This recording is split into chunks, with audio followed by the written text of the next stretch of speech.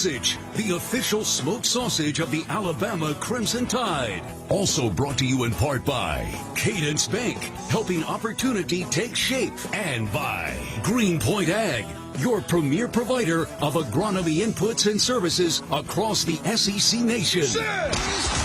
Now live, this is the Conecuh Sausage Crimson Tide Tailgate Show.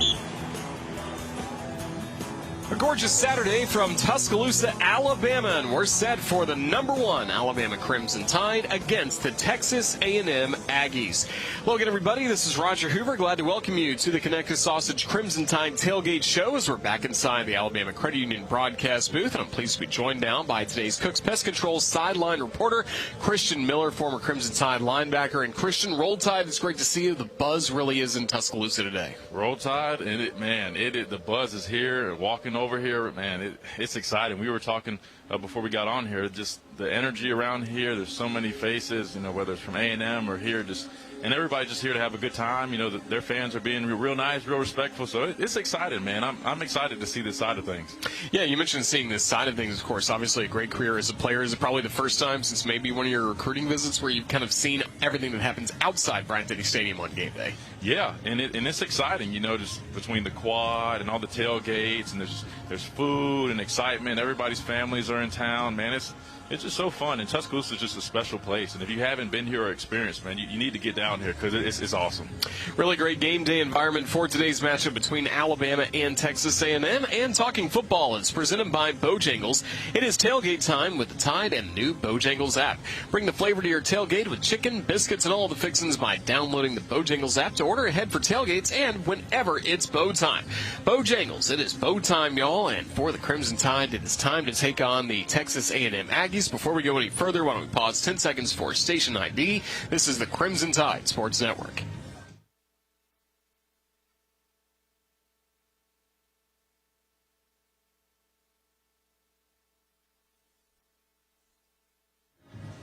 We're getting ready for Alabama against Texas A&M, and Christian Miller, I'm going to ask you the same question I asked Corey just a little bit ago, but I'd love to hear your perspective. The balance between going through the process, which is, of course, the cornerstone of Alabama football, the reason why we've seen so much repeated success under head coach Nick Saban, versus maybe some revenge factor. Obviously, it was a tough game a year ago at Kyle Field. Yeah, you said it. That's definitely a revenge factor. We lost to these guys last year. I kind of think back to when I was here. We lost to Ole Miss in 2014. We were on the road there. They stormed the field. They were hanging on the goalpost. And then they came here in 2015. Unfortunately, we didn't get our revenge that year, but in 2016 we finally did. So yeah, that's definitely going to be in the back of these players' minds, and that's okay. You kind of want that. That gives you that extra edge to say, hey, we need to make a statement. They got the best of us last year. We respect them. Doesn't matter, what happened last year, but it does because, again, that's personal to us, and we're just going to go out there and play our game. But it's like you said, you got to have a good balance. You don't want to be too emotional where you start making some careless decisions and doing things that you don't normally do. But it's okay to have that chip on your shoulder. And for the Crimson Tide, so much is going to depend on what we see coming up in pregame warm-ups, determining who's going to take snaps at quarterback. As Bryce had to leave the last ball game, Bryce Young with injury, Jalen Milroe steps in. First of all, tell us what you thought of Jalen Milroe's performance last week in Fayetteville. I thought he did a great job coming in. It was a hostile environment. You're on the road for an SEC game. He comes in there, he's making plays, not only with his legs, but he made some nice little throws when they needed him to. And I think he just did an overall good job running the offense, and it showed, the guys around him did a good job trusting him. And I think if they need him to do that today, then I think they're going to do a good job of it. I think he's going to go in there and make the plays that he needs to make. And I'm sure they're going to, do things to make him comfortable, try to get some screens in there, whatnot, get his feet wet a little bit. But, I'm excited to see him play. He's a great kid on and off the field, and he's very talented for sure. And he's very fast. Very fast. We saw that on that long run he had. This guy has legs, and as a defense, you have to prepare for that. This guy can really attack us with his legs, so I'm sure that's going to stress these guys out if Jalen Milroe is in the game. Yeah, speaking of stress, he's been compared to, Derrick Henry-style runner. As a defense, when you're already going up against some really talented running backs like Jamir Gibbs, like Chase McClellan, then you add the quarterback to the mix, and he's tough to tackle, he's tough to bring down. How frustrating is that? It's tough, man, because, again, this guy is an extra running back almost. And no disrespect to him, I don't mean that about his arm. I'm just saying this guy is that talented of a runner. And look at his physique. There's videos circulating online. I mean, this guy was like cleaning like 3-something, like it was nothing.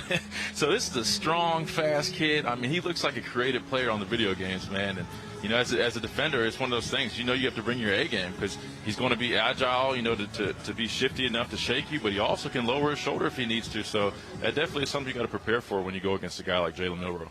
And also for the Alabama defense, obviously things really went Arkansas's way in the third quarter last week, and people can point to the explosive plays made by Jalen Milroe or Jamir Gibbs. But how about the defense's performance in the fourth quarter when they had to get some stops against Arkansas? They did a great job, and that's what's important is how you play in those kind of moments. And that's when it matters, and they stepped up to the challenge, and I think that's good to see. You know, I'm going to be biased because I'm a defensive guy, but hey, there's a reason they say defense wins championships, and that's because we always had a motto: if they don't score, they don't win. You know, if no one scores, no one wins. You know, so and they did a great job stepping up to the challenge. Again, hostile environment on the road. You know, guys were getting a little bit of flack for, hey, you know, going on the road. You know, we've seen Alabama struggle, but they stepped up to that challenge, and I'm really proud of them for that. And I think they're going to continue to progress as the season goes on. We'll keep talking about Alabama against Texas A&M when we come back. We do have to say a special thank you to Onward Reserve, the official apparel provider of the Crimson Tide Sports Network, for the great gear this year. Visit onwardreserve.com for all of your golf game day apparel. Live authentically with Onward Reserve. We'll be wearing their pullovers along with the polo shirts we've been wearing all throughout today, as the temperature will get down a little cooler into the 50s before everything is said and done. But Onward Reserve taking such great care of us this season on the Crimson Tide Sports Network. Again, more conversation with Christian Miller when we return in just a moment from Tuscaloosa. This is the Crimson Tide Sports Network from Learfield. Finding that missing shin guard, remembering whether it's a home or away game, getting the right kid to the right playing field on the right day. Why are simple things sometimes so complicated? Thankfully, with auto owners, insurance doesn't have to be one of them. We work with independent agents who keep insurance simple so you can worry about more important things, like not being that fan. Oh, come on, ref! That's simple human sense. Visit AutoOwners.com to find a local agent today. Huddle up, football fans. You undoubtedly show your team spirit every play, touchdown, game, and season. But what about the off-season? Ask Sherwin-Williams how you can make every day feel like game day with over 1,500 colors and a top-tier coaching staff to bring the energy of your team spirit home. Shop online or visit your neighborhood store today.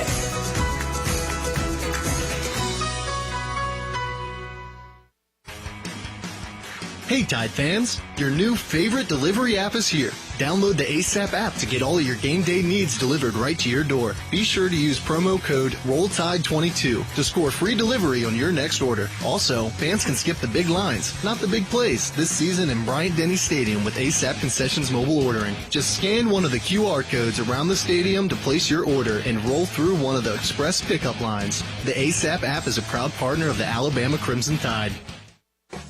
When you're planning your next visit to Tuscaloosa, explore the upscale options available at the new AC Hotel by Marriott, conveniently located in the heart of downtown Tuscaloosa. Surrounding yourself in luxury and comfort in a spacious room with complimentary Wi-Fi, a smart TV, premium toiletries, and a plush bed, while the rooftop bar and lounge provides the best place in town to wind down after cheering the Crimson Tide to victory. AC Hotel Tuscaloosa Downtown is proud to be a preferred hotel partner of the University of Alabama Athletics. Alabama football all season long. This is Alabama Crimson Tide football from Learfield. Hi, I'm Smokey Bear, and I'm an assistant to help you prevent wildfires. Dude, I've got this. I've been camping since I was 5 years old. But I am a camping influencer. You know what? I'll bet you $5. Assistant Smokey, what is the best way to put out a campfire? To put out a campfire, drown with water, stir, drown again. Then make sure the fire is out cold by feeling with the back of your hand. Wait, really? I'll take the $5. Learn more at SmokeyBear.com. Brought to you by the U.S. Forest Service, your state forester, and the Ad Council. It's time for today's STEM tip. Okay, you know recycling is important. No one wants plastic in the ocean. Here's a cool way to repurpose a plastic bottle. Build an awesome terrarium. Cut a large plastic bottle in half and fill the base with sand, pebbles, potting soil, and your favorite plant. I chose an African violet. Put the top of the bottle over your base and place it in the sun. Your plant will grow sealed in its own ecosystem. Fun, right? Learn more at She Can STEM. A message from the Ad Council.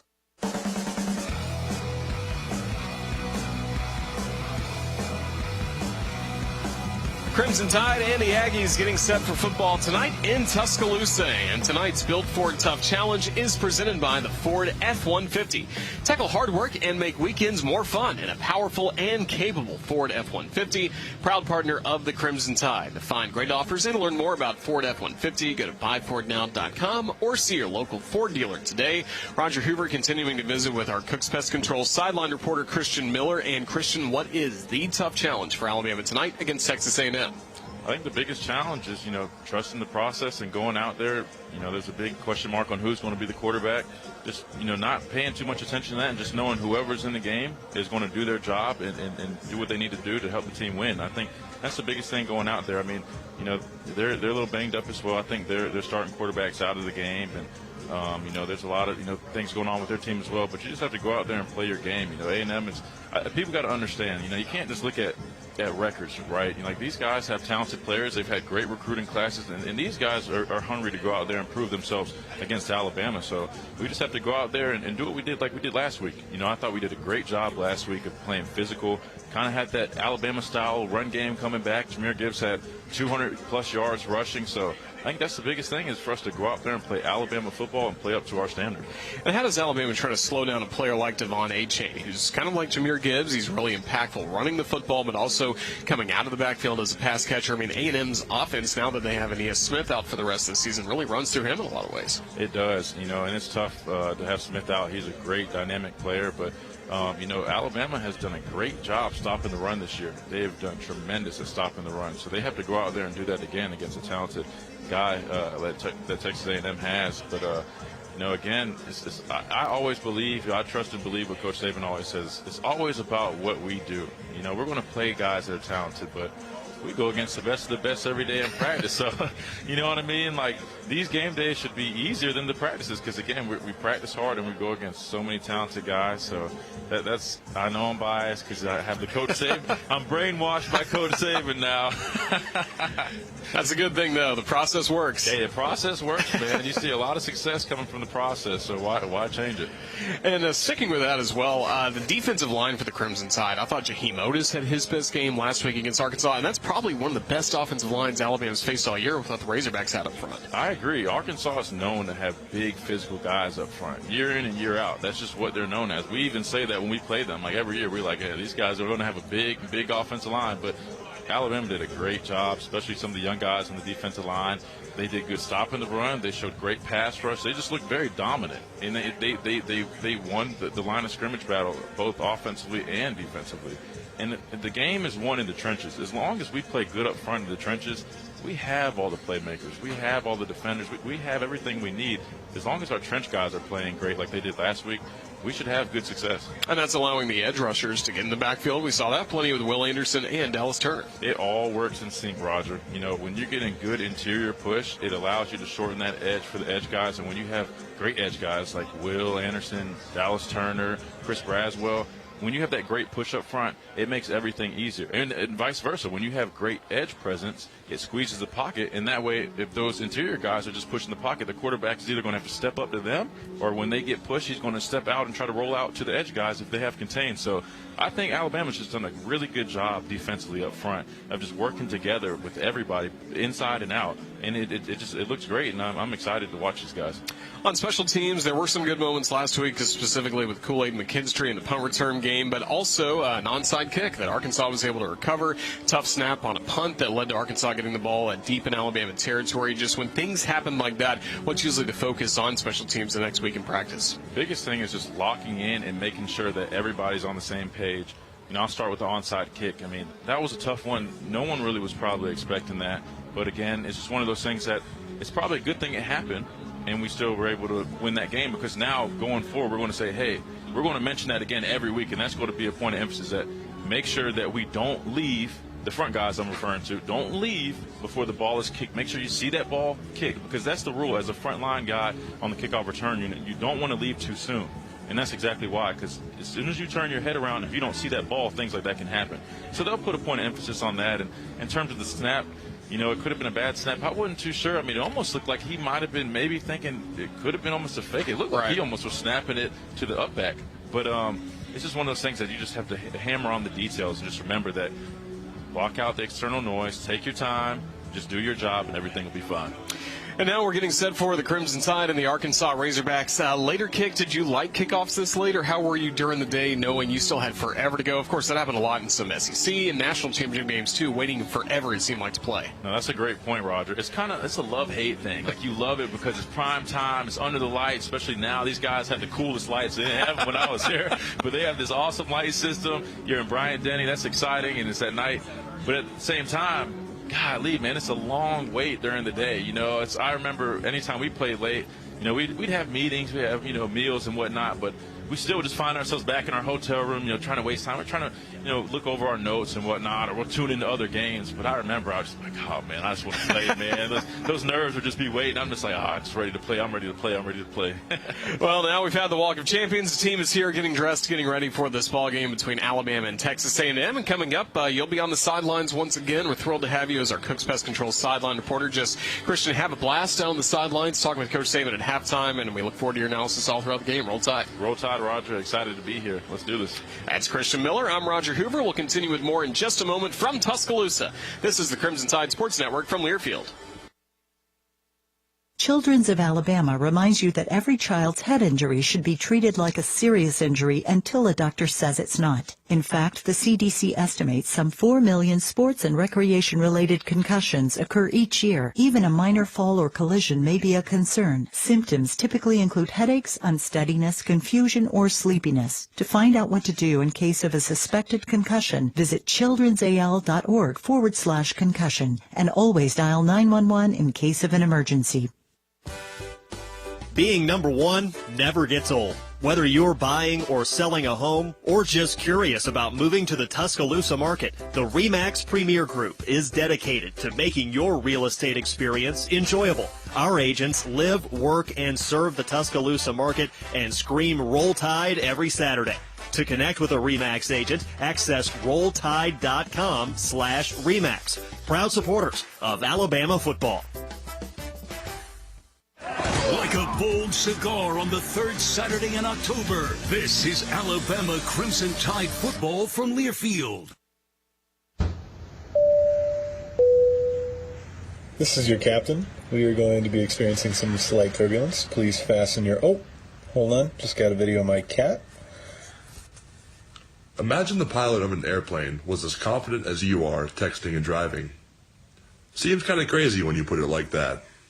Visit StopTextStopWrecks.org. A message brought to you by the National Highway Traffic Safety Administration, Project Yellow Light, and the Ad Council. Here's a fun fact for you. The average chameleon can point their eyes in 2 different directions. On the other hand, the average human can't.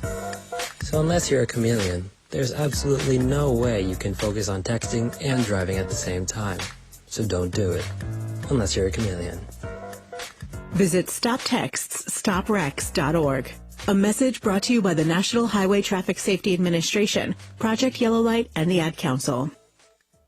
Guys, it's me, Isabella Gomez, filling in for Smokey Bear because he's got more to say than just... Only you can prevent wildfires. Like, if you're outside enjoying a barbecue, don't let a hamburger distract you from fire safety. Make sure you aren't dumping your hot coals or ashes onto the ground because that could start a wildfire. So take wildfire prevention seriously and let's save the world one day at a time. Juntos con Smokey Bear, podemos hacerlo. Go to smokeybear.com to learn more about wildfire prevention. Brought to you by the U.S. Forest Service, your state forester, and the Ad Council. Adopt US Kids presents What to Expect When You're Expecting a Teenager. Learning the lingo. GOAT, G-O-A-T, acronym, stands for Greatest of All Time. As in, spaghetti sandwiches for dinner? They're my fave. Dad, you're the GOAT. You don't have to speak teen to be a perfect parent. Thousands of teens in foster care would love you just the same. Visit adoptuskids.org. Brought to you by the U.S. Department of Health and Human Services, Adopt U.S. Kids, and the Ad Council.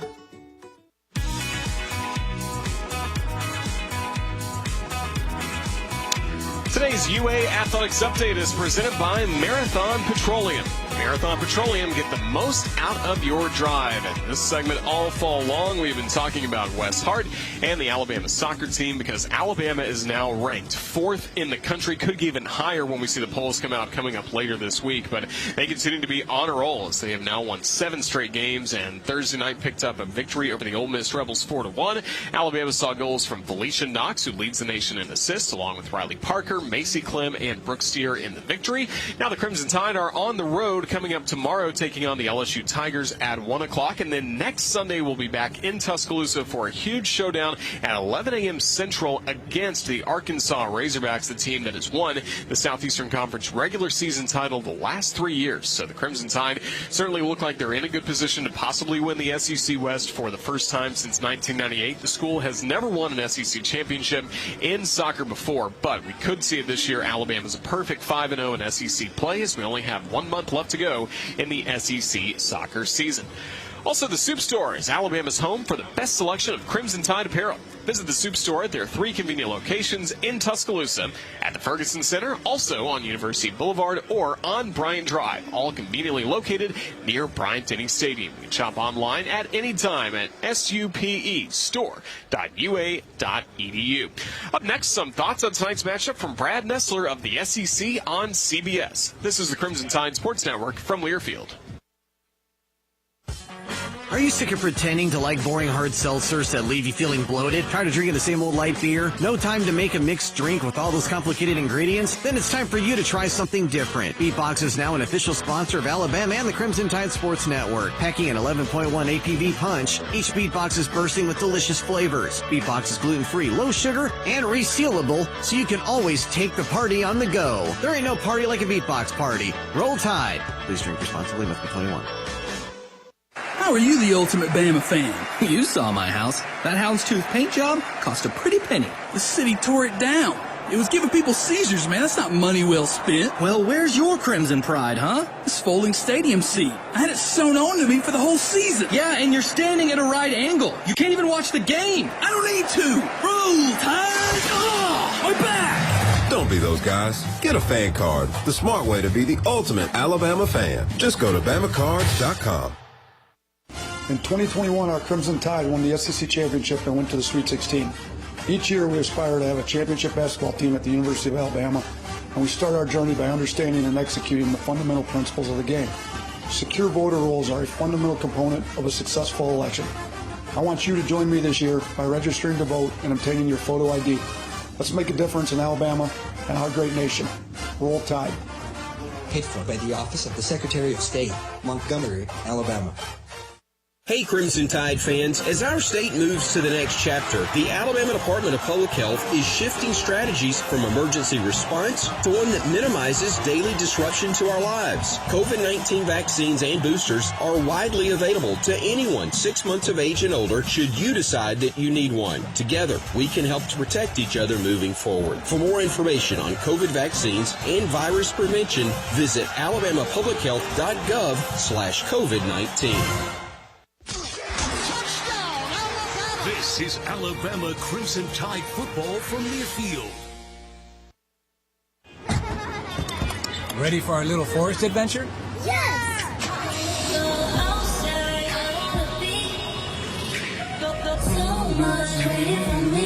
Yeah, I wanna go outside. I wanna be.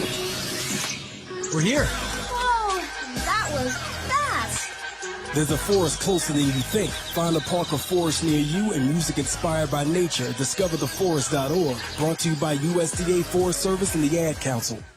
You're not too cool for me. And in return, I reciprocate that sentiment. I'll never be too cool for you. I was a man with a plan, but now I'm a dad with a decree, and you can't take that from me. Please let it be noted that I told my job they can dock my pay. Right now, it's just too important to take you to school every day. I want to be legendary for you. I want you to puff out your chest when you go to school, the same way I do. I walk taller because of you, because I found everything to live for. That's dedication. Visit fatherhood.gov to hear more. Brought to you by the U.S. Department of Health and Human Services and the Ad Council.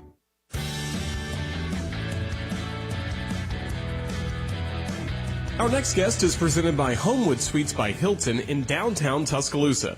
Make yourself at home at the new Homewood Suites in downtown Tuscaloosa. Stay in comfort and enjoy the great options of the on-site 205 bar and restaurant. Homewood Suites, Tuscaloosa, proud preferred hotel partner of the Crimson Tide. Alabama is being shown tonight on CBS for a second time in a 3-week stretch. Brad Nessler will be on the play-by-play call, and he joined us earlier this week on Crimson Drive, driven by NASCAR. He shared thoughts on the explosive playmaking ability of running back Jamir Gibbs. I'm telling you, man, I think he's going to be, if they play into the college football playoff, let's say they play 15 games, I think he could be a 1,000 guy. There's not many of those around. I think he could catch 1,000 yards worth of passes and rush for 1,000. I was impressed with him his time at Georgia Tech. Got to see a lot of highlights because I live in Atlanta. He was their offense. They didn't have much else. And I thought he'd be a superstar when he got to Alabama. I certainly didn't change my mind the other day against Arkansas. I guess what I was maybe a little bit shocked about is I knew he was fast, but I didn't know he was that fast, and I didn't know he was quite that decisive on his cuts. I mean, he hits the hole, and it's over. Thanks to Brad Nessler for joining us. Our full conversation can be heard on the Alabama Insider Podcast, available on the Varsity Network app and all podcast platforms. When we come back, we'll have a full injury report as we get set for Alabama against Texas A&M. This is the Crimson Tide Sports Network from Learfield. What widens the eyes, tightens the stomach, and flutters the heart. Adrenaline. Feel it for yourself in the Toyota RAV4, Camry, Corolla, and Tacoma. Lease a new 2022 Toyota RAV4 LE for $299 a month for 36 months. Toyota, let's go places. Offer valid October 31st, 2022. Well-qualified lessees with approved credit through Southeast Toyota Finance. $35.98 due at signing. No security deposit with select equipment. $350 disposition fee. Excludes tax, tag, registration, title, and dealer fees. See dealer for details.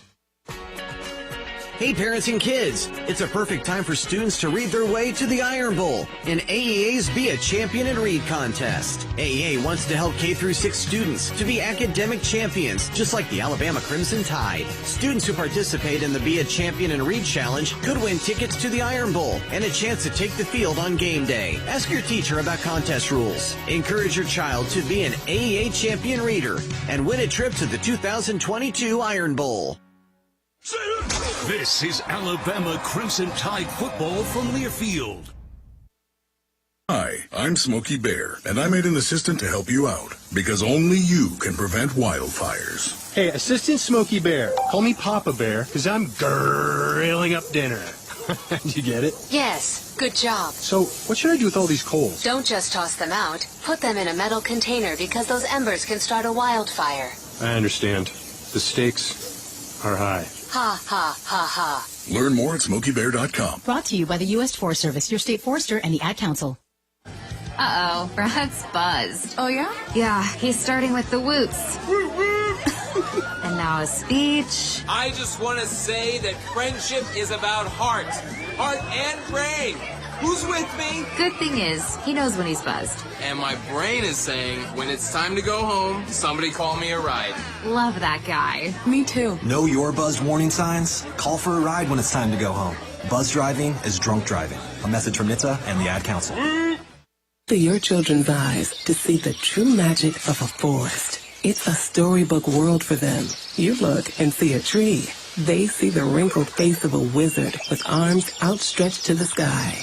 They see treasure in pebbles. They see a windy path that could lead to adventure. And they see you, their fearless guide through this fascinating world. Find a forest near you and start exploring at discovertheforest.org. Brought to you by the United States Forest Service and the Ad Council. Adopt US Kids presents What to Expect When You're Expecting a Teenager. Learning the lingo. Jelly.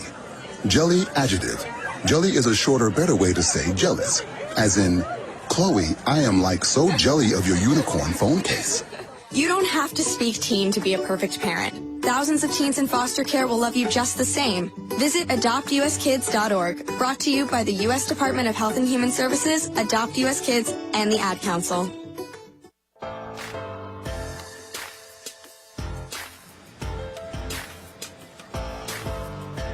Time to take a look at who's healthy now. It is presented by ATI Physical Therapy. ATI is a proud partner of the Crimson Tide, Built by Bama, rebuilt by ATI. Visit ATIPT.com/Bama for new locations near you. We start, of course, with quarterback Bryce Young. He suffered an AC joint sprain in his right shoulder last week at Arkansas early in the second quarter, did not return against the Razorbacks. He has practiced some throughout this week, but his status remains day-to-day, and as Coach Saban described on Thursday's episode of Hey Coach and the Nick Saban Show, he is truly a game-time decision, so certainly it's all about how Bryce feels coming up after pregame warm-ups this evening against Texas A&M. Also, Coach Saban announced during his appearance on the SEC Coaches Teleconference that DeMoy Kennedy at linebacker is out for the season with a knee injury, and that's a look at our Who's Healthy Now segment presented by ATI Physical Therapy. Let's protect your team by getting the COVID-19 vaccine. Tide fans ages 12 and older are eligible for the COVID-19 vaccine in Alabama. For more information, visit alcovidvaccine.gov. Next up, we'll have Brian Houseworth. He'll be standing by with another check of our Alabama Power scoreboard before John Parker Wilson joins us with a look at today's game plan and the keys to victory against Texas A&M. This is the Crimson Tide Sports Network from Learfield. Stay cool with York Ice Company, the official ice supplier of the Crimson Tide. Whether you need ice in bulk on a construction site, in your restaurant or convenience store, or just at home for your next family event or tailgate, be sure to trust the same exceptional service the Tide does with a locally owned company. York Ice has been keeping Alabama cool since 1990 and can help with your needs across the state, all from their convenient location in downtown Tuscaloosa. York Ice Company is a proud supporter of the Crimson Tide. Visit them at yorkicecompany.com for more information. Tide fans, flu season is just around the corner, and the Alabama Department of Public Health wants to remind Tide fans that this year it's more important than ever to get your flu shot. Research shows that it's possible to have the flu and COVID-19 at the same time. This flu season, protect yourself and the people around you from flu and help reduce the strain on your local healthcare system, who is still responding to the COVID-19 pandemic. For more information, visit alabamapublichealth.gov/flu. Excuse me, do you know how long halftime is for a Crimson Tide football game? 15 minutes. 12 minutes. 18 minutes? I'm pretty sure 12 minutes. Actually, halftime at Alabama lasts 20 minutes. Any idea how long it takes to complete a mortgage application? An hour and a half. Probably like 3 hours at least. It takes a couple days. I'm going to go with 45 minutes. Actually, at Assurance Financial, you can apply for a mortgage in less time than halftime. Find out more by visiting them at AssuranceMortgage.com. That's AssuranceMortgage.com. Equal housing opportunity, NMLS 70876.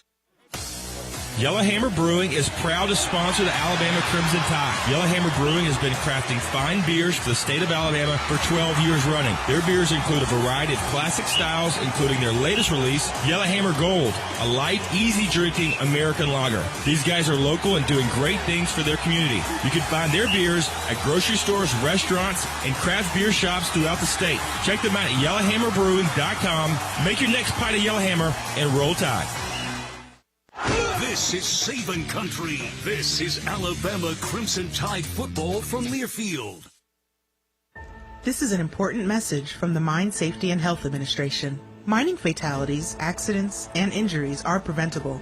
Taking a minute to approach your task safely can protect you and your fellow miners from injury and death. Staying alert and focused can keep you safe. Do it safe. Do it right. Whether buckling a seatbelt or securing equipment, these quick safety measures can prevent injuries and fatalities. Take time. Save lives. For more resources, visit MSHA.gov.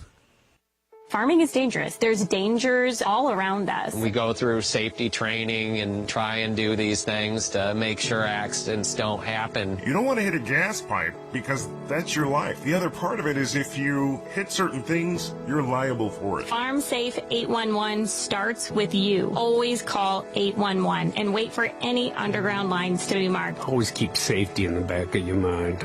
Just stay humble. For more information, go to farmsafe811.org.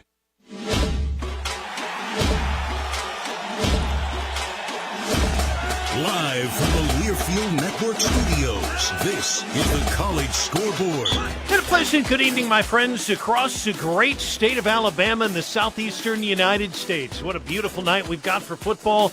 Nothing quite like prime time at Bryant-Denny Stadium in Tuscaloosa. Wonderful weather, and we've got two football teams tonight going to play tonight at 7:10. Number one, Alabama, coached by Nick Saban. They're 5-0, 2-0 in the SEC. Coach Saban, of course, in his 16th year at Tuscaloosa, 188 and 25. He's 53-3 with the Tide in the month of October. We'll kick it off tonight. 7:10 is the kickoff in Tuscaloosa at the Capstone. National television as well. Brad Nessler and Gary Danielson are already at the stadium tonight. I'm Brian Houseworth. Let's get right to our scoreboard, and we've got some interesting games going on right now in the SEC and around the nation as well. All eyes right now on Between the Hedges at Dooley Field. Auburn, number 2, Georgia. And this has just been a beatdown pretty much throughout the game. Auburn trying to hang in there, but Georgia's is too much. It's 35-10 in the fourth quarter, 9:50 to play. Edwards is doing a fine job of running back there at Georgia at UGA. 12 carries, 83 yards. He has 3 touchdowns in the game. Now, Stetson Bennett has a touchdown run, and he doesn't have any touchdown throws. But I'm going to tell you, folks, this run from about 65 yards, you're going to see it all night on the highlight reel. Bennett, keep it himself, runs it right up the middle.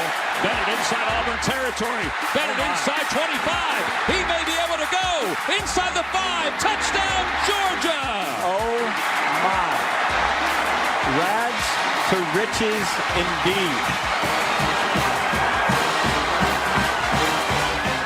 And listen to the sound there. I mean, you could barely hear Rick Neuheisel, the color commentator. In fact, I barely could hear anything he said other than oh my or oh goodness, whatever he said there, because you couldn't hear him. That's how loud the crowd is in Georgia. Between the Hedges, 35-3 in Georgia, putting it on Auburn right now. That call courtesy of CBS, and that was Tom McCarthy, by the way, on the play-by-play. Number 9, Ole Miss in Vandy, playing right now as we speak in Nashville. Vandy putting up a valiant effort in that first half. This actually was a close game going into the half, and Vanderbilt had a lead, but in this third quarter, Ole Miss pulling ahead 21 third quarter points. Rebels are up 38-20. Dart has 2 touchdown throws in the ball game. Ole Miss up 38-20. Number 23 Mississippi State beating Arkansas today 40-17. Number 8 Tennessee and number 25 LSU going at it at Tiger Stadium. This game really all vowels, 40-13. Hendon Hooker outstanding, 17-27, 239 yards. He had 2 touchdowns. Vols are 5-0, 2-0 in the SEC. And we know third Saturday in October, that stadium is going to be rocking on CBS. What a matchup that's going to be. Florida Gators taking on Mizzou today at the Swamp, Ben Hill Griffin Stadium, and this game really going down to the wire. Florida beating Mizzou 24-17 in the ball game. Richardson getting a couple of touchdowns, but Florida's defense also impressive. 3rd and 6 from the 44 on the left hash. Trips right, 2 in a stack in the slot. Cook throws left side, intercepted at 45. Look out, gonna be a pick 6. Touchdown, Florida. Oh, welcome back, Jaden Hill. That's how it sounded on Learfield. Sean Kelly, the new voice of the Gators, with that call. We thank Sean and we thank Learfield for that audio. And then coming up tonight in the SEC, we've got another game coming up. That'll be South Carolina, number 13 Kentucky. They'll kick off tonight at 6:30. Top 25 games right now. Fourth quarter, number 7 Oklahoma State is leading Texas Tech, an unranked team, 34-31. It's been a great game going back and forth at Boone Pickens Stadium in Stillwater. That's an east-west stadium. Why is that significant? Any wind, the ball gets caught in the air. Not a lot of east-west stadiums around the country. They certainly have one in Stillwater, Commonwealth Stadium as well. Number 11 Utah down against UCLA, 35-25. That's the national game on Fox with Tim Brando. UCLA going for the upset. Number 3 Ohio State pounding Michigan State 42-13, and Arizona State leading number 21 Washington in the third quarter 38-24. So several upsets, lots of upsets in the making. Tide fans, on your next trip to Bryant-Denny, be sure to download the ASAP app to get all your game day needs with express pickup. Skip the big lines, not the big plays. The new ASAP Concessions mobile ordering. It's also available statewide for convenient home delivery. Coming up next, it's The Game Plan. It's brought to you by AL.com, and it's brought to you by my colleagues Roger Hoover and John Parker Wilson. I'm Brian Houseworth, live in studio. Roll Tide, my friends. This is the Crimson Tide Sports Network from Learfield. Hi, I'm Tracy, an employee at BASF in Alabama. As an engineer, I enjoy working on projects that challenge me. It's rewarding to work for a winning team who values safety and its customers. At BASF, we create chemistry around the world through our people and our products. To join a winning team and a great place to work, visit basf.us/Alabama. That's basf.us/Alabama. BASF, we create chemistry.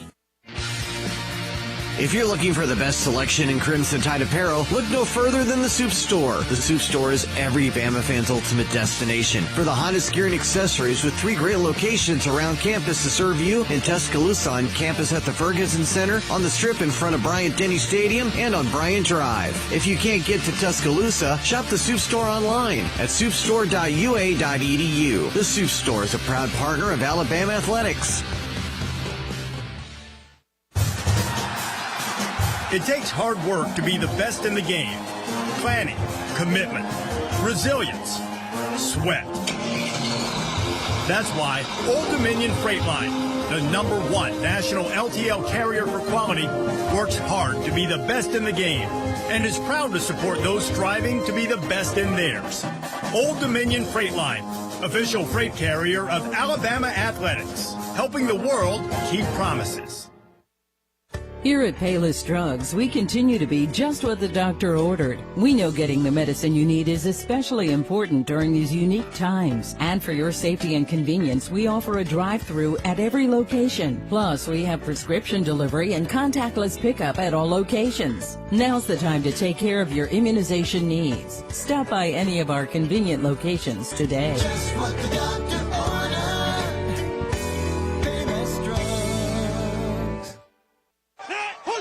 This is Alabama Crimson Tide football from Learfield.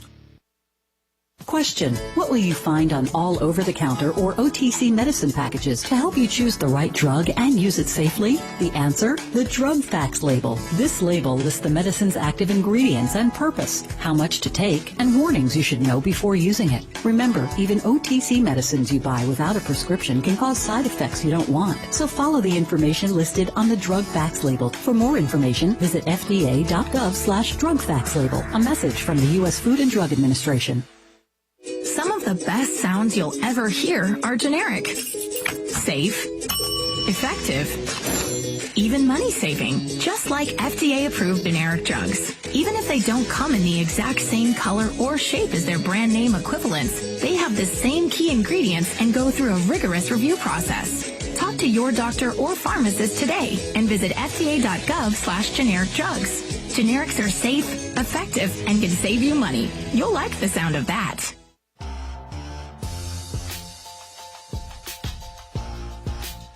Getting set for Alabama against Texas A&M here at Bryant-Denny Stadium, and it's time to take a look at today's game plan. It's presented by AL.com.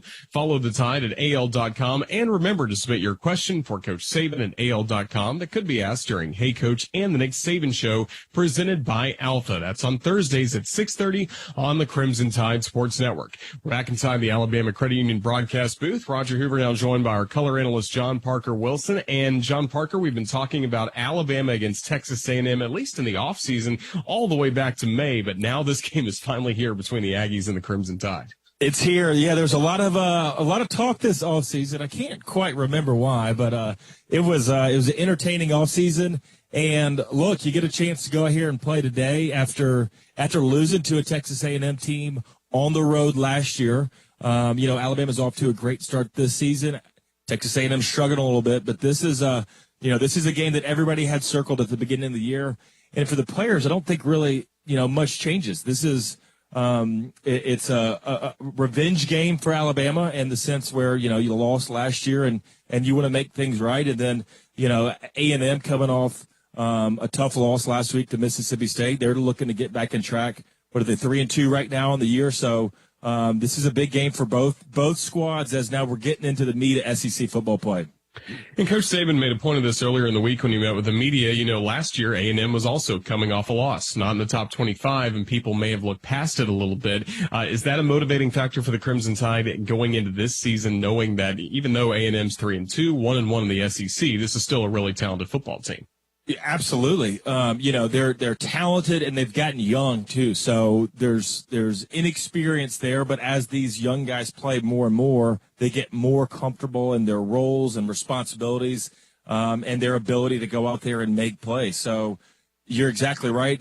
Coming off of the game, off of the loss last year, leading up to the Alabama game for Texas A&M. You remember Coach Saban was talking about rat poisoning and trying to tell the media, trying to tell the players, the fans that, hey, this is a good team. We see it each and every week also in the SEC where, last week Missouri gave Georgia, number one team in the country, a pretty good run for their money.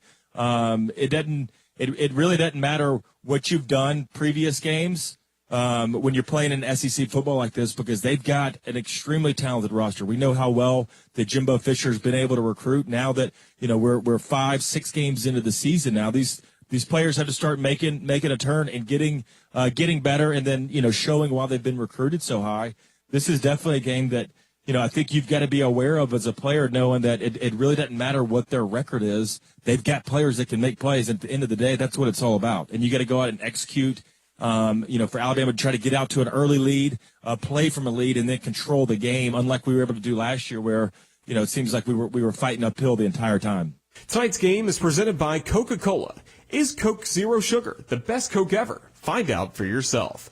We'll talk more about some of those key playmakers for Alabama and Texas A&M when we return. This is the Crimson Tide Sports Network from Learfield. At Greenpoint Ag, we know what it takes to help you win on the farm. Whether you're focused on offense or defense, we evaluate the specific needs of your operation through every stage of your growing season to bring you the best in farming. Your success is our passion, so don't settle for a field goal when you can score a touchdown. Greenpoint Ag is game day ready to serve as your trusted agronomic advisor. Learn more about our full array of agronomic and ag technology services at greenpointag.com. Farmer owned, locally focused. We are Greenpoint Ag. Score big with Xfinity Internet. It's made to do anything, so you can do anything. Supercharge your home with the game-changing speed of supersonic Wi-Fi. With 3 times more bandwidth, it covers the field and then some. And blocks billions of threats with advanced security that helps keep you protected at home and on the go. If you're keeping score, that's internet that does it all. That's unbeatable internet from Xfinity. Learn more at Xfinity.com. Restrictions apply. Not available in all areas. Hey Alabama fans, this is Roger Hoover. Join me each Tuesday and Thursday at 2 p.m. Central on our CTSN Facebook page for Crimson Drive, driven by NASCAR. This live streaming talk show features detailed breakdowns of each Alabama football game, plus conversations with Crimson Tide legends and a Hey Coach preview.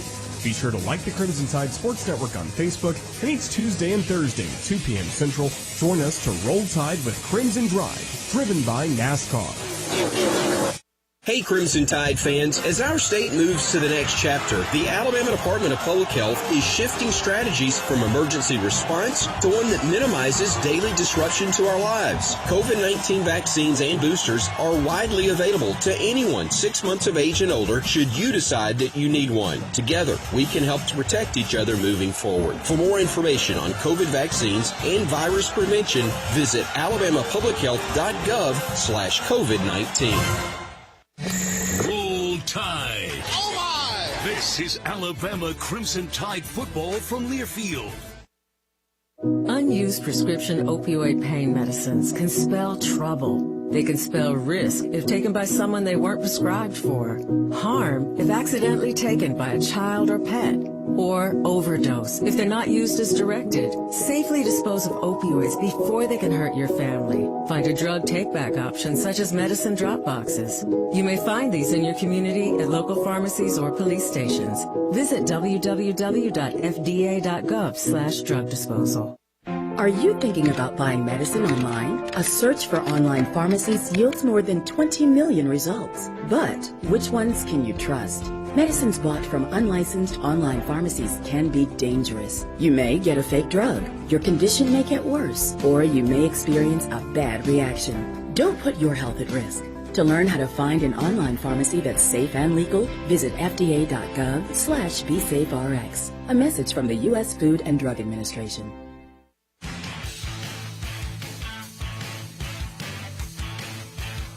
Tonight, under the lights at Bryant-Denny Stadium, Alabama against Texas A&M, and let's take a look at Bama's keys to victory driven by Toyota. Visit your local Toyota dealer or explore Toyota.com today and take advantage of the amazing deals on our full line of vehicles. No matter your destination, Toyota goes with you. Toyota, let's go places. John Parker Wilson, Game 6 of the season for the Crimson Tide is here. What are the keys to victory tonight for Alabama? Crazy to think that we're already playing our 6th game of the season. After this one, we're going to be halfway done with regular season play. But look, I think this is an Alabama team that has truly improved every week.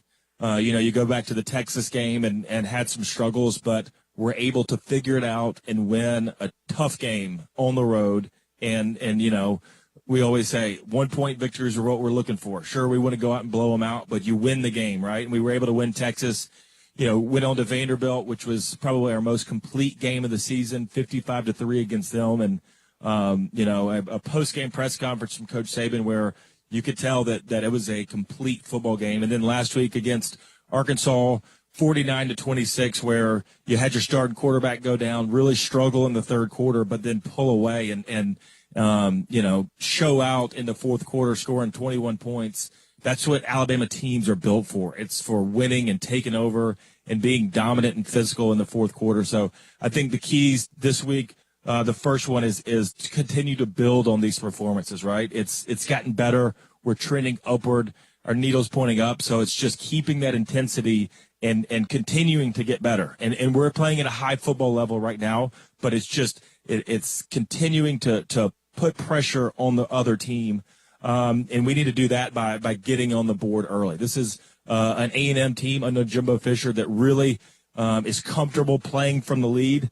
They're 28-4 when they score first, and they're 26-0 after leading after the first quarter. So this is a team that when they get some momentum going, they get on the board early, they like to control the game, and they can do that with a talented running back in A-Chain with some issues at quarterback right now with injuries and some changes in the lineup. But, for Alabama, it's just like every week. We enjoy playing from the lead also, but getting out there and scoring first and playing from the lead. And then I think the last key to victory would be control special teams, something we don't really talk a lot about. We've seen the explosiveness that we've had on special teams with Kool-Aid McKinstry and the pressure you can put on people in that punt return game. But A-Chain's a guy right now that's leading all Power 5 football in kickoff returns. Now, most of the kickoff returns we see now is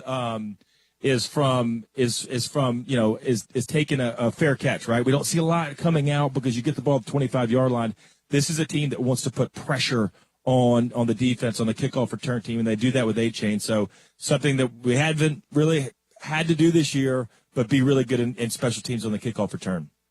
Alabama against Texas A&M. It's finally here, JP. Roll Tide. Thank you for joining us. Yes, sir, Roger. It's going to be a fun night. That's John Parker Wilson. I'm Roger Hoover, and this has been the Conecuh Sausage Crimson Tide Tailgate Show, brought to you by your favorite smoked sausage, Conecuh Sausage, made fresh in Evergreen, Alabama since 1947, and now the official smoked sausage of the Crimson Tide. When we come back, we'll hear from Alabama legend Chance Warmack as we get closer to kickoff of Alabama against Texas A&M. This is the Crimson Tide Sports Network from Learfield. Papa Murphy's Pizza is a preferred pizza of the Crimson Tide. On game day, stop by any Papa Murphy's Pizza concession stand inside Bryant-Denny Stadium and get the pizza that rolls with the Tide. Papa Murphy's Pizza makes their dough fresh every day and uses 100% real mozzarella cheese. Cheese grated from a block, not poured from a bag. Dough made from scratch and not pulled from a freezer. You'll taste the difference. Enjoy Papa Murphy's at the game or visit papamurphys.com to find a location near you when the Tide is on the road. Papa Murphy's Pizza, an official partner of Crimson Tide Athletics. Yellowhammer Brewing is proud to sponsor the Alabama Crimson Tide. Yellowhammer Brewing has been crafting fine beers for the state of Alabama for 12 years running. Their beers include a variety of classic styles, including their latest release, Yellowhammer Gold, a light, easy-drinking American lager. These guys are local and doing great things for their community. You can find their beers at grocery stores, restaurants, and craft beer shops throughout the state. Check them out at yellowhammerbrewing.com. Make your next pint of Yellowhammer and roll Tide. If you're looking for the best selection in Crimson Tide apparel, look no further than the Soup Store. The Soup Store is every Bama fan's ultimate destination for the hottest gear and accessories, with 3 great locations around campus to serve you: in Tuscaloosa on campus at the Ferguson Center, on the Strip in front of Bryant-Denny Stadium, and on Bryant Drive. If you can't get to Tuscaloosa, shop the Soup Store online at soupstore.ua.edu. The Soup Store is a proud partner of Alabama Athletics. Tide fans, flu season is just around the corner, and the Alabama Department of Public Health wants to remind Tide fans that this year it's more important than ever to get your flu shot. Research shows that it's possible to have the flu and COVID-19 at the same time. This flu season, protect yourself and the people around you from flu and help reduce the strain on your local healthcare system, who is still responding to the COVID-19 pandemic. For more information, visit alabamapublichealth.gov/flu. This is Alabama Crimson Tide football from Learfield.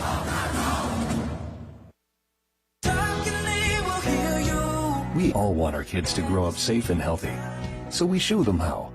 With honest conversations that let them know what we expect. That's especially important when it comes to alcohol and other drugs. And when it comes to pain medications, opioids, they need to know that they should never be shared with friends or family. For more information about talking with your kids about underage use of alcohol and other drugs, visit underagedrinking.samhsa.gov. We all make choices about alcohol. Kids make choices whether to drink or not. Bye, Dad. Remember, I'm going to Alex's party tonight and sleeping over. Hey, remind me about that party again? And adults make choices whether to talk about it. That's true of parents and every other trusted adult in a kid's life. Kids want to know our expectations, and they want honest answers in everyday conversations. So talk with your kids and help lead them on a positive path, because when you talk, they hear you. Learn more at underagedrinking.samhsa.gov.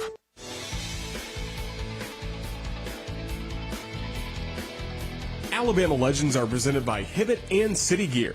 Get game day ready from toe to head at Hibbett and City Gear with officially licensed Bama gear. Hibbett and City Gear, proud supporters of Alabama football. Buy online at hibbett.com. Today we're honoring the 10th anniversary of the 2012 National Championship for the Crimson Tide. One of the captains of that team, Chance Warmack, joined us earlier in the week on Crimson Drive, driven by NASCAR. He talked about what it meant to be a captain on one of the most beloved teams in Alabama history. A big honor, again. Even when that happened, I wasn't expecting it. I was more so happy to just win a championship with my friends and my teammates. Those group of guys meant a lot to me. You know, we grew up together for 4 years. So just to achieve that level of honor, you know, at that time meant a lot to me. So to be a captain of that team, you know, that's enshrined forever in my mind. So I'm thankful. You know, it's God. I feel like if you just put your head down and work, everything will take care of itself. Thanks to Chance Warmack for joining us. Our full conversation can be heard on the Alabama Insider Podcast, available on the Varsity Network app and all podcast platforms. Catch more Bama legends like Chance Warmack at the Bryant Museum, located on campus just across from Coleman Coliseum. Open every day, 9 a.m. to 4 p.m. except Mondays. See the Bryant Museum on your next visit to Tuscaloosa. Access online at bryantmuseum.com. Up next, an offense and defense spotlight for Alabama. This is the Crimson Tide Sports Network from Learfield.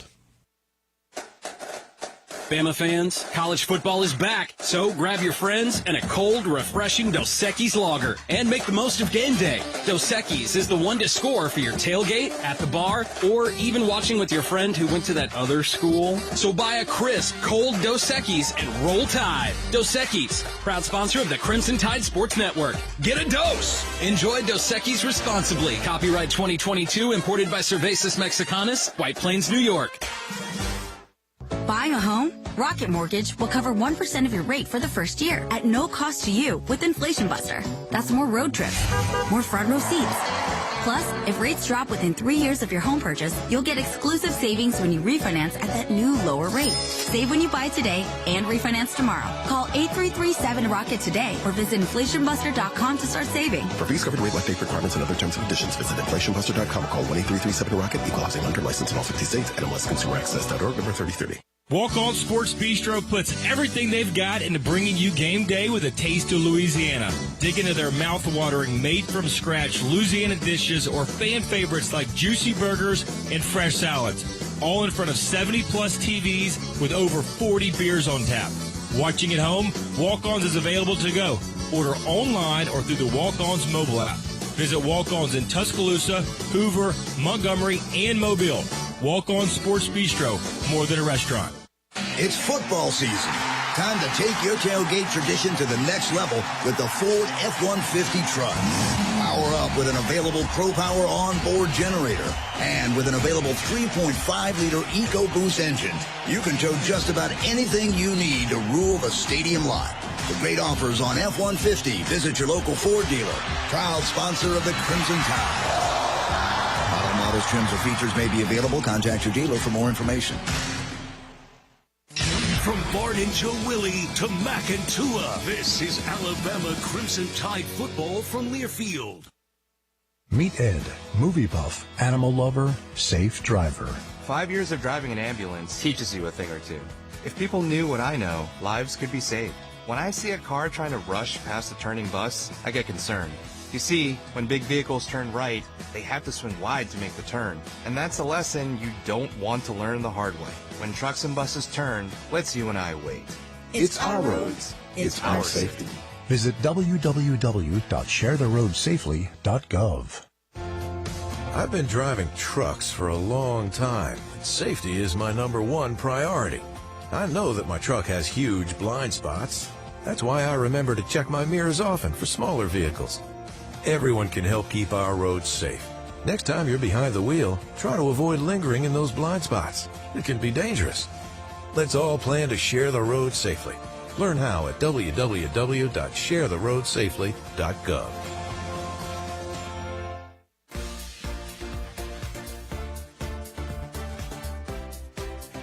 The Alabama Offense Spotlight is presented by Sweet Grown Alabama. Bama fans deserve the best, and that's exactly what they'll find with Sweet Grown Alabama. Find farm fresh produce, meat, honey, jams, and more that are perfect for your next tailgate at sweetgrownalabama.org.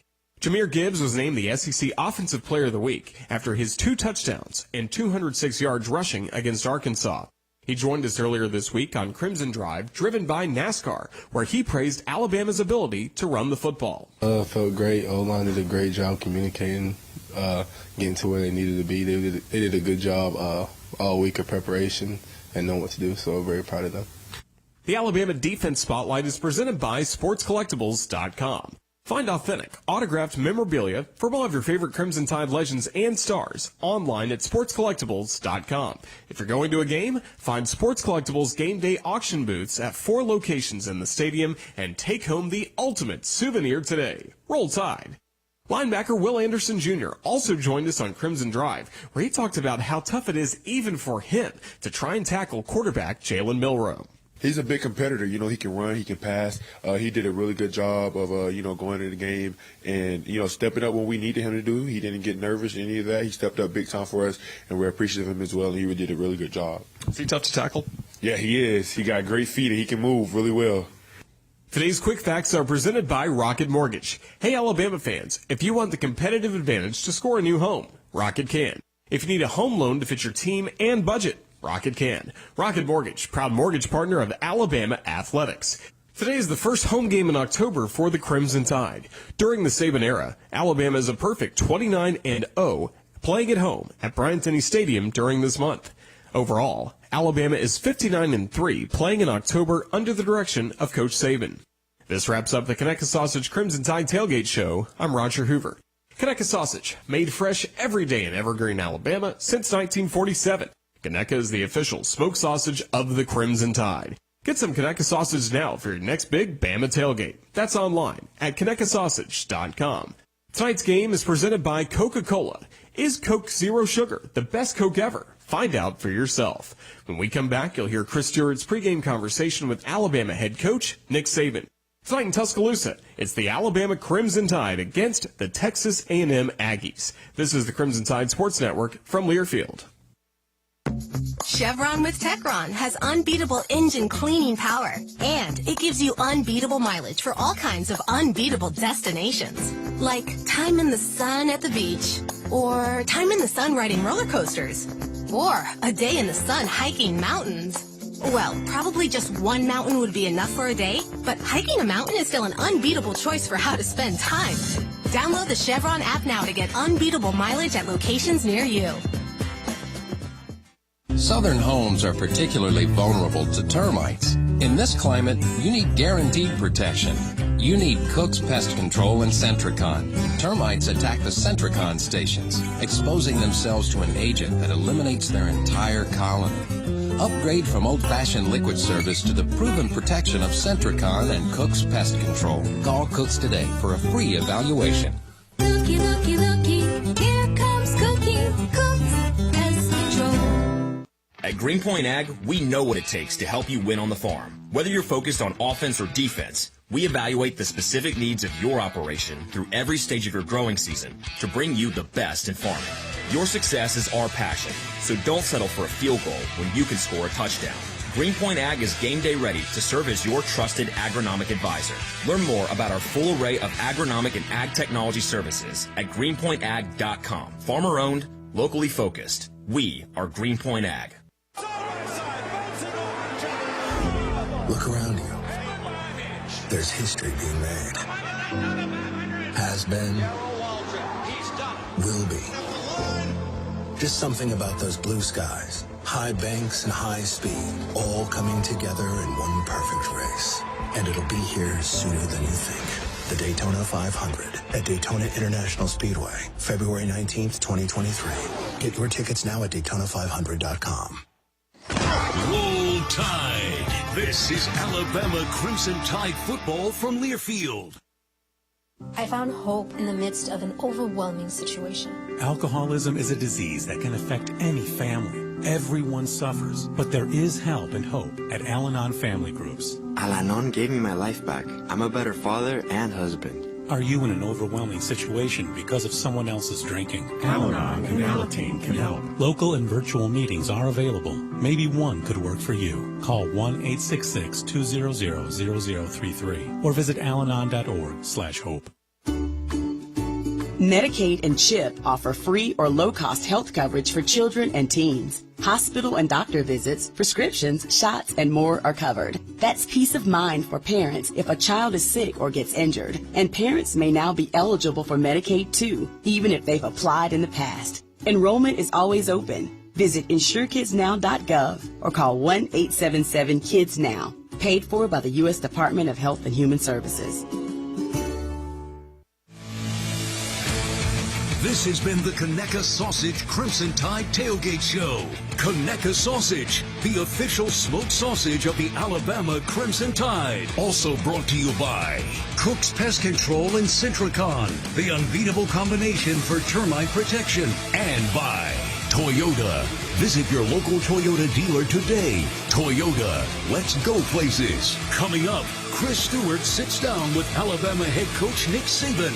All part of exclusive game day coverage of Alabama football on the Crimson Tide Sports Network from Learfield. The United States Deputy Sheriff's Association is a national nonprofit and the largest non-governmental provider of services to law enforcement. The USDSA assists city, county, state, and federal agencies with free safety equipment donations and officer survival training, along with cash donations to families of law enforcement officers who perish in the line of duty, college scholarships for the children of law enforcement, a citizen awareness program, and more. For more information on the USDSA and how you can help, visit usdeputy.org. You're never completely ready to adopt a teen. For late nights writing English papers. Or your teen's music taste. For dinners where they talk more on their phone than with you. For the first time, they call you mom.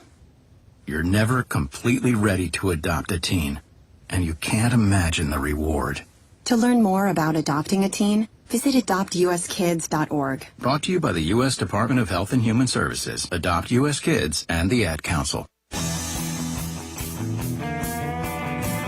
Denny brings a big scoreboard light, defense tight, quad tailgate, no way screaming. Rammer, jammer, Yellowhammer, Eli screaming, touchdown, Bama! Exclusive coverage of Alabama football game day continues. Welcome to the Everwood Countdown to Kickoff. Now, Chris Stewart sits down with Alabama head coach Nick Saban, presented by CB&S Bank.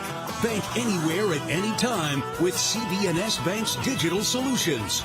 Managing your finances has never been so easy. Chris Stewart back with you in Tuscaloosa. Time for our pregame visit with head coach Nick Saban, presented by CB&S Bank. Bank anywhere at any time with CB&S Bank's digital solutions. Managing your finances has never been so easy. Coach, back at home once again. That's not uncommon, but there is something really special about night games, it seems, here in Tuscaloosa. Well, I know the fans really love them, and the energy and enthusiasm in the stadium is great. And I think that's great for our players. So it's a great venue. It's a great atmosphere. So I know our players really appreciate that. They have an opportunity to compete in an environment like that. You've said multiple times it'll be a game-time decision who your quarterback will be, and we're still 2 hours from game time, so I won't ask you that. But if you would, kind of walk our audience through the process of deciding when it is a game-time decision, how you determine whether to play a kid or to sit him. Well, it's a medical decision. You know, I think the medical staff will make an evaluation what Bryce can and can't do, and that includes what he can and can't do in pregame, which, you know, sort of determines whether he can or can't play. So that's kind of the process of, you know, how it'll be evaluated leading up to it. And, you know, we would love if he can play, but we're certainly not going to put him at any risk if he can't play and be 100%. Coach, how different was this week for Jalen Milroe as opposed to others, given the fact he knew there was probably a better chance that he could be the starter this week than has been the case earlier in the year? Well, I think, you know, it affected how many reps he got with the first team, how many reps he got with the first group of receivers. So I think all those things, you know, help you prepare better for a game. It's kind of like you're going to be a starter, you're going to be a relief pitcher. If you're a relief pitcher, you never know for sure when you're going to go in the game. When you're a starter, you know you're going to play. And we've tried to approach this week as if, you know, look, you got to look at it like you're going to be the starter because we don't know where Bryce is. And he's gotten a lot of reps and, you know, had a good week. I would imagine that, Coach, the confidence gained off of his performance certainly helped him settle into that role this week even more. Well, I mean, I think you'd have to ask him, you know, how that affected him. But, you know, we have confidence in him, and, you know, we just want him to, you know, execute the plays, do his job. He doesn't have to feel like he's got to do something extra or special. He just needs to execute, which is every position on the field. And that'll give us the best chance to be successful. It'll give him the best chance to be successful. You talk all the time about it's what you do, it's not what the opposing team does, but they could look a little different at quarterback. They've got some situations there, or have had some injury situations there that could make that a little bit different. I would imagine some degree that impacts preparation as well. Well, yeah, but, you know, this guy that's supposedly going to play he started the season as the starter. He actually started the season last year as a starter, so they have to have some faith, trust, and confidence in him, and I'm sure he does as well. He's a really good athlete. He's a good runner. He's got a good arm, so he's a talented guy, and, you know, we have to do a good job all the way around. 11 guys on defense doing what they're supposed to do, playing together, communicating together, and that's how we can, you know, play the best on defense, whether they run it or pass it. They got some explosive players, so we're going to have to do a really good job against these guys. When we were doing your radio show the other night, you could sense a little bit different feel among the fan base. I know for the players, you've got to take care of business the same way every time. But there is a little bit different feel, and as you've already addressed about your fan base, I'm sure it's exciting to see them behind you to the degree that they always are.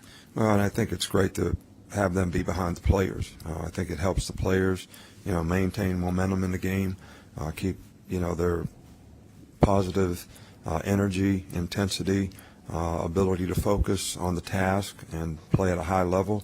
That's all, you know, enhanced by an enthusiastic crowd, and hopefully, you know, our fans will be excited about this one. Coach, thank you as always for the time. Good luck. All right, thank you. Head coach Nick Saban with us as we continue from Tuscaloosa here on the Crimson Tide Sports Network from Learfield.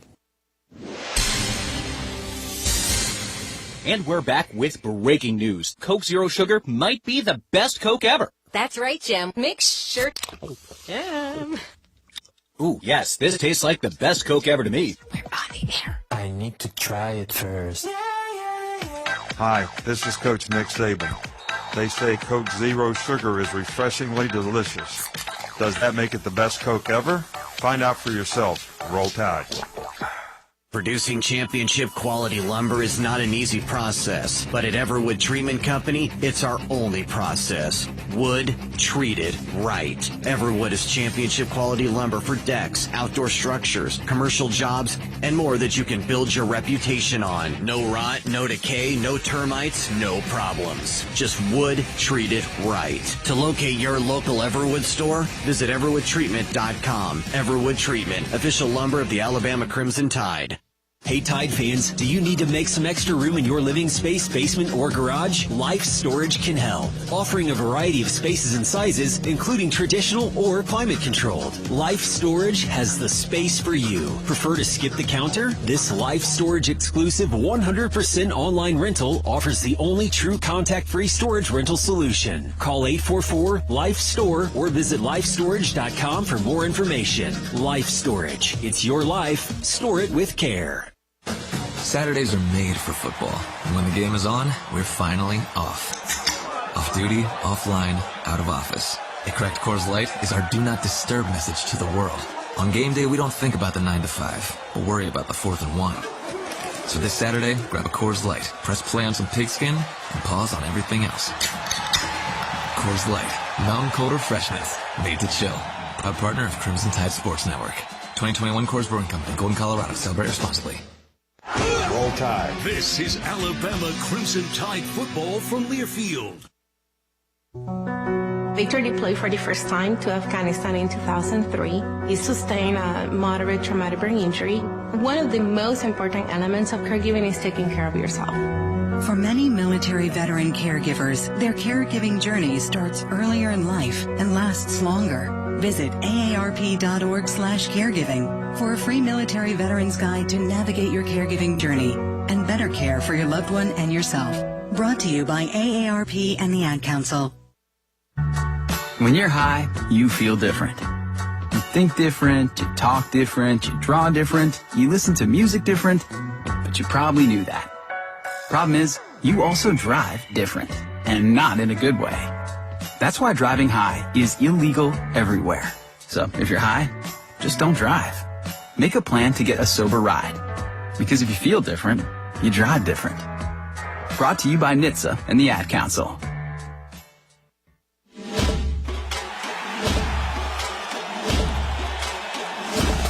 Live from the Learfield Network Studios, this is the College Scoreboard.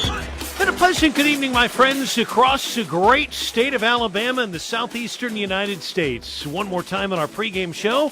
It is 6:17. I'm Brian Houseworth, live in studio, and it's brought to you tonight by the folks at Alabama Power. Alabama football is brought to you by Alabama Power. It is power for a better Alabama. We've got a good one for you coming up tonight. Texas A&M #1 Alabama.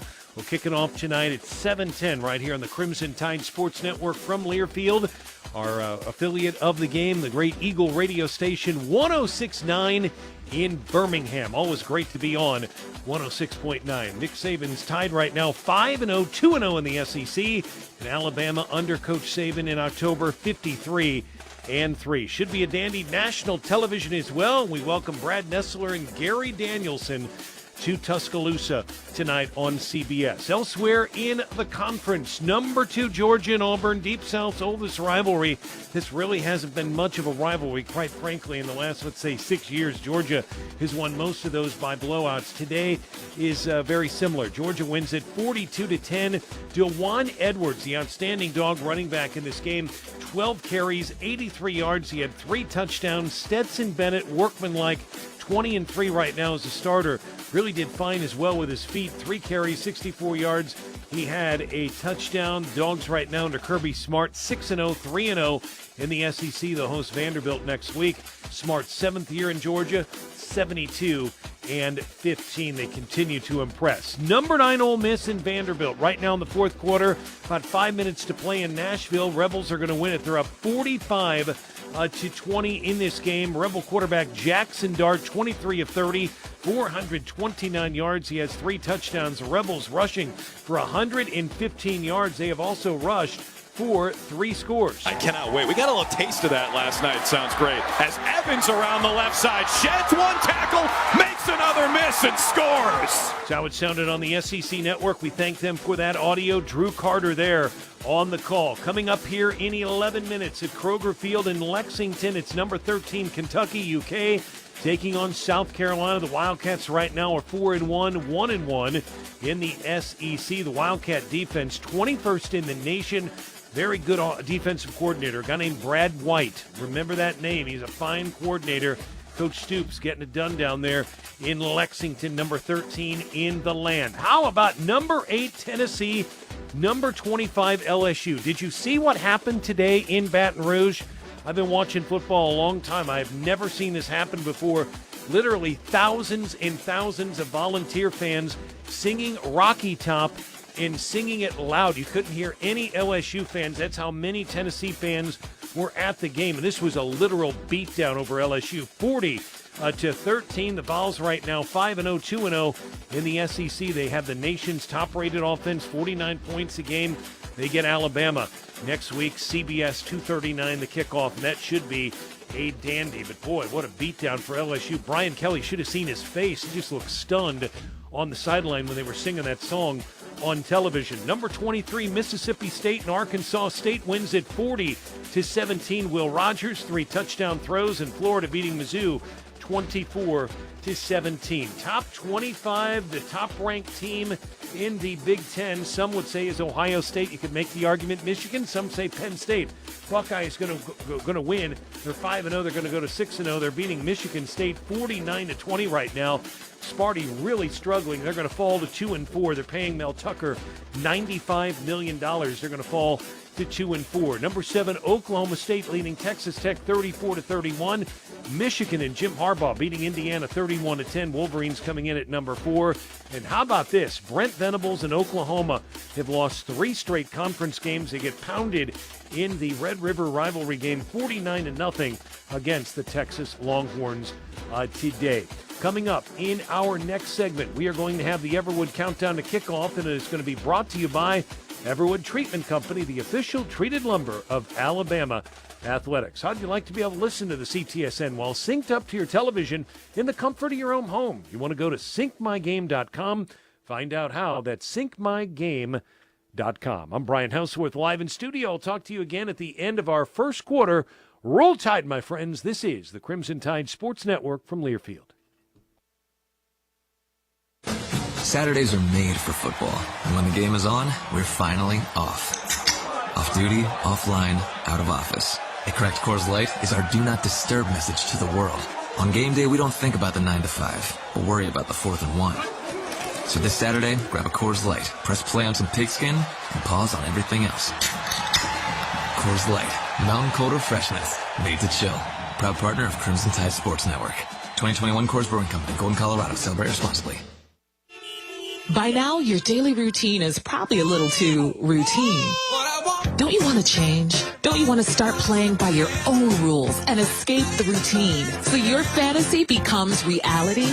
Where every night is an adventure, where new flavors are ready to be tasted, where it feels like you're a winner. Take a chance. Reward yourself. Make your routine anything but routine. Escape every day at Wind Creek Casino and WindCreekCasino.com. When it comes to driving, a lot is made about power, speed, and acceleration. But when it comes to safety on the road, nothing's more important than a vehicle's braking system. That's why this month at Napa, you can get $50 back by mail with a qualifying purchase of select Napa brake products. Stop by your local Napa Auto Parts store or shop Napa online and choose from our most popular lines of brake pads, rotors, and calipers. Napa helps you get up and go. At participating Napa Auto Parts stores and NapaOnline.com. Retailer rebate paid in the form of the Visa prepaid card. See NapaRebates.com for full terms and conditions. Offer ends 10/31/22. Don't let a bulky glass bottle hold you back from celebrating the Crimson Tide's roll toward another championship season. For the first time ever, the Go Anywhere, Do Anything premium wine, Copa di Vino, and new proud sponsor of Alabama Athletics, is available at Bryant-Denny Stadium as well as a retailer near you. Copa is the unbreakable single cup of wine, and its spill-resistant resealable top is perfect for your watch party, tailgate, backyard barbecue, or away game road trips, no matter how wild. With 7 different wines to choose from, there's a Copa di Vino just for you and all of your rowdy friends. This is Alabama Crimson Tide football from Learfield. To protect his home and family from disaster, Steve used courage, wisdom, and his camera phone. That should do it. Way to go, Steve! By simply taking digital pictures of his family's important documents, Steve can always have them stored safely online, no matter when disaster strikes. Learn other simple ways to protect your home and family before a natural disaster at ready.gov. That's ready.gov. A message from FEMA and the Ad Council. Chris Jakimick. I served in the United States Air Force and I deployed 3 times. Being a veteran, it's interwoven into your DNA. It is really the absence of the connection and the purpose that can really drive a lot of veterans to some negative thoughts. For those who are in a suicidal crisis, the window of time to save somebody's life is very short. Our duty is to protect ourselves and protect our families. And one way you can do that is store your weapons safely. Store all your guns securely. Help stop suicide. Brought to you by End Family Fire and the Ad Council. Exclusive coverage of Alabama football game day continues on the Crimson Tide Sports Network from Learfield. This is the Everwood Countdown to Kickoff. Everwood Treatment Company, the official treated lumber of Alabama athletics. Also brought to you by Barkley GMC, Tuscaloosa's leader. Barkley makes it easy. Chick-fil-A. All Chick-fil-A locations in Alabama proudly support the Crimson Tide. And by Ford. For great offers on F-150, see your local Ford dealer. Proud sponsor of the Crimson Tide. Well, you just missed it. Either we had our flyover take place already, or Foster's has declared war on Cottondale. Either way, we're glad you're with us. Here at Bryant-Denny Stadium in Tuscaloosa, I'm Chris Stewart alongside John Parker Wilson, Roger Hoover in the booth. We're excited that Christian Miller will be joining us from the sidelines today. Of course, in the booth, Butch Owens, our spotter, with Tom Stipe as our producer, engineer, and Jerry Kelly running the show back in our CTSN studios.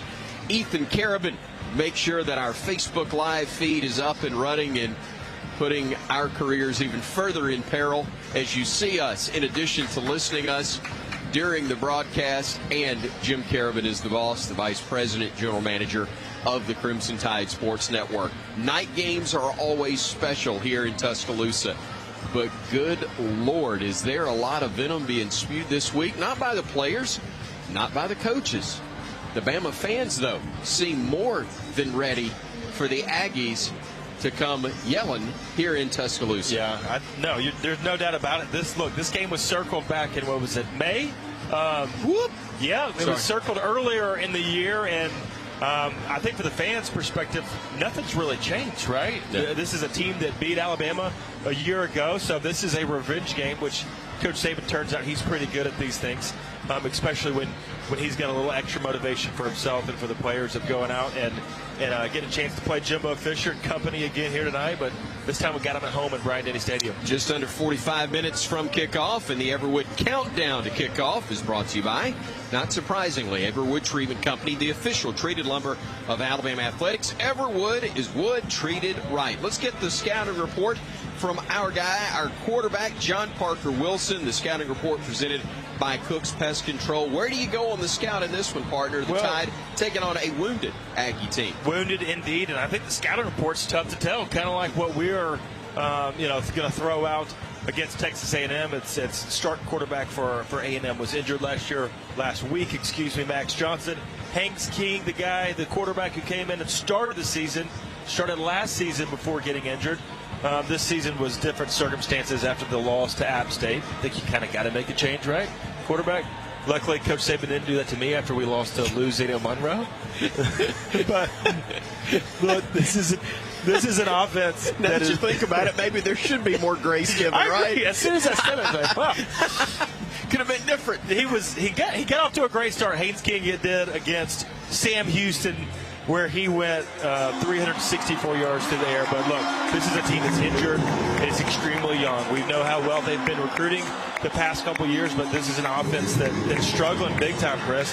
14th in the SEC, averaging just under 22 points a game. Not going to get it done. 12th in the SEC, 130 rush yards a game. 13th in the SEC in passing yards with 205. And dead last with 335 yards a game. So they're struggling to find their identity. Granted, they do have their leading receiver, Anaya Smith, out. So, young guys, true freshmen, got to step up and make plays. And to me, when you're scouting a team like this, there's fear of the unknown of, okay, they do have a lot of young guys. They're 3-2 as a team right now. Lost to Arkansas, lost to Mississippi State last week. But now these young guys have 5 games under the belt. They've got more experience. And just like any time a team plays Alabama, this is the biggest game on everybody's schedule. Biggest game as usual. You're exactly right about that. And Scouting Report, again, presented by Cook's Pest Control and Centricon, the unbeatable combination for termite protection. You've mentioned the fact that they're without one of their biggest stars, but give us your star to watch, presented by Life Storage. We invite everybody to visit them online at lifestorage.com. It's your life. Store it with care. Today the star to watch for me is going to be the safeties, right? It's the guys up the middle. Had an injury last week with Brian Branch, so we'll see how much he has the opportunity to go out and play. But and I say that because this is a team that really relies on Devin A-Chain. Their running back, they're Mr. Everything.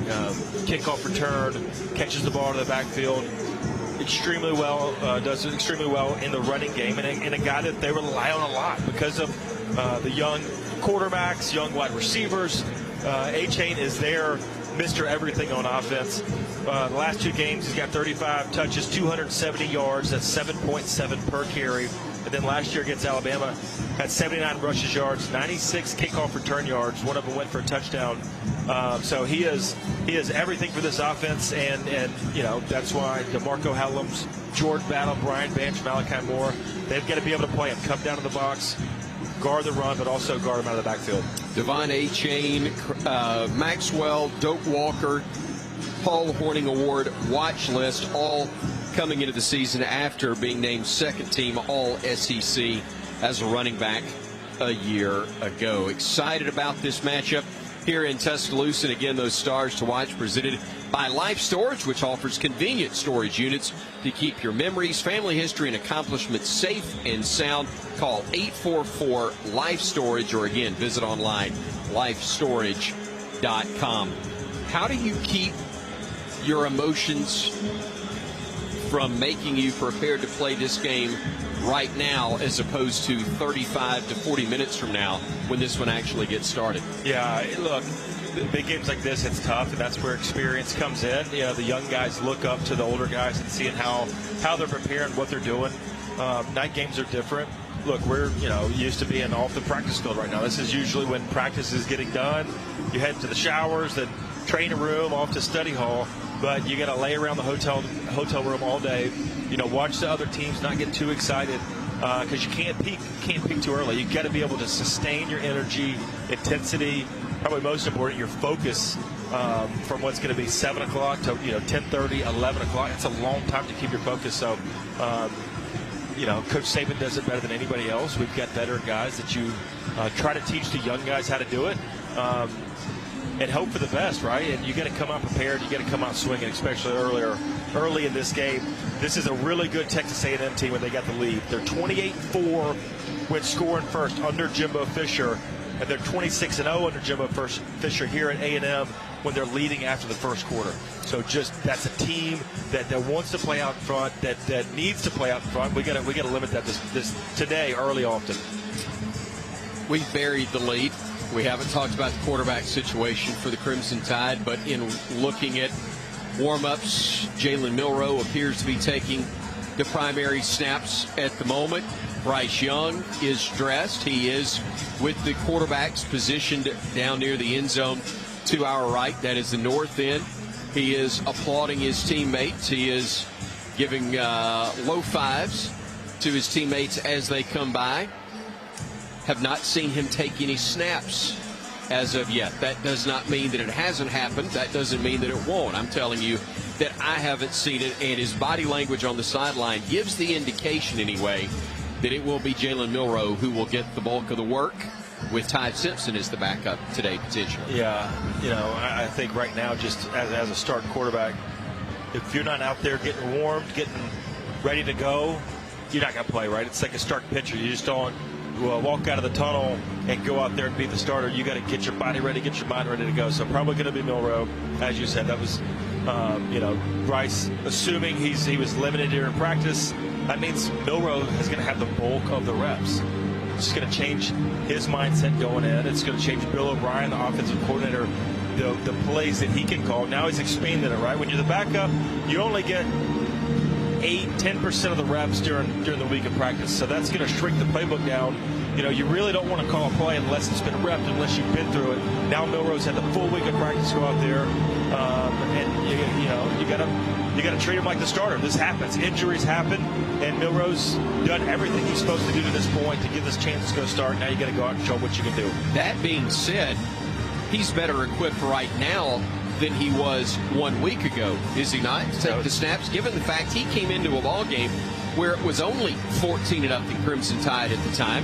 He played 3 quarters of that game, and when the game was on the line, it's 28-23. Arkansas has rallied to score 23 straight points at the end of the first half and throughout the third quarter. And it's 3rd and 15. You're about to have to punt it back to Arkansas. And what does he do? He goes 77 yards, setting up a 1st and goal inside the 3 for the Crimson Tide. And look, everybody's saying that we know he can run, we know he can throw. I mean, he wouldn't be here if he wasn't one of the best quarterbacks in the entire country.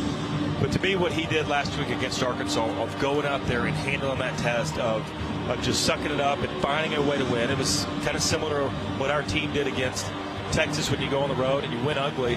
But Jalen Milroe played ball. He played with limited practice. It showed the coaches and the rest of the team that he's a winner, that he could go out there and win a ball game when it's tight. That place was rowdy. It was as loud as it could possibly get, and he handled it. He handled the test and performed exceptionally well. So he's going to have a lot of confidence now of doing that, being the guy in practice this week where everybody's looking at, and then now get a chance to go out and play. He's got to be in a much better space of last week when he was only up 14-0 when he came in the ball game. He is John Parker Wilson, the former Alabama quarterback, captain of the Crimson Tide, and for a number of years now, our broadcast partner here on the Crimson Tide Sports Network. I'm Chris Stewart, filling in again this week for Eli Gold. So glad to have you with us as we are now under 35 minutes away from kickoff. Alabama and Texas A&M, the top-ranked Crimson Tide, and the fighting Texas Aggies, who are trying to fight their way back in to the top 25. We'll take a look at the starting lineups for both teams when we return here on the Crimson Tide Sports Network from Learfield. Hi, I'm Smokey Bear, and I made an assistant to help you prevent wildfires. Dude, I've got this. I've been camping since I was 5 years old. But I am a camping influencer. You know what? I'll bet you $5. Assistant Smokey, what is the best way to put out a campfire? To put out a campfire, drown with water, stir, drown again. Then make sure the fire is out cold by feeling with the back of your hand. Wait, really? I'll take the $5. Learn more at SmokeyBear.com. Brought to you by the U.S. Forest Service, your state forester, and the Ad Council. It's time for today's STEM tip. Okay, you know recycling is important. No one wants plastic in the ocean. Here's a cool way to repurpose a plastic bottle. Build an awesome terrarium.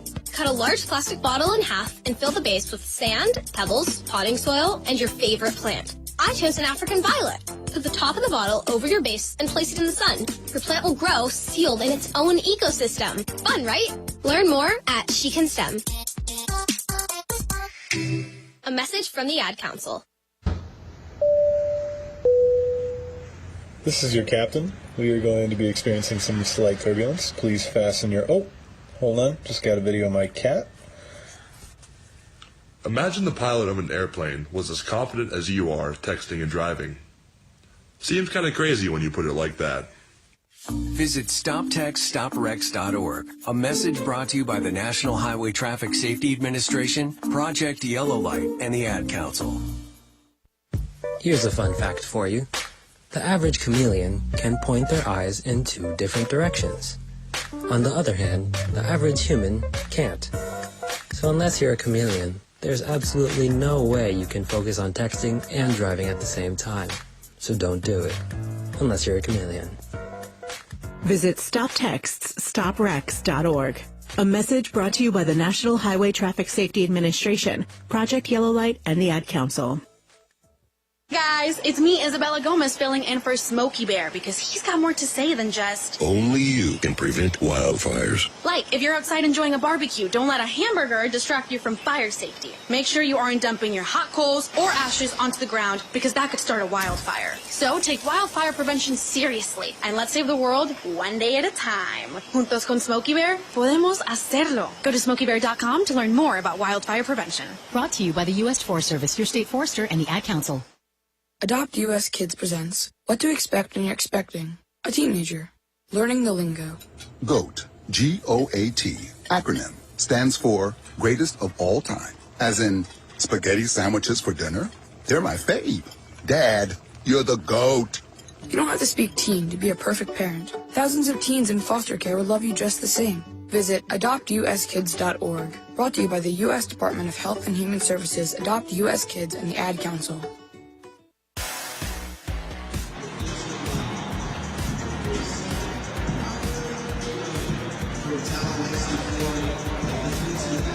Welcome back, everybody. So glad to have you with us as the scoreboard clock counting down to kickoff for Alabama. And Texas A&M is now under 30 minutes, and we take a look at the starting lineups presented by Walk-On Sports Bistro. You know, Walk-Ons puts everything they've got into bringing you game day, and it's done so with a taste of Louisiana. Visit a location in Mobile, Montgomery, Hoover, or Tuscaloosa for your next game day experience. Walk-Ons, more than a restaurant. John Parker Wilson, as we take a look at the projected starters for the Crimson Tide, we know that one guy defensively for the Crimson Tide who has been the starter is in street clothes, and I believe we're going to bring in our Cook's Pest Control sideline reporter Christian Miller for a word. Christian, first of all, good evening. Great to have you with us once again this week. Jalen Moody, though, in street clothes on the sidelines for Alabama. That's right, Chris. Looks like he's in the street clothes today. Don't have specifics yet. I'll try to get some more info on that. But he looks like he's in good spirits. He seems pretty fine. So I'll try to get some info on that and get it back to y'all. But before you go and do the recon work on that, tell me what changes if it's 32 Deontay Lawson in place of 42 at that weak side linebacker position. Doing a good job of rotating multiple guys in there, so I expect Lawson to go in there and not miss a beat. He's been playing great every time he's been in the game, so I expect him to go out there and do just as good tonight. Christian, thank you so much. We look forward to hearing back from you before kickoff and then throughout the course of our broadcast. John Parker Wilson, that linebacking core is not only the most talented, in our opinion, in the country, but also one of the deepest, and evidence of that is that Deontay Lawson, the redshirt freshman out of Mobile Christian, would be a backup. As we know, he would not only be a starter, he would be perhaps the star in a linebacking core at most other schools around the country. No doubt, no doubt. Redshirt freshman, like you said, from Mobile. We've seen him a lot this year. We've seen him in high-stress situations where the game's on the line, the games matter. It's not like he's only playing when we're up big or have a huge lead. He's in there. He's 8th in the team right now in tackles. He's got 17. Jalen Moody has 33. So, you know, half the production, but probably less than half the playing time. But when he's out there, number 32, he flies around. And the good thing for him is a guy who, he's in his second year. It's not like he's forced to go out there and be the guy today. He's got Henry To'o around him, Dallas Turner. You know, we've seen Chris Braswell a bunch, Will Anderson. He can go out there and just play ball. He didn't have to be perfect. And then behind you got DeMarco Helms and Jordan Battle. So he's in a pretty good situation right now having to make this start. As the saying from a certain gentleman on the defensive side and both sides of the ball, but the head coach says, do your job. And those other guys certainly are capable of taking care of their job. which makes it easier for Deontay Lawson to do his. Yeah, easier said than done, right? But that's what you go out there and you try to do, is just worry about what you got to be responsible for. He's not the middle linebacker like To'o is, who part of his responsibility is making sure the other 10 guys are lined up, the defensive line's in the correct position, and everybody's gaps are accounted for. Jalen Moody at the weak side, or Deontay Lawson at the weak side position. It's about making plays, being a ball player, going and getting after the passer, being a force on the running game. So I'm excited to see him out there and what appears to be, a starting role where he's earned it. He's worked his way up here. In just his second year, though, you're exactly right. He could be a starter at a lot of different schools. So the rest of that linebacking core as we go there, Henry To'o at middle linebacker, Dallas Turner, the strong side, Will Anderson, the jack linebacker, as good as there is in the country, maybe among those that play on Saturday or Sunday, frankly, but he'll walk up and be the fourth man on that defensive front as well in most alignments for the Crimson Tide, as Byron Young will be at one defensive end, DJ Dale at the other, and Tim Smith at the other, listed as the starter for the Crimson Tide now. Yeah, deep unit for Alabama up front. And not listed as a starter, but true freshman, Jaheim Otis, 8 tackles last week, had a sack, had a tackle for loss. This guy is all over the place, and he legitimately takes 2 guys to block him. I mean, he is a big guy. He's listed at 348. I'd take the over on that if I was betting on the weight for him. But he's a guy that doesn't play like a true freshman, doesn't look like a true freshman out there, and is a force up front. Just to go along with the rest of the guys, Tim Smith, DJ Dale, now the veteran, the senior guy, the leader up front, Byron Young. This is a group that plays fast. They're deep, so they can play even faster because they know they got a replacement right behind them that's going to come in for a couple snaps, and there's going to be no drop-off up front on defense. The Crimson Tide will have Terrion Arnold at one corner, Kool-Aid McKinstry at the other, Brian Branch at the star. Still have Jordan Battle listed as the starter at the moment, along with DeMarco Helms at the other safety. Again, those are the listed starters right now, but as we do know, things are always subject to change in that regard. Yeah, and how about how well our corners are playing? Came in this year, didn't know who they were going to be. We knew Kool-Aid was going to be a starter, but Terrion Arnold, number 3, the redshirt freshman from Tallahassee, to me is playing really well. He's playing at a high level, and you hear Coach Saban talk a lot during the week and during his media press conferences about how consistent this unit's been. And that's so important for an Alabama defense, because usually when we get beat, it seems like it's blown coverages or guys not covering the right guy. To me, the secondary is consistent. They know what they're doing. They're all on the same page. Terrion Arnold is locking guys down, but nobody better than Kool-Aid McKinstry on the other side. 7 pass breakups this year, so far tied for best in the SEC for defensive backs.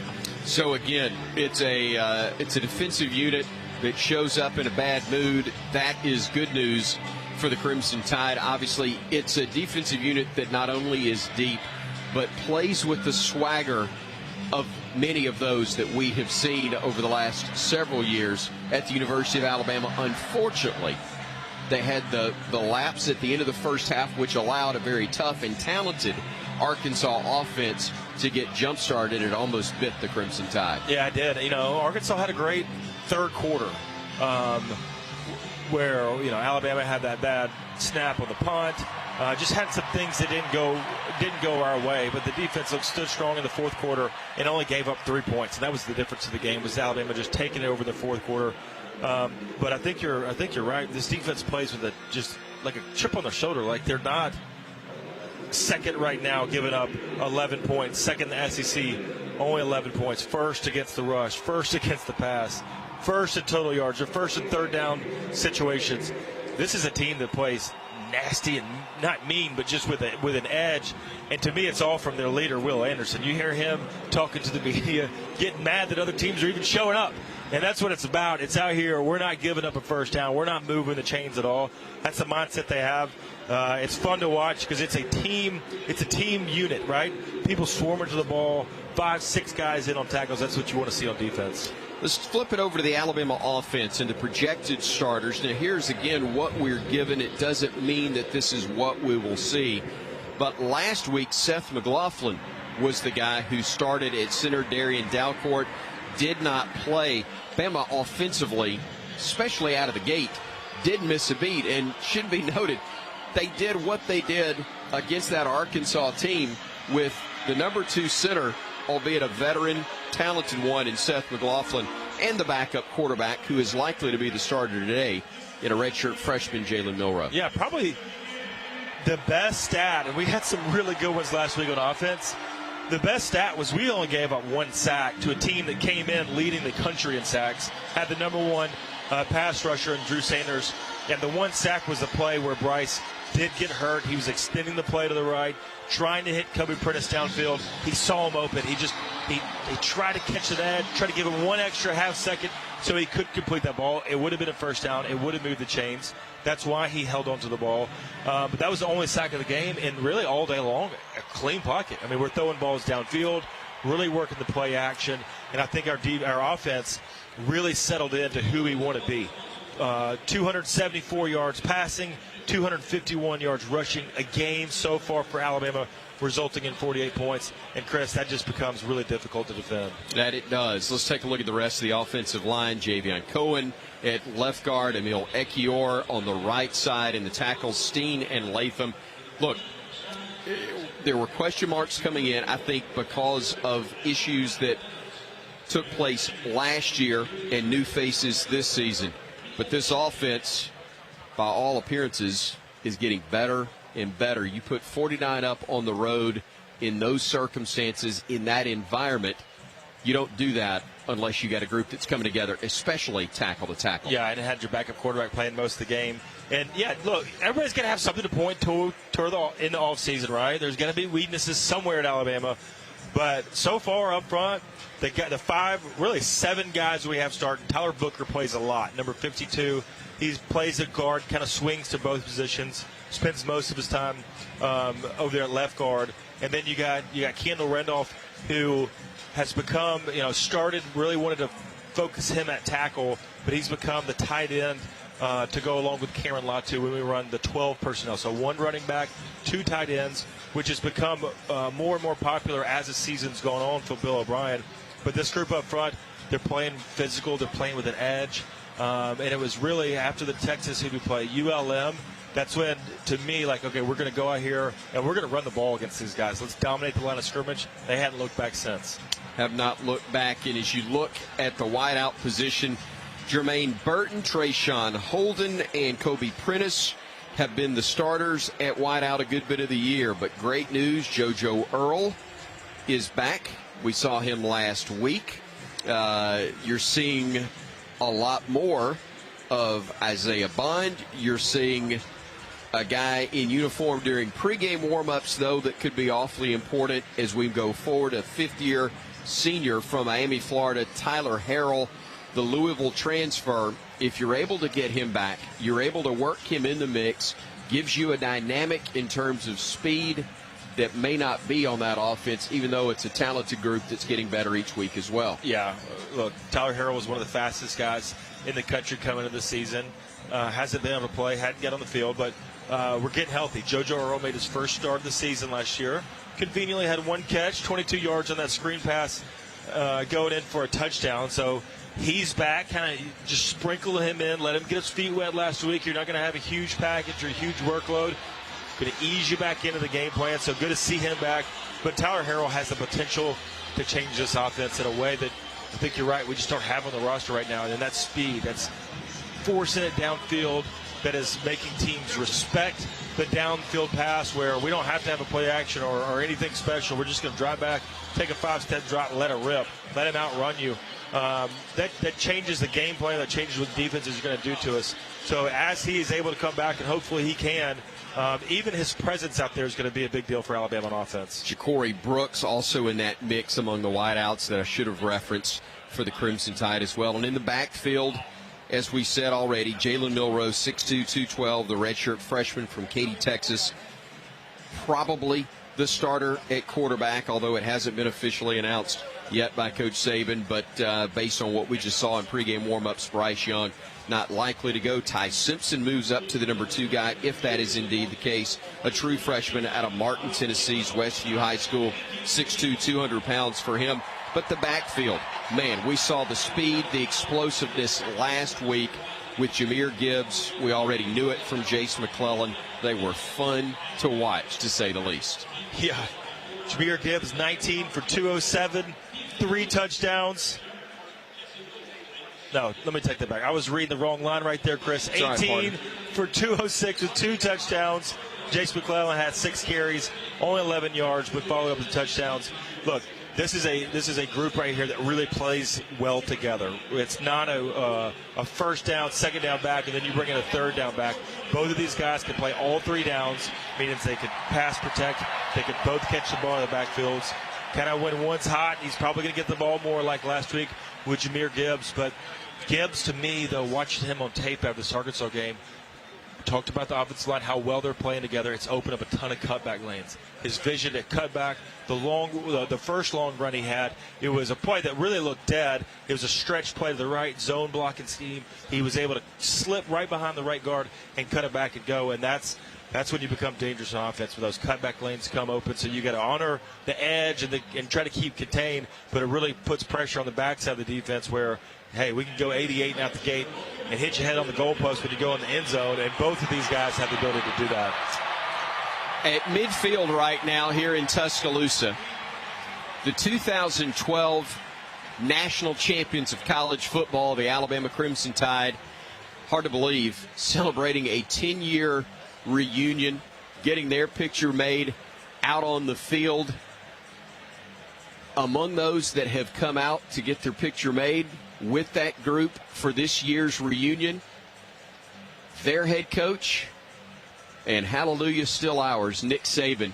For him to do this close to kickoff, and we're under 15 minutes now away from kick, says how much those young men mean to him, that meant to him, and how special he thinks it is that they're all back and able to be together to celebrate this reunion and that national title. That's pretty cool. I mean, look, it doesn't happen in a lot of places because they don't have national championship reunions every other week like we get the chance to do. But for him to come out here, I mean, look, we're 14 minutes away from kick. This is a lot of stuff, a lot of things going on right now. And for him to come out here and tip their hat to these guys, now he's going to run back in the locker room. Hips looking good right there. Dr. Kane on the surgery, looking really good. 40 time may not be great, but he's still getting it done. Look, going in for the touchdown right there, I like it, Coach Saban. That's right. But, look, probably doesn't get enough credit, or we don't talk about it enough in the media as how much he does give back to the past and honor these guys. And these guys, it was 10 years ago. We've done a lot since then, but these are the group that really got it started and springboarded us where we're at today.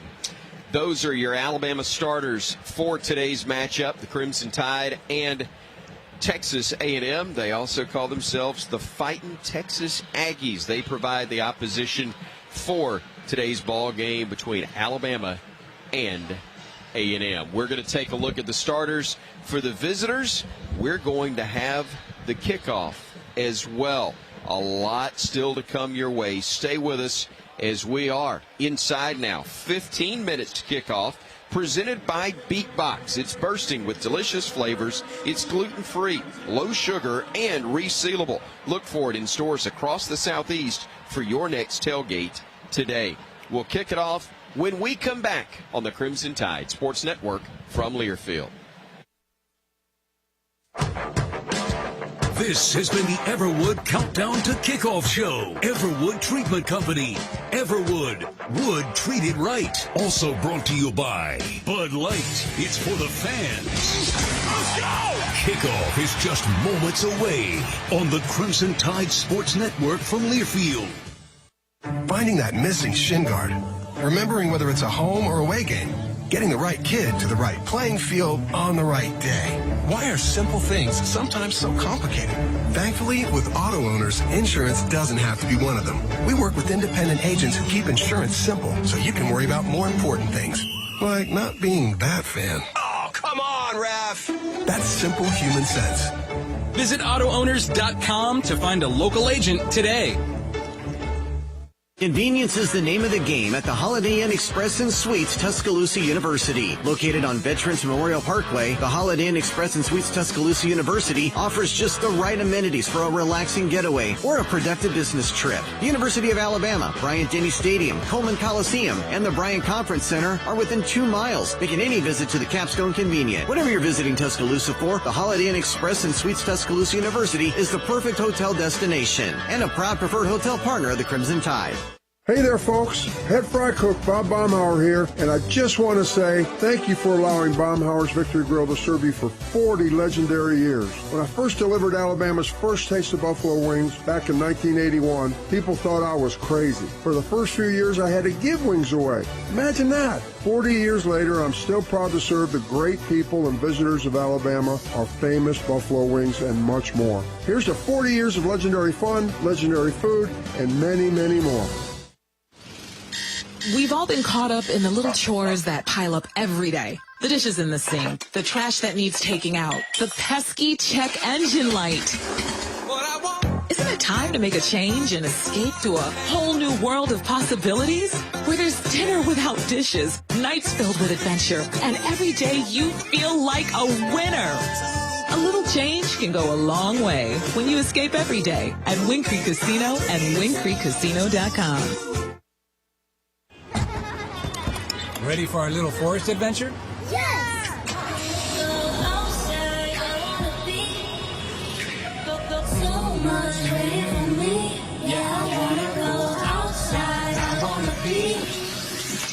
We're here. Whoa, that was fast. There's a forest closer than you think. Find a park or forest near you and music inspired by nature. DiscoverTheForest.org. Brought to you by USDA Forest Service and the Ad Council. You're not too cool for me. And in return, I reciprocate that sentiment. I'll never be too cool for you. I was a man with a plan, but now I'm a dad with a decree, and you can't take that from me. Please let it be noted that I told my job they can dock my pay. Right now, it's just too important to take you to school every day. I want to be legendary for you. I want you to puff out your chest when you go to school, the same way I do. I walk taller because of you, because I found everything to live for. That's dedication. Visit fatherhood.gov to hear more. Brought to you by the U.S. Department of Health and Human Services and the Ad Council.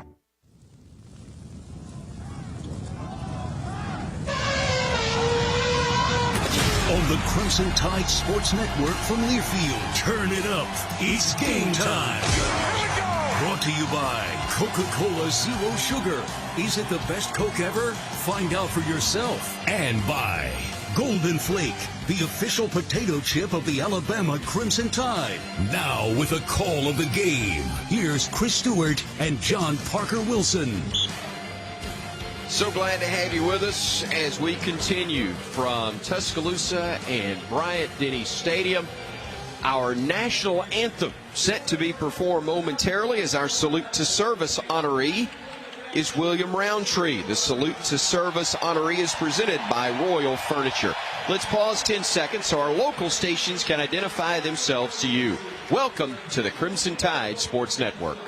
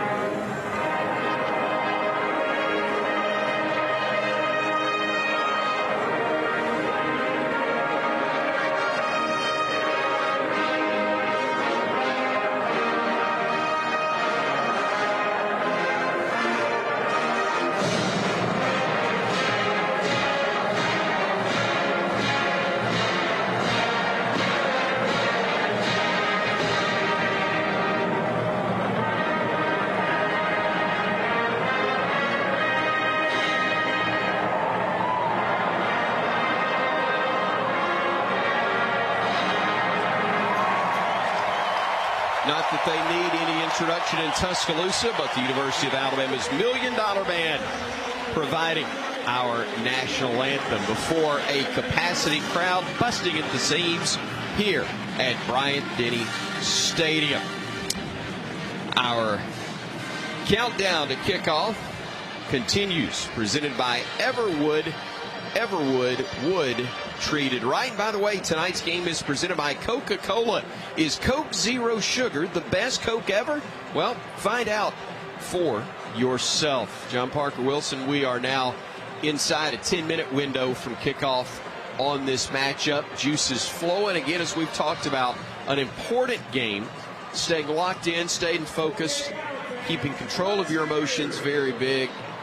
But man, difficult to do on a game that means this much, personally, I think, for the Crimson Tide, as much as in terms of what really matters, and that's the SEC and national championship picture. Yeah, you know, fresh on these guys' minds that A&M last year, when we went into College Station, was 3-2, as they are today. I mean, this is a team that Coach Saban has talked about again this week in the media of rat poison, right? Of not believing how good we are, not believing how A&M has had their struggles. Lost last week 24-42 against Mississippi State. They lost 14-17 against App State. So you can't read the clippings. You can't believe what you hear in the media or on social media these days. You got to go out here and play ball. You got to get ready for it.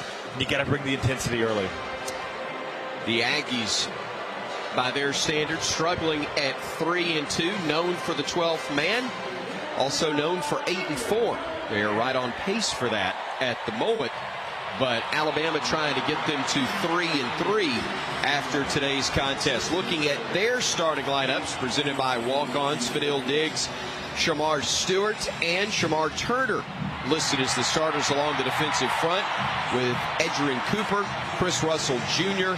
at the linebackers, and then multiple DBs in Tyreek Chappell, Jordan Gilbert, Brian George, Damani Richardson, Antonio Johnson, and Jalen Jones. It's a defense that can be very salty at times. It can, but they've been hurt at defensive back. Passing right now is their strength, the pass game. Not very good against the rush, giving up 170 yards. That's 12th in the SEC, 97th in all of college football. I think it plays in our hands well today with a backup quarterback in the game, a running game like we've seen so far this year from Alabama. Try to pound it early on the running game, establish that dominance up front, and then try to hit it deep on the top with young guy Jalen Milroe in the game.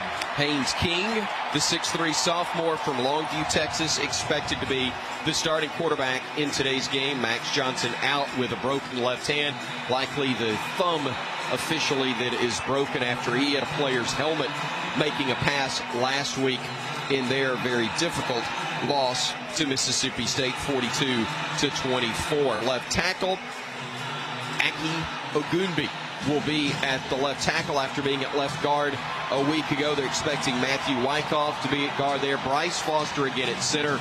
Layden Robinson at right guard, and Reuben Fatherby at right tackle. Their tight end for today, Max Wright, with Moose Muhammad and Evan Stewart, along with Chase Lane at the wideouts as the Crimson Tide takes the field here in Tuscaloosa. Yeah, first start for Haynes King after being named the starter to the start of the season. Went 1-1 after that loss to App State. They made a change with Max Johnson, injured left thumb. He's a lefty, Max Johnson was. So tough to play quarterback with an injured thumb on your throwing hand. Haynes King's got a chance to come here, though, as a second leading rusher on the team for them. So he's a dual threat guy, but it's going to be throwing some young guy. Moose Muhammad has stepped up. Since Aniyah Smith has got hurt. He had a career day last week against Mississippi State, but still only making his third start today, second on the team right now in receiving behind Evan Stewart. He's a freshman, 18 catches, 197 yards on the season, but he's caught at least 3 balls in every game. So a young guy that's being pretty productive for the Aggies here on offense. Alabama's captains, Darian Dalcourt, a good sign. Also, Bryce Young, a captain, and not surprising as usual, Will Anderson III. Also, we have our honorary captain for today, our kickoff captain. It's Christian Trey Hall from Huntsville. He's 11, loves the Tide, and joins us courtesy of Barclay GMC and Make-A-Wish, Alabama. Let's go down the field. Texas A&M, you're the visitor. Here's our standard SEC coin. This is heads, and this is tails. What's your call? Tails. Tails is the call. It's going to hit the ground. It's heads. You won the toss. They're going to defer. They'll all take the ball. You're going to take the ball, and then you'll be kicking from which end? Okay, put your backs toward that way. Alabama wins the toss and defers in the second half. Texas A&M will receive on this end. Good luck, gentlemen. You heard the instructions from Matt Leffler, and a great job by Trey Hall. He helps us win the toss. We welcome Trey and his parents, Chris and Emily, to Bryant-Denny Stadium. Wish them the best out at midfield. Joining our game captains for the toss, Christian Miller.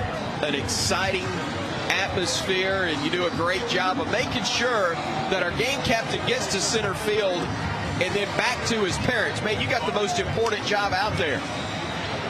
And you get him a handshake with Coach. Christian's got a lot more clout than I did. I never tried that when I was the sideline guy. Hey, I got to know him pretty well over the years, so I think he'll be okay with it. I hope so. Look, man, you've invested a whole lot more than I have. You've earned that opportunity. Look, you're feeling down on the field as the lights start flashing, the atmosphere ramped up, and these two teams are just about set to kick off. Chris, it's great, man. Hey, I'm fired up myself. I might want to go head to the locker room and put some pads on real quick. I got no problem with it. Go borrow those pads that 42's not wearing tonight, and we'll get you out there. Yes, just sir. about set to get it going. You heard Alabama did win the toss and deferred to the second half. That means that we will see Devon Achane and Jalen Preston back deep for Texas A&M, and Will Reichard, one of the best in America, handling the kickoff duties for the Crimson Tide. Bama wearing the home crimson, and also you've got A&M wearing the white. Our weather, absolutely perfect. It is in the upper 60s, not a cloud to be found. The ball is in the air, and we are underway from Tuscaloosa, Alabama. Achane fielding it at the 5 to the 10 to the 15, and stacked up around the 17-yard line. May have been better served going with the onside kick right there, as the Aggies will have to start inside their own 20-yard line. Yeah, but this is a team, Texas A&M, that's going to pressure you on the kickoff return. Doesn't matter if it's 2 or 3 yards deep. Achane trying to get the ball in his hands, an extra touch for him, who is so dangerous right now. He's the only guy in college football that's got a catch for a touchdown, a rushing touchdown, and also a kickoff return for a touchdown. So here is Texas A&M starting off 1st and 10 from the 17-yard line. Haynes King is the quarterback. Pistol formation with Achane to his left. He'll have 2 wideouts left. He'll roll the pocket that way. He's got room 20, 25, 30, and out of bounds wisely around the 32-yard line as Brian Branch was closing in quickly.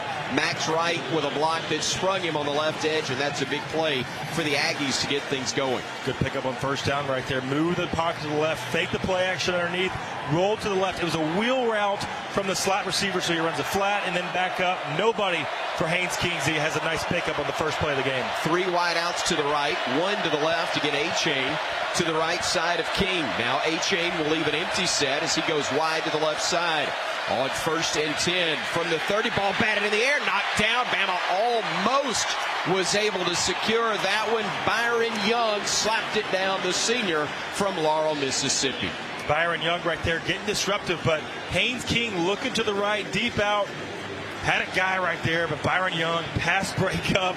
Nice play for the big guy on the rush. Knew he wasn't getting into the pasture, so he pulled up and knocked it down. 2nd and 10 from their own 32-yard line. Achane in the backfield. The pass is thrown, and it's almost picked off. Brian Branch had 6 if he'd been able to hang on to it. He stepped right in front of the intended receiver at the 40-yard line. He would have taken it to the house if he could have secured the football, but it's 3rd and long now for Texas A&M. Yeah, bad throw right there from King. Missed his receiver on the inside, so Brian Branch, right place at the right time, knocked it down. But, man, if he could have got his hands on the ball, it's going to be 6 points for sure. 3rd and 10 now from their own 32 with a pair of wideouts to the right, 2 to the left. Muhammad and Marshall are the ones to the right side for Texas A&M. King waiting, short drop, looking to his right, pressure coming, dumps it off A-Chain left side, makes one man miss initially, and then he gets leveled. What a hit from Henry. To'o is McKinstry.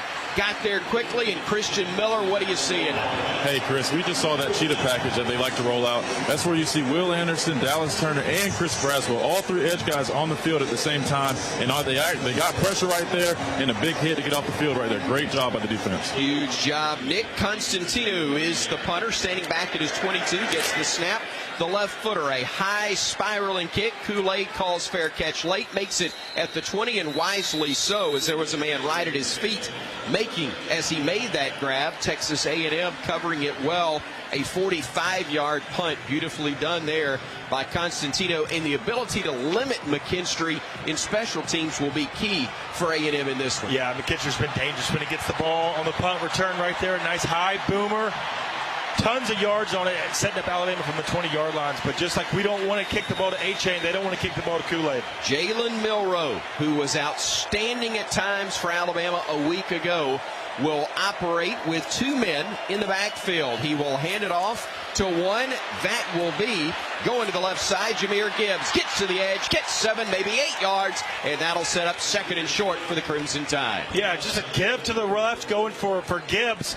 Couldn't tell. He wanted to try to cut it back, but it was McClellan who was his lead blocker, so 2 running backs in the game. Tries to cut it back. Hey, we'll just scoot it out outside 9 yards on the first play of the game for Alabama. Jermaine Burton, Cameron Latu, the tight end, split wide to the right this time. There's also a wide out to the left of the formation for Alabama, with again 2 running backs, now 1, as Gibbs will go to the right side.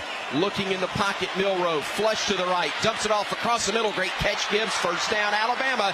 That'll move the chains for the first time in this ball game. Alabama's first down, brought to you by ATIX. Let ATIX be your ticket connection to all the Alabama football games. ATIX is the ticket, and Roger Hoover is the man with the early assist for us here in the booth, or at least for me anyway. A pair of wideouts right, Kobe Prentice being one of them. Handoff left side, Gibbs up the middle, running room, 45 midfield, and down to the 44-yard line of Texas A&M. It'll be first down, Alabama. That one is brought to you by Bank First. Jump cut from Gibbs right at the line of scrimmage off the left side, cuts it back, and then beats the safety for the tackle. Huge pickup, flipping it for Alabama, put it inside Texas A&M territory. 24 yards on that run, and a player down for Texas A&M. Injured down for A&M, and again, our injury timeouts are brought to you by Andrews Sports Medicine and Orthopedic Center, the official sports medicine provider for the Alabama Crimson Tide football team. Deuce Harmon suddenly up and able to get to the sideline as the Aggies attempt to slow the pace down, and Harmon did get kicked. It looked like his right hand is what they were attending to, and it's seeing the replay, he did take a pretty good pop inadvertently, maybe friendly fire from one of his teammates right there. Alabama first down from the 43-yard line of Texas A&M. Ja'Cory Brooks in the ball game. One of 2 wideouts split left. Latu, the tight end, to the left side. Gibbs will not get the handoff. Milroe keeps it himself. Makes one man miss. Makes another man miss. Pushes forward. A gain of only 3, but the versatility and strength of that young man allowed him to turn that into a positive play. Strength indeed. Just a quarterback keeper to the right. I think it was a zone read for him, so he's leading the left side defensive end, but cuts it back right.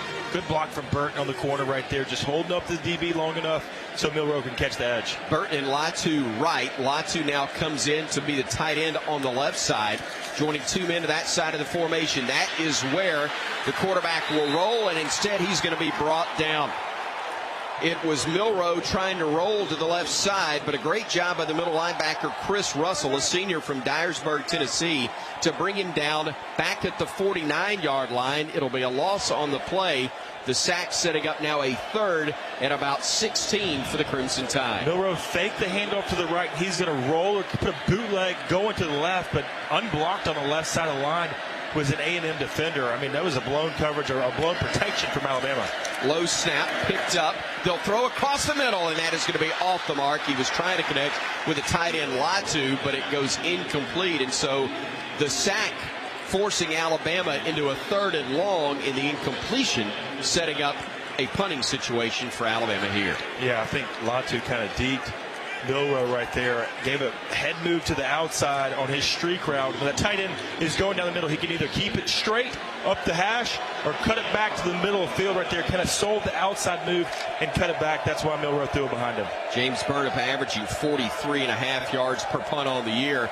Kicks it away from his 40-yard line. A high wobbly kick that Muhammad will watch sail out of bounds inside the 20-yard line, but they will walk up across the 10 to about the 13 or 14 to say 1st and 10. Texas A&M from there when we come back to Tuscaloosa. 11:06 to go, first quarter of play. No score. Bama and the Aggies here on the Crimson Tide Sports Network from Learfield. Southern homes are particularly vulnerable to termites. In this climate, you need guaranteed protection. You need Cook's Pest Control and Centricon. Termites attack the Centricon stations, exposing themselves to an agent that eliminates their entire colony. Upgrade from old-fashioned liquid service to the proven protection of Centricon and Cook's Pest Control. Call Cook's today for a free evaluation. Looky, looky, looky, here comes Cookie, Cook's Pest Control. Game day is full of ifs. Like if Alabama can take home another Iron Bowl victory. Who knows? But if you want the most convenient way to pay in T-Town, get the University of Alabama Regents Visa debit card. Tap to pay contactless card technology and Lock-It card controls give you what you need on game day or any day. To order your card, visit Regents.com/GoBama. Regents, official bank of the SEC. Member FDIC. Terms and conditions apply. The elephant, powerful, relentless, a beast with brains. When the earth starts to tremble and the distant rumble grows, get ready. The Crimson Tide is coming. This Alabama tradition is brought to you by your local Ford dealer, proud sponsor of the Crimson Tide. Find great offers on Ford F-150 trucks at buyfordnow.com today. Auto models, trims, or features may be available. Contact your dealer for more information.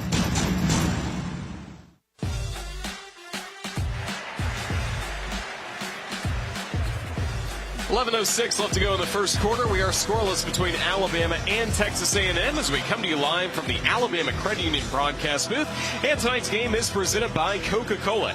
Is Coke Zero Sugar the best Coke ever? Find out for yourself. The crimson and white lights blinking back and forth here at Bryant-Denny Stadium, and our weather and field conditions always presented by Alpha Insurance. You can protect your cars, home, life, and business with Alpha. Get a quote. Find a local agent at alphainsurance.com. Proud supporters of the Crimson Tide. Call Alpha on this gorgeous October night in Tuscaloosa. Roger Hoover, thank you so much. 63 degrees and dark. Clear skies, though, throughout the darkness. Christian Miller, Alabama, trying to make it dark for Texas A&M's offense. That's right, and they did a good job in that first series. I'm expecting them to do another good job right here. These guys are fired up, and it looks like they're ready to play tonight.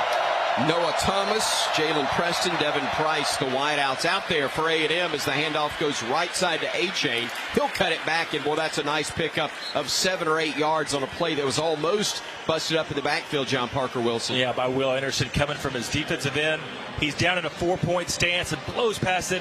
It's a quarterback read, and he hands it off wisely to A-Chain, who's able to make a pretty good pickup on first down, get to the edge.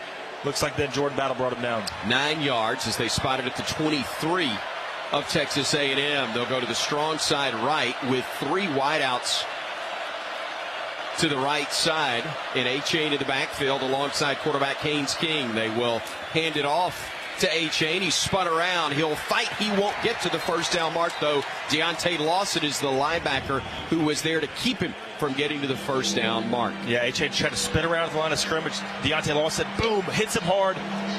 Can't fall forward, get the first down yardage, force a 3rd and 1 for A&M. But so far in this game, they've been really good on first down, setting themselves up for 3rd and makeable, like we're seeing right here. Henry To'o is the one that had held him up initially, and then Lawson delivered the hit to make sure it was no gain. 3rd and a yard right here. I set Do not adjust your radios. An I formation for the Aggies. They'll hand it off. A-Chain pushes the pile forward, and he gets just enough for that first down mark, maybe by a yard even, as they put him across the 25 of Booney. The left tackle was actually running interference right there. It was a fullback. Was that a fullback in the game? Maybe. I can't remember. Watching Land of the Lost. We had dinosaurs out there. Crowd over. And a huddle. They huddled and had a fullback. Crowd over is the running back. Roger Hoover's too young. He's going, what's Land of the Lost, for crying out loud? All right, from the pistol formation, the Aggies will send a man wide to the right. They will go with a pass across the middle. It's broken up on a beautiful play by Alabama defensively. It was Terry Arnold, the corner, who reached across and knocked it away from Evan Stewart, the freshman out of Frisco, Texas. Another play action. Every pass so far for A&M has been up that play action to A-Chain, trying to throw a slant in behind him, but Terry Arnold, step for step, ran that route for him. Perfect timing on the pass breakup for him. No chance for pass interference, but just running right next to him. Stewart wide right. Muhammad, one of the receivers left. They've got a tight end to the left side as well. Looking, going down as he unloads the football. That was almost picked off, and Will Anderson almost made sure Haynes King got crowned on the play as well. This almost isn't fair. You got Will Anderson one-on-one. It was a TE tight end. Tackle goes first in. Will Anderson wraps behind him, trying to put a man on him, but he's just too strong right there, putting the hit on King. 3rd and 10, and the Bama defense would love to have A&M forced into this situation all night long. With A-Chain in the backfield to the right side of King, the quarterback. He'll wait from the pistol formation. They'll hand it off left side. A-Chain trying to get to the edge. He will, but as he gets across the 30, he's still about 4 yards shy of what's needed for the first down. Henry toe there to make sure that the Aggies will have to punt it away. Interesting play call right there. 3rd and 10. You're going to hand it off. Try to catch the edge. Both left guard and left tackle are pulling to the right side. So Alabama with great pursuit, forced to the punt here on 4th down. Constantino punted for 45 yards. He got a fair catch from Kool-Aid last time. This one will be fielded at the 25. Kool-Aid spun around and knocked down. I think they're going to spot him at the 23-yard line, and he took a hit that could have been avoided if he takes the fair catch. Instead, it'll be Bama football around their own 23 when we come back to Tuscaloosa. 8:50 remaining in the first quarter of play. No score between Alabama and Texas A&M on the Crimson Tide Sports Network from Learfield. Bancorp South Bank and Cadence Bank have come together to form a new, even better bank. The new Cadence is more than a merger. Together, we offer more convenience, accessibility, and simplicity through an expanded branch network, secure technology, and enhanced products and services. It's the best of both banks from the same financial services experts you know and trust. Cadence Bank, helping opportunity take shape. Visit cadencebank.com/the new Cadence. Member FDIC. Roll Tide. This is Alabama Crimson Tide football from Learfield. Hi, I'm Smokey Bear, and I made an assistant to help you out, because only you can prevent wildfires. Hey, Assistant Smokey Bear. Call me Papa Bear, because I'm grilling up dinner. Did you get it? Yes, good job. So, what should I do with all these coals? Don't just toss them out. Put them in a metal container because those embers can start a wildfire. I understand. The stakes are high. Ha, ha, ha, ha. Learn more at SmokeyBear.com. Brought to you by the U.S. Forest Service, your state forester, and the Ad Council.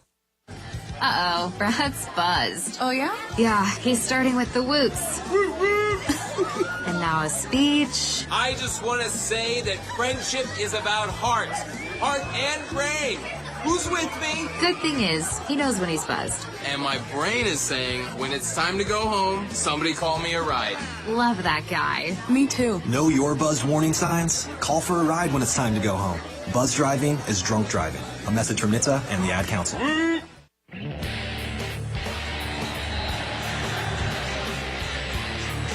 8:50 left to go in the first quarter in Tuscaloosa. No score between Alabama and Texas A&M. The Crimson Tide defense with some big-time stops in that last A&M drive. That's brought to you by Truckworks, the official commercial truck dealer of the Crimson Tide, with 13 locations across the Southeast to keep your business rolling.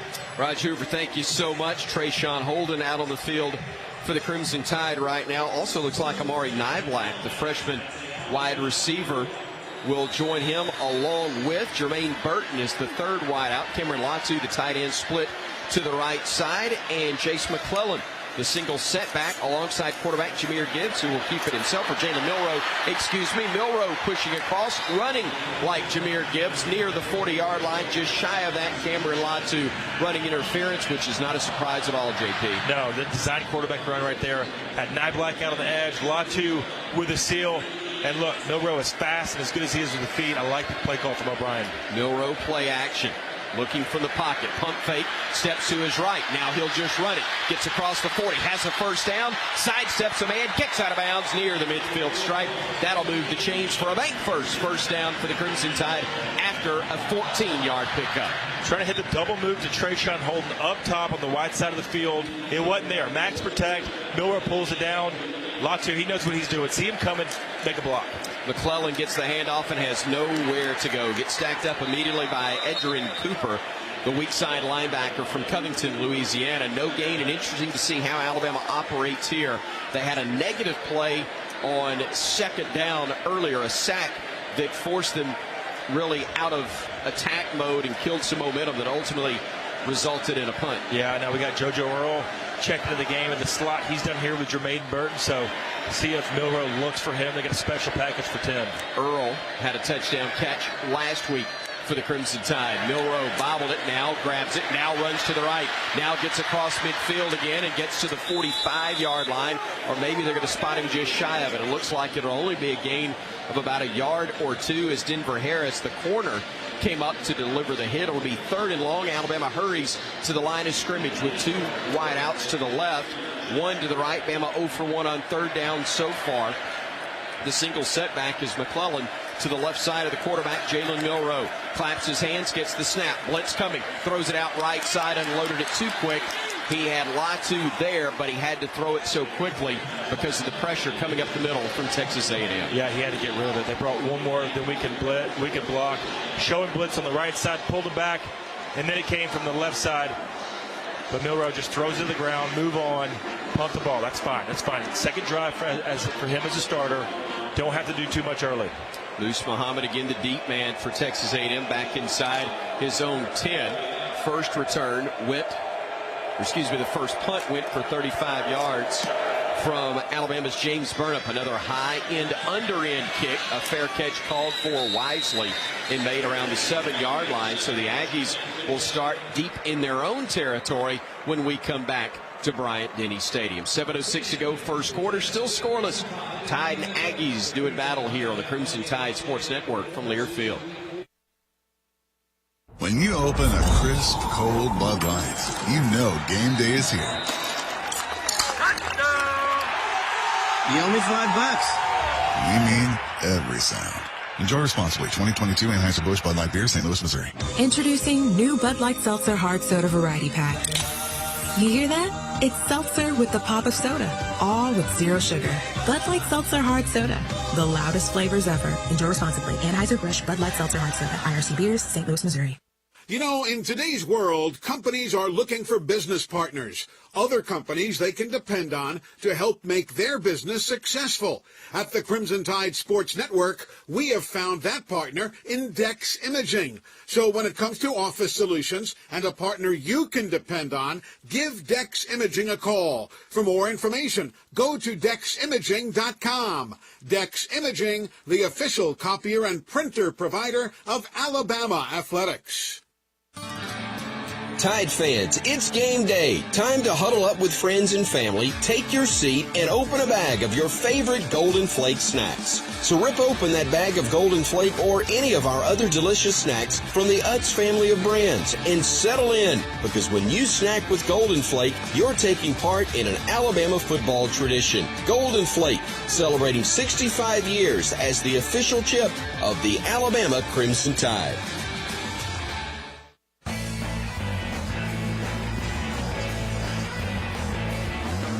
Still 7:06 to go in the first quarter. No score between Alabama and Texas A&M. Each official review tonight is brought to you by My Eye Doctor, with 20 convenient locations for your busy schedule. Don't miss a single play this season. Eye care and eyewear are better together at My Eye Doctor. Visit myeyedr.com to learn more. Roger, thank you so much. John Parker Wilson, Alabama's not been able to get points in their first two drives. They have moved the football a little bit, so something to build off of in Jalen Milroe's first two drives as the starting quarterback for Alabama tonight. Yeah, they're not asking him to do too much, especially early, right? But he has shown that he can run the ball, and we've got some designed quarterback runs dialed up from him, which is dangerous. You know, Christian will see play action off that, but Haynes King making his fifth start right here, trying to put some pressure on him too. We'll get word from Christian Miller in just a moment, but first A&M sends a man in motion. Instead, they'll hand it off to A-Chain, and he'll squirt through an opening at the 10, gets to the 11 or 12-yard line. Christian Miller, what are you seeing down on the sidelines? Well, I had a little update on Jalen Moody. I'm hearing he took a shot to the abdomen last week versus Arkansas. He's still working through that, but it's not expected to be long-term. Thank you so much. Our Cooks Pest Control sideline reporter. We told you before the game, Moody not in uniform tonight, or at least not in pads. He does have the jersey on, but on the sidelines in sweats as Musa Muhammad is one of the wideouts to the right side of the formation. King will throw across the middle. Nice catch in traffic made by Muhammad around the 25-yard line. That'll be enough for a first down. Bama had bodies there, but Muhammad able to go up high and make the catch for Texas A&M. Yeah, really good catch right there, helping his quarterback out. The ball was high. It was good coverage from Branch, but just a really, really good catch. Right there for Muhammad to get the first down. Another one for Texas A&M as they're backed up to start this drive now to the 25-yard line. A-Chain to the backfield. Marshall, one of the wideouts in for Texas A&M. They'll go from the pistol. They'll go play action. King trying to go to his right. Runs away from one would-be tackler. Now trying to run from Otis. Throws on the run and almost had it picked off. Boy, he threw it to the right side trying to connect with Evan Stewart, but he was covered up big time by Brian Branch, who twice now has almost come up with an interception. Well, keep it going, Branch. Good coverage from him as Haynes King has to force the pocket to the right. Will Anderson's in the backfield. Then he's getting chased by Jaheim Otis. So really just trying to force the ball right there into the sidelines. But, man, that was close. Brian Branch laying out, trying to pick it off. Young, Otis, Anderson, and now as he walks up, Dallas Turner on the right side gives you the four-man look up front for Alabama. Going in motion right side, Muhammad. Scrambling, throwing. King does unload it. Muhammad made one man miss, but couldn't make a second, third, fourth, or fifth. Missing as well. Bama, great job in pursuit collectively. Yeah, but once again, in the backfield, Will Anderson. It was a fake handoff underneath. Again, another play action for the Aggies in the past game, but Will Anderson blows the whole play up. Alabama defense does the rest, forcing the third down. You ever notice Anderson kind of causes problems for opposing offenses? I mean, that's 3 times today he's been in the backfield. He's getting, just like Brian Branch is close on the interceptions, Will Anderson's not far off from a sack. 3rd and 10, 3 wideouts left, 1 right in the backfield. It'll be A-Chain alongside King. Looking, scrambling, throwing, pass incomplete. He had to unload it in a hurry, and he did have A-Chain who could have gotten maybe a first down had he been able to make a man miss, but the pass was unloaded too quick with Henry To'o and Dallas Turner breathing down King's neck. More pressure, and look, this is a guy that this is his 5th career start, right? And you've got pressure early from Alabama. He's getting a little happy feet, moving the pocket right there. Had A-Chain open, but just missed him. Constantino, a couple of punts, 44-yard average. High kick. This time Kool-Aid will call fair catch for the second in 3 punt returns and makes it around the 29-yard line and brings us to another timeout with 5:02 to go in the quarter. It's the first quarter of play between Alabama and Texas A&M on a beautiful night in Tuscaloosa. No score here on the Crimson Tide Sports Network from Learfield. Putting together a winning drive 3rd and long from the shotgun takes focus, determination, there's the snap, dropping back, and that powerful form of energy scrambles to his right, looking downfield, called belief. launches it toward the end zone. That belief in a team, in a community of fans, in each other. Touchdown! That powerful energy connects us all. Alabama Power is a proud supporter of the Alabama Crimson Tide. Power for a better Alabama. Hibbett and City Gear have the hottest footwear from Nike, Jordan, and Adidas, including the latest releases of retro Jordans, KD, Kyrie, LeBron, and more, plus Jordan, Nike, and Adidas apparel to match from toe to head. Bama fans, Hibbett and City Gear are your sources for the latest in Crimson Tide officially licensed gear. Get game day ready with Hibbett and City Gear. Hibbett and City Gear also rewards you for your purchases. Become an MVP today and enjoy exclusive perks for shopping with us. Hibbett and City Gear are proud supporters of Alabama football. Roll Tide, roll. It's football season. Time to take your tailgate tradition to the next level with the Ford F-150 truck. Power up with an available ProPower onboard generator. And with an available 3.5-liter EcoBoost engine, you can tow just about anything you need to rule the stadium lot. For great offers on F-150, visit your local Ford dealer. Proud sponsor of the Crimson Tide. Model models, trims, or features may be available. Contact your dealer for more information.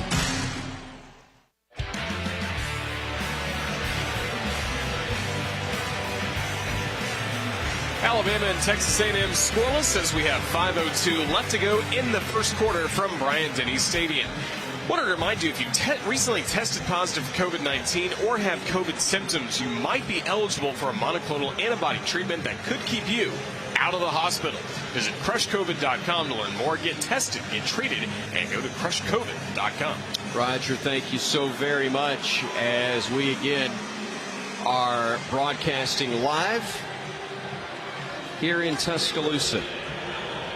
Alabama taking on Texas A&M, the top-ranked Crimson Tide, with Jalen Milroe as the quarterback. Bryce Young not going tonight because of injury. Milroe will dump it off left side. Gibbs 30. Gibbs fighting 35, gets up near the 36-yard line of the Crimson Tide. That'll be a nice pickup of about 7 yards on first down. And nice from Jalen Milroe, getting through his read. Started with lot 2 tight end on the right.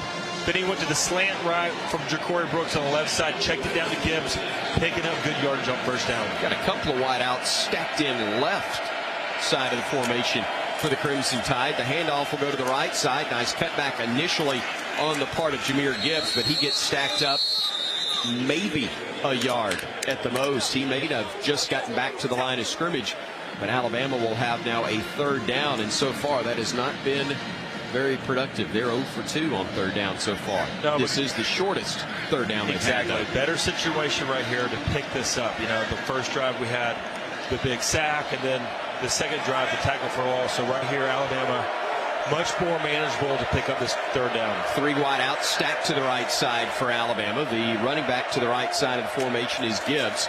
They will hand it off to him. He's going to make one man miss, but gets stacked up by another. It'll be a loss on the play. Back to the 30-yard line. Bama not able to block the Aggies. They are strong and physical, and they have guessed right so far against the Alabama offense. Yeah, it was looked like a run-pass option right there to Gibbs. Had a screen set up on the right side. Had the tight bunch formation, and right there, a little not perfect on the center back or the quarterback exchange to the running back. I think that slowed him down. So back to punt once again will be Burnham, and Muhammad is the deep man standing at his own 30. Could be the best starting field position for A&M based on this, but a high end under end kick that will sail away from the Aggie return man and will go out of bounds just across the 20.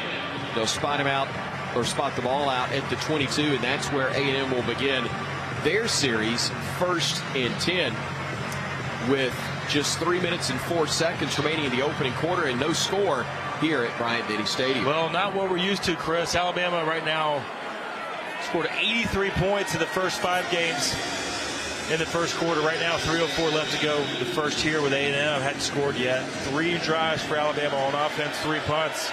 But the same for the Texas A&M offense, so the defense playing well.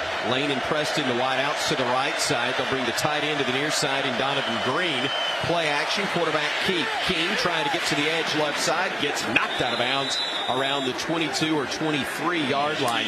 He looks a little more comfortable running than sitting in the pocket where he's been dancing around anyway. Well, yeah, and I think we're going to continue to see this from A&M, move the pocket, give this guy a chance, because Alabama's put pressure on him right there, but another tackle from Deontay Lawson. That's 4 on the night for him here just in the first quarter. Alabama getting Chris Braswell into the ball game, replacing Byron Young. The four-man front for the Crimson Tide, as King will operate from the pistol again. Man to his left.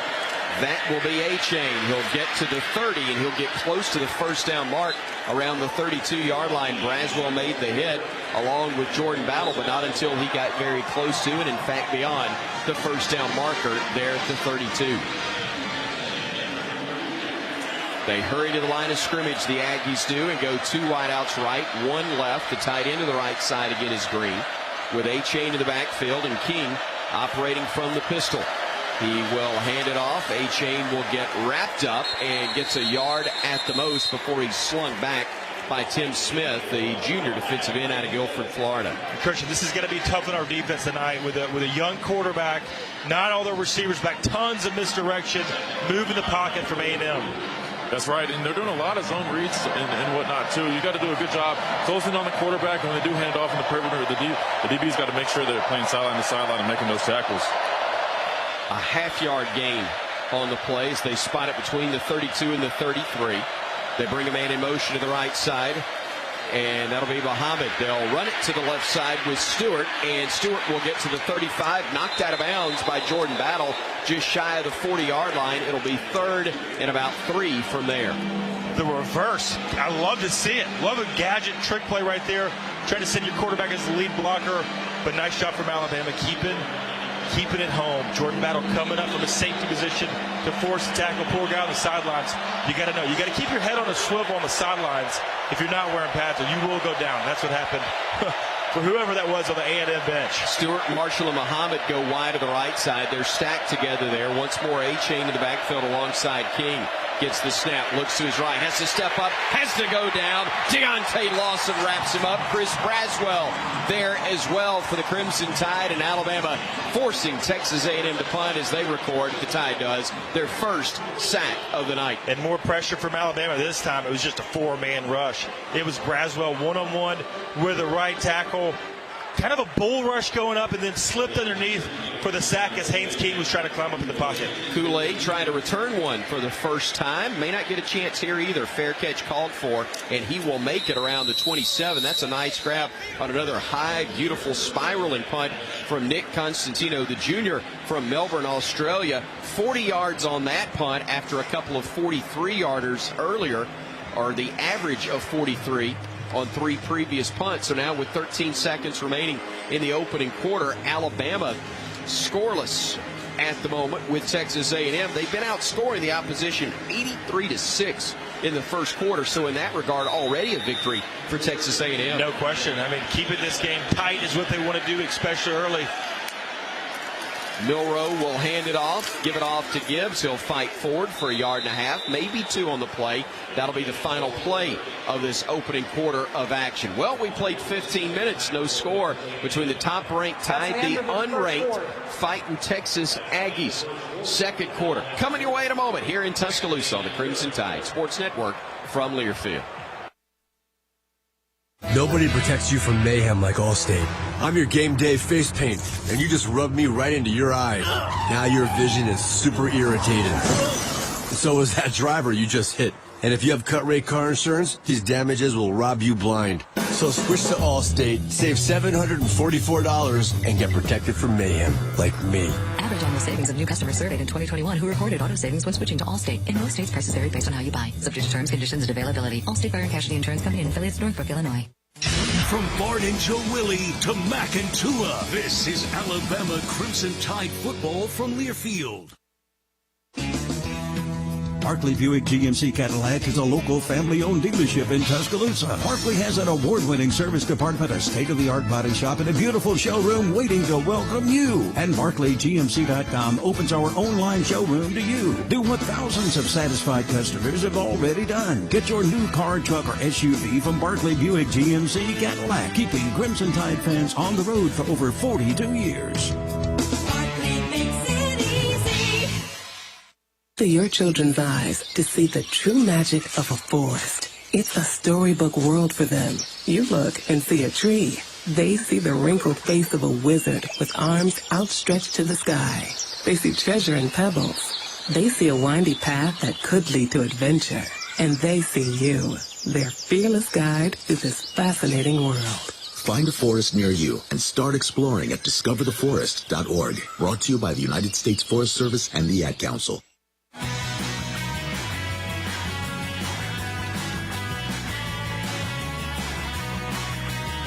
And our scores tonight brought to you live by the folks at Alabama Power. I'm Brian Houseworth, live in studio. Clemson, the number 5 team in the land, and Boston College are scoreless right now. Make that 3-3 late in the second quarter, a 3-3 game. Kentucky and South Carolina are tied at 7.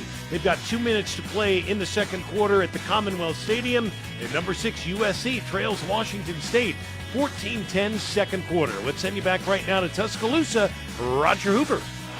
Thank you, Brian. The first quarter recap is presented by Auto Owners Insurance. Proud to support the Crimson Tide this season. Visit rolltide.com/auto owners to partner with an independent Alabama agent who can provide local, personalized expertise today.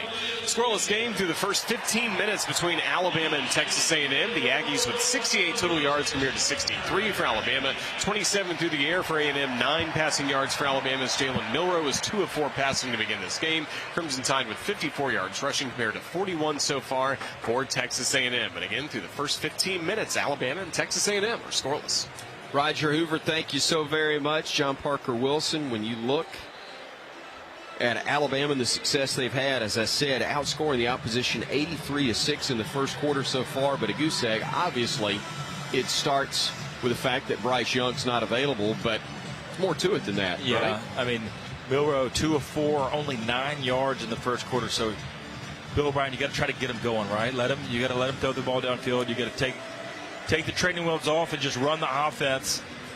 But the receivers got to step up, right? Trayshawn Holden, JoJo Earl coming here to the near side. You got to create separation. Help this young quarterback out. Let him get into the rhythm of the game and then get going. Those 2 wideouts you referenced are split wide to the left. Cameron Latu was wide right, now comes in tight, now goes back right side. Milroe will dump it off to Gibbs out of the backfield, made one man miss, drags another one up near the 35-yard line. They'll spot him down right there, a gain of 6 on the play. Antonio Johnson almost got him, the nickel who came up in coverage, but it was Jamar Stewart, the freshman from Miramar, Florida, that got him to the deck.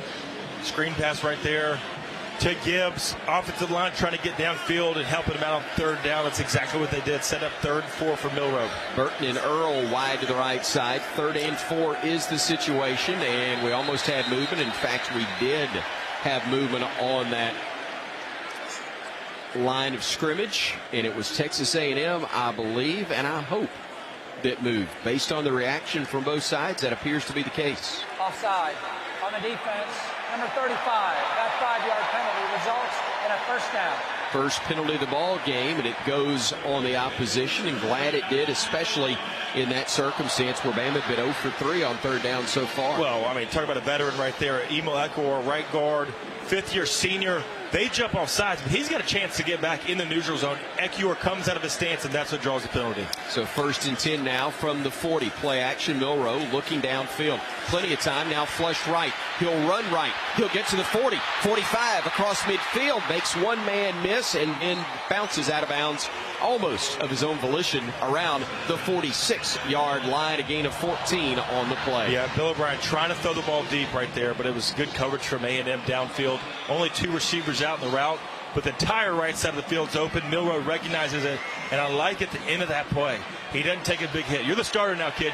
Protect yourself, get out of bounds, live to fight another down, but a nice pickup for him on his legs once again. Scoreless game, early second quarter. Bama trying to change that as they work on the Texas A&M side of the 50, cutting it back. Gibbs stays on his feet long enough to get to the 45-yard line. He's brought down there, a gain of a couple on the play. McKinley Jackson, the big defensive tackle out of Lucedale, Mississippi, able to make the stop. And if you say Lucedale, you got to go Mississippi. You got to leave that other eye out of it, as Bama will have it 2nd down and 9 now after Emil Ekwar leaves, and Javion Cohen will be in.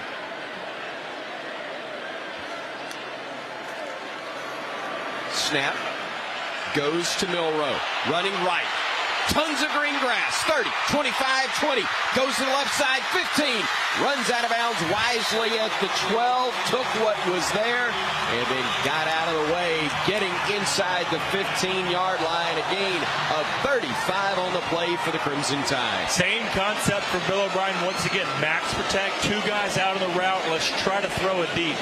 Well, it was man coverage once again, and Milrose sees it. Nobody's there. It's not open, and he can cut it back and get going, get Alabama inside the red zone. Big-time gain for a bank first down. Now in the Chick-fil-A red zone. Handoff goes to McClellan. He tries to find room, but there's just not any. He's going to get stacked up. May have picked up a yard, but no more. As Bama's inside the Chick-fil-A red zone, we hope to have some good news for you coming up in a moment as to what that can mean for you on Monday, as Alabama will operate from the 15-yard line and a player down for Texas A&M. And the Boo Birds ring out because everybody's a skeptic these days when your offense is moving it quickly on offense. They're skeptical as to whether or not there's actually an injury. I'm not making any judgment. I didn't see anything. I'm simply saying that's why you hear the Boo Birds ringing out here in Tuscaloosa, as you do at stadiums all across the country. Yeah, and look, let's hope he's okay, but Alabama moving the field quickly. And Nyblack coming in the game right there, Alabama for the tight end position, right? He's kind of a receiver, kind of a tight end, a little bit of hybrid guy. Players walking up the field right now. But yeah, Alabama now in a first time we're really got a legit scoring chance here in this ball game. Denver Harris, the injured player, gets to his feet. We're back in a moment on the Crimson Tide Sports Network from Learfield. When you open a crisp, cold Bud Light, you know game day is here. You owe me $5. We mean every sound. Enjoy responsibly. 2022 Anheuser-Busch Bud Light Beer, St. Louis, Missouri. Introducing new Bud Light Seltzer Hard Soda Variety Pack. You hear that? It's seltzer with the pop of soda, all with zero sugar. Bud Light Seltzer Hard Soda, the loudest flavors ever. Enjoy responsibly. Anheuser-Busch Bud Light Seltzer Hard Soda, IRC Beers, St. Louis, Missouri. Hi, I'm Capri, and the little thing I love about the Chick-fil-A Grilled Spicy Deluxe is the chicken. They actually put it on the grill, cooked it in the sauce. It's definitely a good grilled spicy sandwich. Hey, I'm Michelle, and a little thing I love about the Chick-fil-A Grilled Spicy Deluxe is it's spicy and it's full of flavor. When you pair that with the kale crunch salad, it's just good. Order a grilled spicy deluxe sandwich on the Chick-fil-A app today. Available for a limited time. Real guests paid for their testimonials. It takes hard work to be the best in the game. Planning, commitment, resilience, sweat. That's why Old Dominion Freight Line, the #1 national LTL carrier for quality, works hard to be the best in the game and is proud to support those striving to be the best in theirs. Old Dominion Freight Line, official freight carrier of Alabama Athletics, helping the world keep promises. Thank you.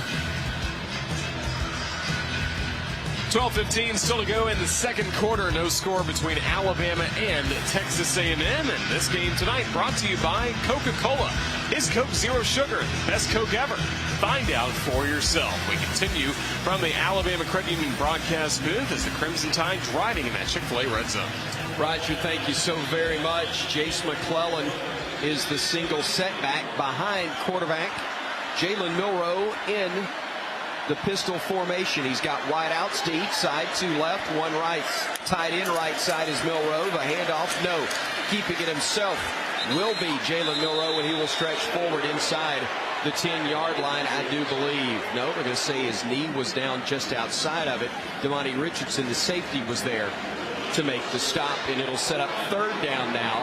And right at 8 yards to go, maybe 9 actually for a first down. Bama 0 for 3 in terms of earning it. A penalty kept the drive going a little bit earlier on a 3rd down. Left side of him will be Gibbs. Looking, throwing. It is caught. Touchdown, Alabama. Jalen Milroe to Cameron Latu, and now you've got a flag down in the backfield. It's after the fact, likely to be a dead ball penalty, but a 10-yard touchdown strike to Cameron Latu, and boy, the quarterback, Jalen Milroe, looked very poised right there. Poised and confident. 3rd down inside the red zone and throws a strike to Latu. Threading the needle, really, between 2 different A&M linebacker and safety, trying to get the ball down, but throws it low where only Latu could catch it for securing the touchdown. Let's hear from Matt Leffler as to what the penalty will be. The score. The result of the play is a touchdown. After the play was over, unsportsmanlike conduct, number 65 on the offense. That's been forced on the kickoff. That is number 65's first unsportsmanlike foul of the game. J.C. Latham, the sophomore from Oak Creek, Wisconsin, guilty of that penalty. Bama fans reacting like the official saw the second hit that may have taken place. Reichert on to try the extra point. Snap, spot, and kick. All three are good, and Alabama with a 7-0 lead. 11:39 to go in the second quarter of play. It's Alabama and Texas A&M.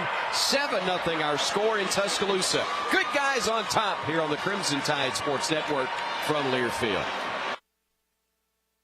Hibbett and City Gear have the hottest footwear from Nike, Jordan, and Adidas, including the latest releases of retro Jordans, KD, Kyrie, LeBron, and more, plus Jordan, Nike, and Adidas apparel to match from toe to head. Bama fans, Hibbett and City Gear are your sources for the latest in Crimson Tide officially licensed gear. Get game day ready with Hibbett and City Gear. Hibbett and City Gear also rewards you for your purchases. Become an MVP today and enjoy exclusive perks for shopping with us. Hibbett and City Gear are proud supporters of Alabama football. Roll Tide, roll.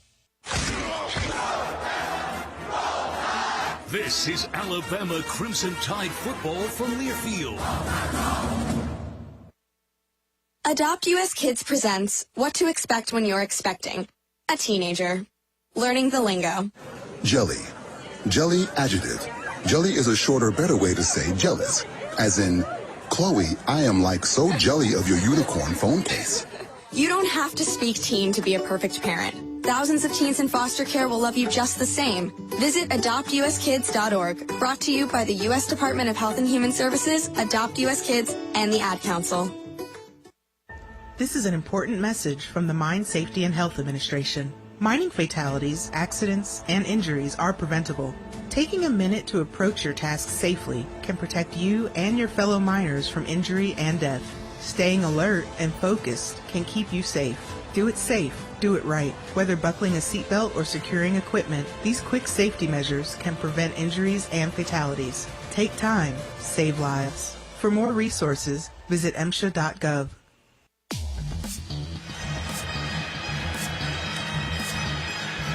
Alabama leads Texas A&M 7-0. Still 11:39 left to go in the second quarter. The Bromberg scoring drive, 8 plays, 71 yards, 3 minutes, 34 seconds off of the clock. And while we have a moment, let's pause 10 seconds for Station ID. This is the Crimson Tide Sports Network.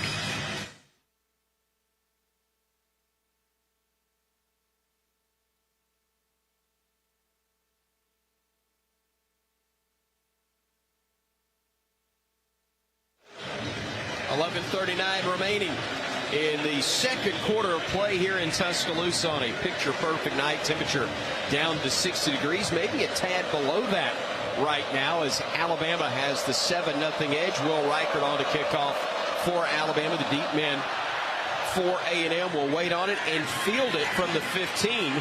Returning it is Preston across the 25 into the 30. And again, that penalty just before or right on the touchdown play, but after it had occurred, a dead ball penalty allowed A&M to get the better starting field position because Reichert had to kick from all the way back at his 20. Well, kicked away from main chain. That was smart. And it looks like the penalty is only going to end up costing us about 5 yards. And this ball is going to start right in the middle of the field on the 30-yard line. But going back to the drive before, Jalen Milrow right now, 73 yards on the ground rushing for him. And making it look easy when he does. Evan Stewart, the wide out, split wide right. Muhammad and Marshall are to the right side of the formation. Haynes King, again, the quarterback, with Devon Achane in the backfield. He will hand it off to Achane right side, gets to the 30, up to the 35 and the 36 before he is wrapped up by Will Anderson and Jaheim Otis. It'll be a nice pickup of about 7 yards, 8 maybe on the play. And boy, Achane tough to find and then tough to catch. Yeah, but Otis right there tracking him down to that nose tackle position. Alabama came with a blitz inside and just lost contain on the outside. That's why Achane was able to catch the right and have a good pickup on first down. Ernest Crownover joining Achane in the backfield, one on either side of Haynes King. He'll get the snap. He'll look and swing it out to Achane. He'll be wrapped up. Brian Branch, a great play for a loss on the play. A&M trying to set up the screen to the left.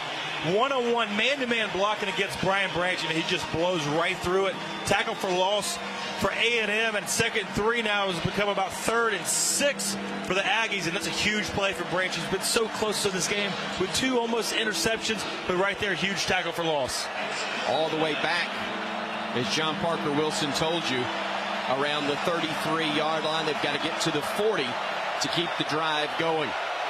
Hurrying to the line of scrimmage now with the play clock under 10. King will bring him in to the right side. He will get the snap. He'll get flush in the pocket. He's being chased. He's stripped up. He'll go down. Great play, the 2nd sack of the game. Dallas Turner, the strong side linebacker, able to make the stop for the Crimson Tide. Pressure up the middle. Christian forced that sack from Dallas Turner. That's exactly right, JP. They were back in that cheetah package that they like. And as you can see, Dallas Turner's coming all the way from the backside, running him down and making a play. I'm really liking this cheetah package. They have a lot of speed on the field, as you saw right there. I got it. Cheetah caught my throat right there as now Bama came across the line of scrimmage on punt formation. They had a man move there early, but hopefully he was drawn off sides.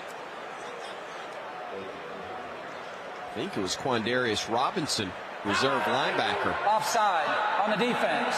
5-yard penalty. It remains 4th down. Fortunately for Quandarius, it does remain 4th down, because if that had resulted in a 1st down for the Aggies, I would not have wanted to be him. Q, not good. But, hey, it was 3rd and 12 thanks to the tackle for loss by Branch and the sack by Turner. So Kool-Aid McKinstry are going to get another chance to return this one. The punt from the left-footed Constantino will be fair caught, and in fact he'll just call for everybody to get out of the way. Talking about Kool-Aid, as that one hits around the 30 and bounces forward for Alabama all the way to the 34-yard line. So a punt of 33 yards. Thank you, Butch Owens. As with 9:20 remaining in the 2nd quarter of play, we have another media timeout. Bama leading Texas A&M 7-zip in Tuscaloosa on the Crimson Tide Sports Network from Learfield. Southern homes are particularly vulnerable to termites. In this climate, you need guaranteed protection. You need Cook's Pest Control and Centricon. Termites attack the Centricon stations, exposing themselves to an agent that eliminates their entire colony. Upgrade from old-fashioned liquid service to the proven protection of Centricon and Cook's Pest Control. Call Cook's today for a free evaluation. Looky, looky, looky, here comes Cookie, Cook's Pest Control. And we're back with breaking news. Coke Zero Sugar might be the best Coke ever. That's right, Jim. Make sure. Jim. Ooh, yes, this tastes like the best Coke ever to me. We're on the air. I need to try it first. Hi, this is Coach Nick Saban. They say Coke Zero Sugar is refreshingly delicious. Does that make it the best Coke ever? Find out for yourself. Roll Tide.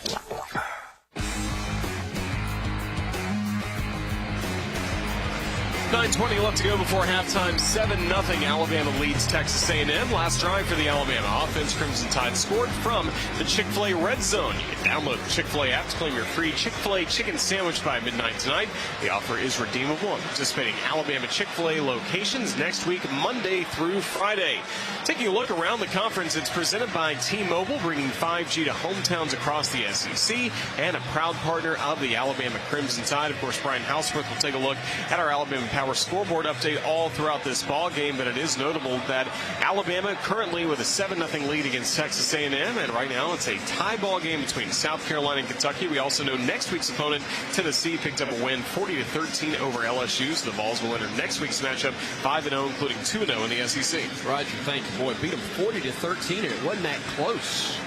Vols rolled, and we'll come into that one next weekend with a lot of confidence against the Tide, despite the fact they have dropped 15 in a row in the rivalry against Alabama. Here is Milroe at quarterback with Ja'Cory Brooks, Isaiah Bond, the two wideouts to the left side. Play action. Milroe stepping up in the pocket, looking and going down. He is brought down at the 30, and then he lost the football. And A&M may have recovered, and they have. A turnover by the Crimson Tide, and Texas A&M's defense with Fadil Diggs getting the fumble recovery, taking over at the Alabama 30-yard line. Yeah, Milroe just trying to stay in the pocket, saw what was happening downfield, had a guy, he was climbing. But the defensive end, Diggs, just stayed with it, came over the top, forcing the sack, fumble. Now Alabama's going to handle this quick change. Been so good on defense so far through the first 4 or 5 drives have all been punts, but now A&M starting at Alabama's 30-yard line. So let's see what the defense does right here. With Stewart, Muhammad, and Marshall all split wide to the left side. A-Chain in the backfield with King, the quarterback. They'll bring Stewart to the right side now with the formation. Play action. King flush, throws left side, caught out of bounds. First down grab. Chris Marshall, the freshman from Missouri City, Texas, able to make the 12-yard play and move the chains inside the Alabama 20 for the first time tonight. And King, who's had a ton of pressure so far this game, dealing with Alabama's defense, did a good job sliding in the pocket, waiting for his guys to get open. He's looking for the double move, little slant and up from the slot receiver. He wasn't there. Goes outside, picks up the first down. And we're trying to hold the Aggies to just 3 right here with 8.5 minutes to go in quarter number 2, leading 7-0 at the moment. Handoff, no. Play action across the middle and a big hit delivered by Alabama defensively to Marco Helms, separating the intended receiver, Evan Stewart, from the football right at what would have been the first down grab. Yeah, it was free. Middle of the field closed right there from Helms. Sees the slant. It was a 3 slant route pattern for A&M coming on the right side, and he closes. Perfect time in knocking that ball down. 2 wideouts left, including the tight end Max Wright, who is in the slot. They've also got 2 wideouts to the right side. A-Chain once again with Haynes King in the backfield. King will go with an option right side, pitches it to A-Chain, trying to get to the 15, goes down at the 14. Boy, Brian Branch came to play in this one. It'll be 3rd and long upcoming for the Aggies just inside the Alabama 15-yard line. Christian To'o played that zone read right there. Speed option for the quarterback, just about as good as you possibly could. As he goes out, he sees the running back coming toward him, and he just slides down the line of scrimmage, forcing the quarterback to go wide, and then Branch follows it up the tackle and over top. Aggies 1 of 6 on 3rd down attempts. They've got 3 wide out stacked to the left side, 1 in the slot to the right side. King will get the snap. He will step up. He'll throw across the middle. Catch made. First down gained. Nice grab by Chris Marshall before he is wrapped up by Helms right at the Alabama 5-yard line. 3 down front from Alabama with 2 linebackers blitzed. So Pete Gold trying to put some pressure on Haynes King. Actually zoned one of the defensive line out, but just soft coverage from Alabama in the middle. Gets A&M for the first down. Dale Young and Smith back across the front for Alabama defensively, along with Will Anderson. A-Chain will be behind the quarterback, Haynes King, who operates from the pistol. They got everybody in tight on the formation. The handoff does go to A-Chain, and he goes nowhere but down. He got back to the line of scrimmage at best. 2nd and goal upcoming. Young and Branch, the first 2 to deliver the hit, as they'll spot it now closer to the 6 than it was on the previous snap. Yeah, good job from Alabama. Trying to run the ball up the middle and just standing strong. And right here, 2nd goal from the 5-yard line, you're just trying to force a kick. Try to get a field goal attempt for an A&M. Right now, they're going to spread it out, see if Haynes King can throw the ball. 3 wideouts left, 1 to the right side. A-Chain again in the backfield with King. He walks up to the line of scrimmage, barking instructions. Waiting on the snap, gets it. Now, looking, throwing, left side catch made, touchdown, Texas A&M. Moose Muhammad, the sophomore from Charlotte, making the grab. A 5-yard touchdown play, setting up an extra point that would tie things here with 6:33 to go in the 2nd quarter of play. Yeah, and that was on Deontay Lawson, who's filling in for Jaden Moody, just a little soft on the coverage. Down in the red zone, things happen fast. 3 wide out to the left, and just a simple stick route. Tight end comes up, turns out, and the ball is in the air for the touchdown.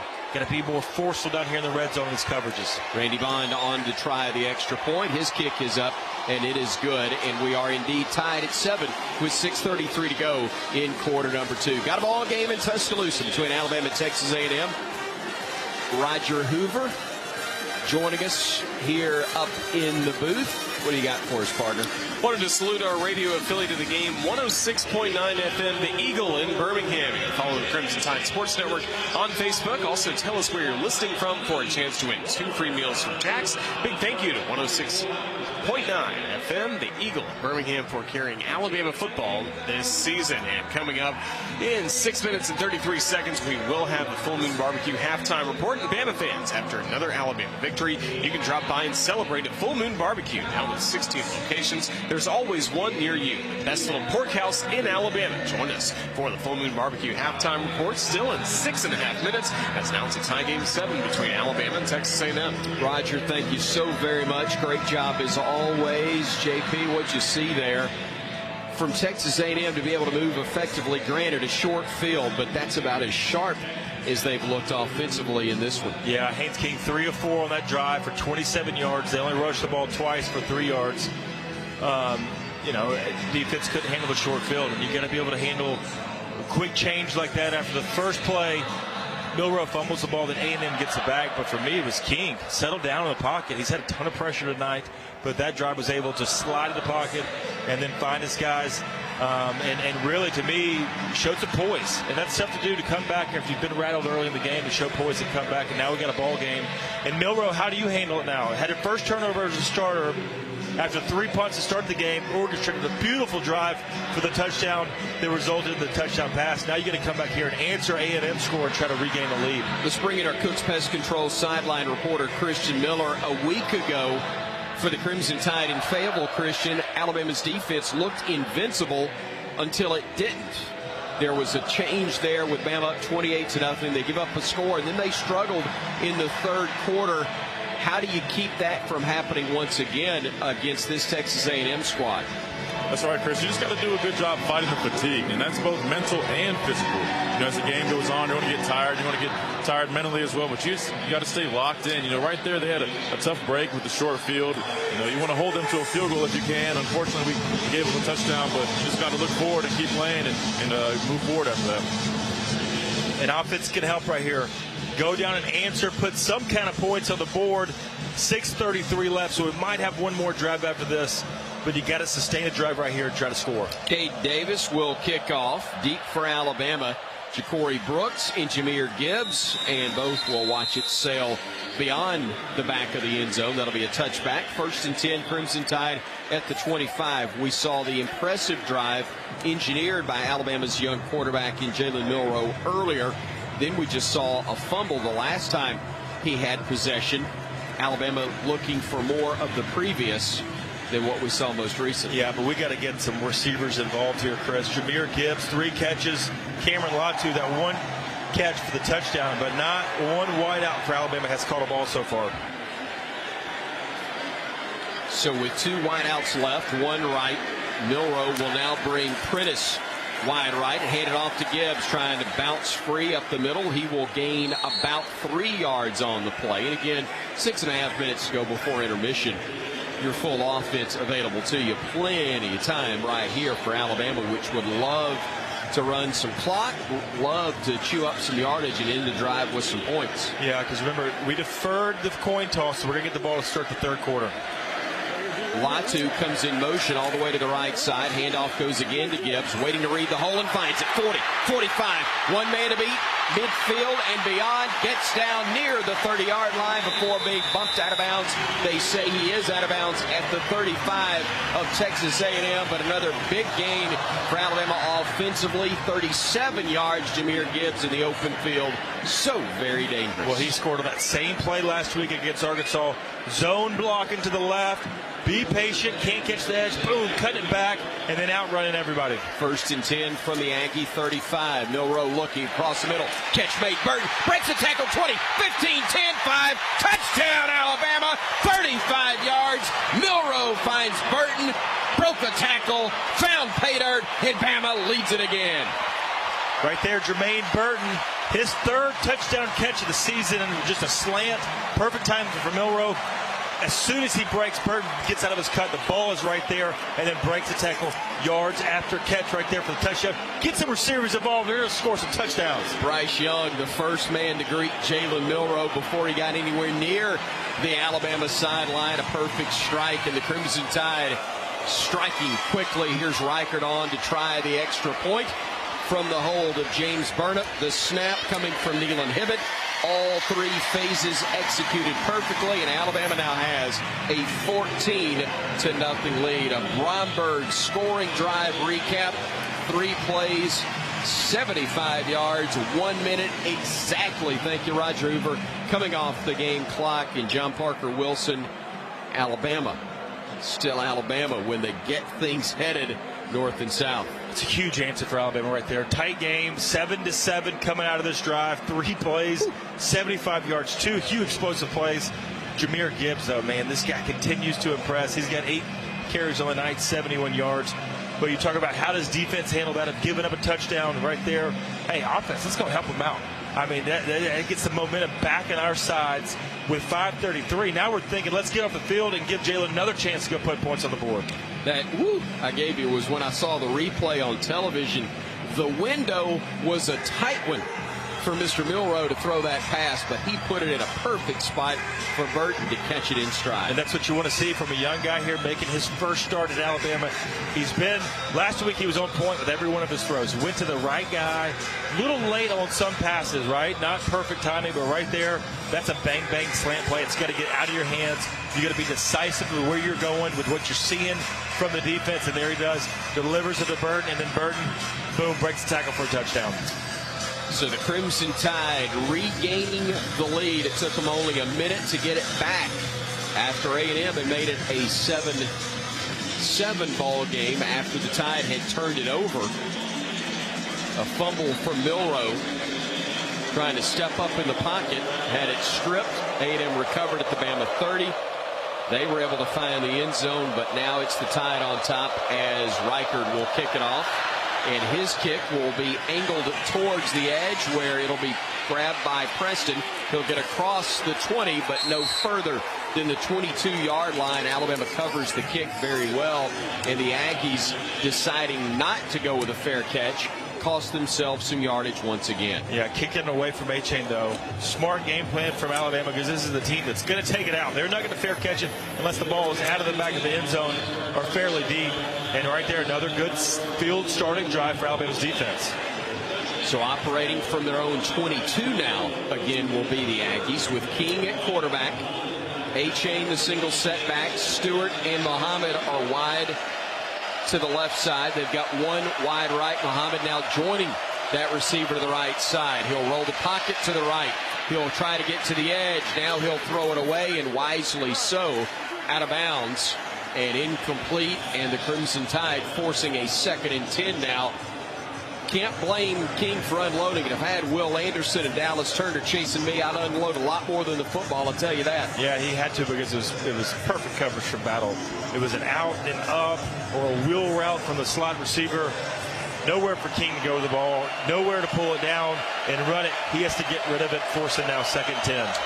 From the 22, again, King in the backfield, joined by A-Chain. Gets the snap. Looking right, deflected into the air and falls incomplete. Jaheim Otis got a paw up. The freshman from Columbia, Mississippi, able to knock that one into the air. Nobody, unfortunately, for Alabama could get to it. But as the bells toll, it's 3rd and 10 for A&M here in Tuscaloosa with 5:16 remaining in the 2nd quarter. And Alabama trying to get the ball back up 14-7. It's like a grizzly bear paw from Otis. It's a big guy right there. Tell you what, he's been all over the field the past few weeks, making his presence felt there again. 3rd and 10. Empty set for King. 5 wideouts, 3 to the right side. Pressure coming up the middle, and he's going down. 3rd sack of the game for Alabama. Dallas Turner there. And he had some company, John Parker Wilson. I'll tell you what, though, Pete Golden, Christian, dialing up the blitz right there, putting pressure on King, 3rd and 10, knowing if he's got to throw it quick, let's make a tackle before the chains. That's exactly right, JP. Again, that cheetah package right there. They're bringing 5. They brought Toto as well. And again, Dallas Turner brings it home for a sack. Great job by the defense. Constantino on to punt. A high spiraling kick.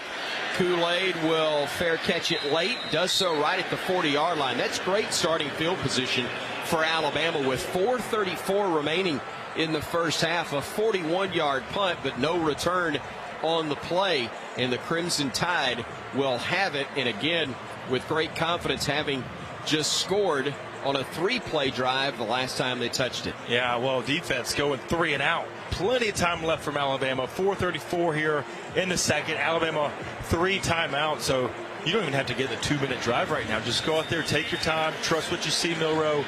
Keep doing what you're doing. Distribute the ball and making plays. He's got McClellan in the backfield behind him. Earl goes in motion left side. Handoff McClellan trying to get to the edge. Gets knocked out of bounds, but he'll pick up a couple of yards before he is knocked out of bounds. Stopping the clock with 4:29. Now they're going to keep the clock running for some reason here in this second quarter of play. Look, McClellan, though, he's not going out of bounds. He's going to get hit before he goes out of bounds. Just trying to get as much as he can on that first down play. Kendrick Law joining JoJo Earl as the wideout to the right side. Latu, the tight end, to the left. They will run it to the right side again. McClellan breaks one tackle, breaks another, gets a first down, and now he'll get knocked out of bounds with 4 minutes exactly left to go in the first half. Another bank first down after an 8-yard pickup from Jace McClellan. Have the right guard, right tackle pulling out to the right. McClellan breaks another tackle at the line of scrimmage. So hard to get down. Pick it up for the first down. It'll be a 50-yard line right now. It's a good time to take a shot. Law, Brooks, and Earl, the wide outs to the left side. Maybe they look that direction. Play action. They are looking deep. Stepping up Milroe. He's going to be brought down. Ball knocked loose again. Scramble on the deck, and A&M comes up with it again. Twice now, Jalen Milroe has gone up in the pocket and has lost possession of the football. Jalen Jones, the man who I believe came up with a loose football for Texas A&M, but Milroe, 2 major mistakes while trying to make big plays for the Crimson Tide. Well, they were trying to take a shot downfield. Play action underneath to McClellan. He had a guy that was holding by the safety, I thought, down the middle of the field. Milroe tries to pull it down, but the pocket just collapses around him as he's escaping to the right. Gets loose with the football, trying to climb, trying to step up. But right there, just too much traffic from Texas A&M. Fadil Diggs, the big defensive end out of East Camden, New Jersey, is the one that knocked it down, or knocked it away from, I should say, Jalen Milroe. And it just came squirting free, and Alabama could not track it down. But A&M was able to get the loose football with Jalen Jones and the injured player down for the Aggies. Now Saban's talking to Milroe on the sidelines, saying you got to protect the ball. But, you know, I mean, this is what makes Milroe special, is the ability to run the ball and, you know, extend plays, keep drives going. But right there, you just got to feel there's so much pressure, so many bodies around you. You got to pull it down. Hopefully you can get through it, but you got to protect the ball. Ball security's job security. Right there, 2 fumbles for Milroe so far. Walter Nolan, defensive lineman for A&M, the one that was helped off the field. 1st and 10 Aggies, the Bama 49. Haynes King, play action, looking deep, has a man down there, and that one is going to be caught inside the 10. A jump ball situation that Bama couldn't win. It was grabbed by Evan Stewart, setting up 1st and goal Aggies from the Alabama 6-yard line. A 43-yard pickup. Who was it that got beat? It was Arnold. It was Arnold, and he tried to jam his guy at the line of scrimmage, but it was a swing and a miss, and then it was a foot race off. Throw the ball, made a good play. If the pass is thrown on the money, it gets broken up, but it was underthrown, and Arnold, who was trying to catch up late, overran it on the back edge. Yeah, you're exactly right. Underthrown. Quarterback King was on the run, though, so he couldn't get his full juice on the ball. Underthrown, but you know what? Sometimes you just throw it up and let your guys make a play, right? You're on the road, throw it up, make a play, get inside the red zone. But Alabama, you know, defense couldn't handle the change of possession on the last one with the fumble. Got to force a field goal here in this situation. So Christian Miller, as the timeout was called by Texas A&M, will bring back in our Cooks Pest Control sideline reporter. Boy, Bama's defense, much like the offense under Milroe, can look really good, and then you give up a play right there. Yeah, and like JP said, that really was one of those 50-50 balls, and they got the best of us right there and came down with a big play. But overall, we're playing really well. We just have to do a good job and getting our eyes around in the secondary and trying to contest for those shots right there. But again, good job by Texas A&M making a big play, but it's going to be a big stop for us right here on defense. And look, it only takes a couple of plays, John Parker, for the quarterback's confidence to change. We saw Haynes King with a lot of happy feet in the first half of the first quarter, but he looked a lot more poised right there. Yeah, and you know, it was the touchdown drive that he had, the short field that started at the 30-yard line, kind of got him back in the game, and right there, now he's really in a groove. You make a big play, 43-yard pass right there, down the sidelines on, you know, Terry Arnold, who played it well, just overran it. And right there, make a jump ball. That's what you got to do, though. You got to make big plays like this in these big games. You know, we saw it last year from Zach Calzada, where he just kept making play after play after play. And Alabama here up 14-7, letting this team hang in the game. They're getting a lot more confidence as it goes on. So operating first and goal from the Alabama 6. Kane will walk up, bark instructions, then go back to the pistol formation with Devon A-Chain, the single setback. They send a man left side in motion. Play action, looking, scrambling, pressure coming. Throws it out of the back of the end zone. Will Anderson got to him just after he unloaded the football, and a good play on the part of King. Yeah, can't get any better. You got pressure. You feel Anderson, you know where he's at on the field. Throw it away, and he does it just in time to avoid the sack. That's what you can't do down here in the red zone. They wasn't there. Now second down for A&M, but again, another play, another pressure for Alabama on defense. A&M will send 3 men wide to the left side. Evan Stewart, Moose Muhammad, Chris Marshall are those wideouts, as King will go pistol with the left side. To the left side of him will be A-Chain. Hands it off. He runs right side, gets about 3 yards down to the 3. It'll be third and goal from there for the Aggies, with the clock moving under 3 minutes now before halftime. A&M taking the time. All right, they're going to change personnel. See what they're going to do right here. 3rd and 3, 2:36 left to go here in the second. Is this 4-down territory? Jimbo Fisher's already got that figured out. I would think it probably is. Alabama getting the ball in the third quarter to start. 2 of 8 on 3rd down so far. The Aggies. Cronover and Johnson are in the backfield. Eye set. Play action. Rolling right side. King wants to throw it back left. Does so. Man wide open. Able to make the grab. Touchdown. Texas A&M. Donovan Green, the tight end, slipped back behind the defense as Alabama overplayed that time, and the Aggies made him pay. Yeah, that was a really good play call right there for Texas A&M as they fake the play action. Hanks King's under center. The tight end's on the right side. He's blocking. Think the ball's going to the right. We think the defense thinks it's going to go to the right side, but the tight end's just able to slip up. Nobody's covering him. Byron Young tried to get there, but couldn't quite do it, as Randy Bond will try to tie it up for the second time, and he is able to do just that. The extra point splits the uprights, and boy, not a lot of offense early, but late in the second quarter a good bit. 2:12 remaining before intermission, and now we are tied at 14 apiece once again. 2 turnovers by the Crimson Tide, both fumbles from quarterback Alabama's quarterback Jalen Milroe. The difference in this one so far. Yeah, and Alabama right there, you turn the ball over, it hurts, but when your defense gives up the touchdown behind it, it's even worse, right? Now Alabama got a chance with the 2-minute drill. 2:12 left, tied 14-14, but that was just a good play right there, going down the 43-yard pass to Stewart, and then the touchdown to the tight end right there. Alabama, you know, we're playing well. We're just giving up a few big plays. Offense got to get it going. And Milroe, though, you got to still have confidence in yourself, right? Fumble on the sack, and right there, a fumble trying to extend the play. Hadn't done anything wrong at all on the passing game. Trust yourself right here and go put points on the board. Aggies will kick it off once again. And this one will be returned by Jamir Gibbs. 15-20. Gets up near the 25. He's going to be maybe to the mark or a half-yard shy. Couldn't quite bust it free, but like you, I like to see Jamir Gibbs in the open field like that. Take a chance. Just get the ball in this kid's hands. He's going to make you pay. You know, we've seen him out of the backfield. We've seen him run the ball right there on the kickoff return. But here we go, Milroe. 2:07 left.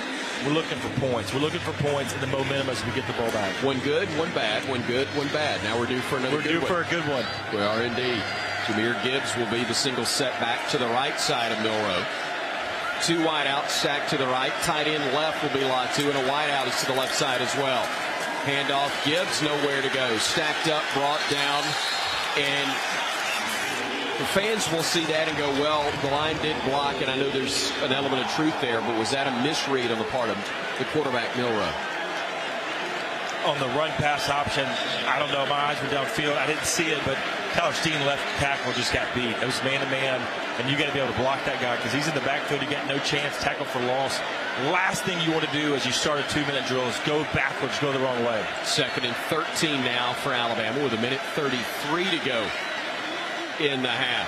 From the 21-yard line, the snap goes to Milroe, flushed out of the pocket, goes right. Now he will run it, get out of bounds, a gain of about a yard on the play, but it's still going to be 3rd and about 12 upcoming for Alabama right here with 1:21 to go, and the clock stopped here in Tuscaloosa.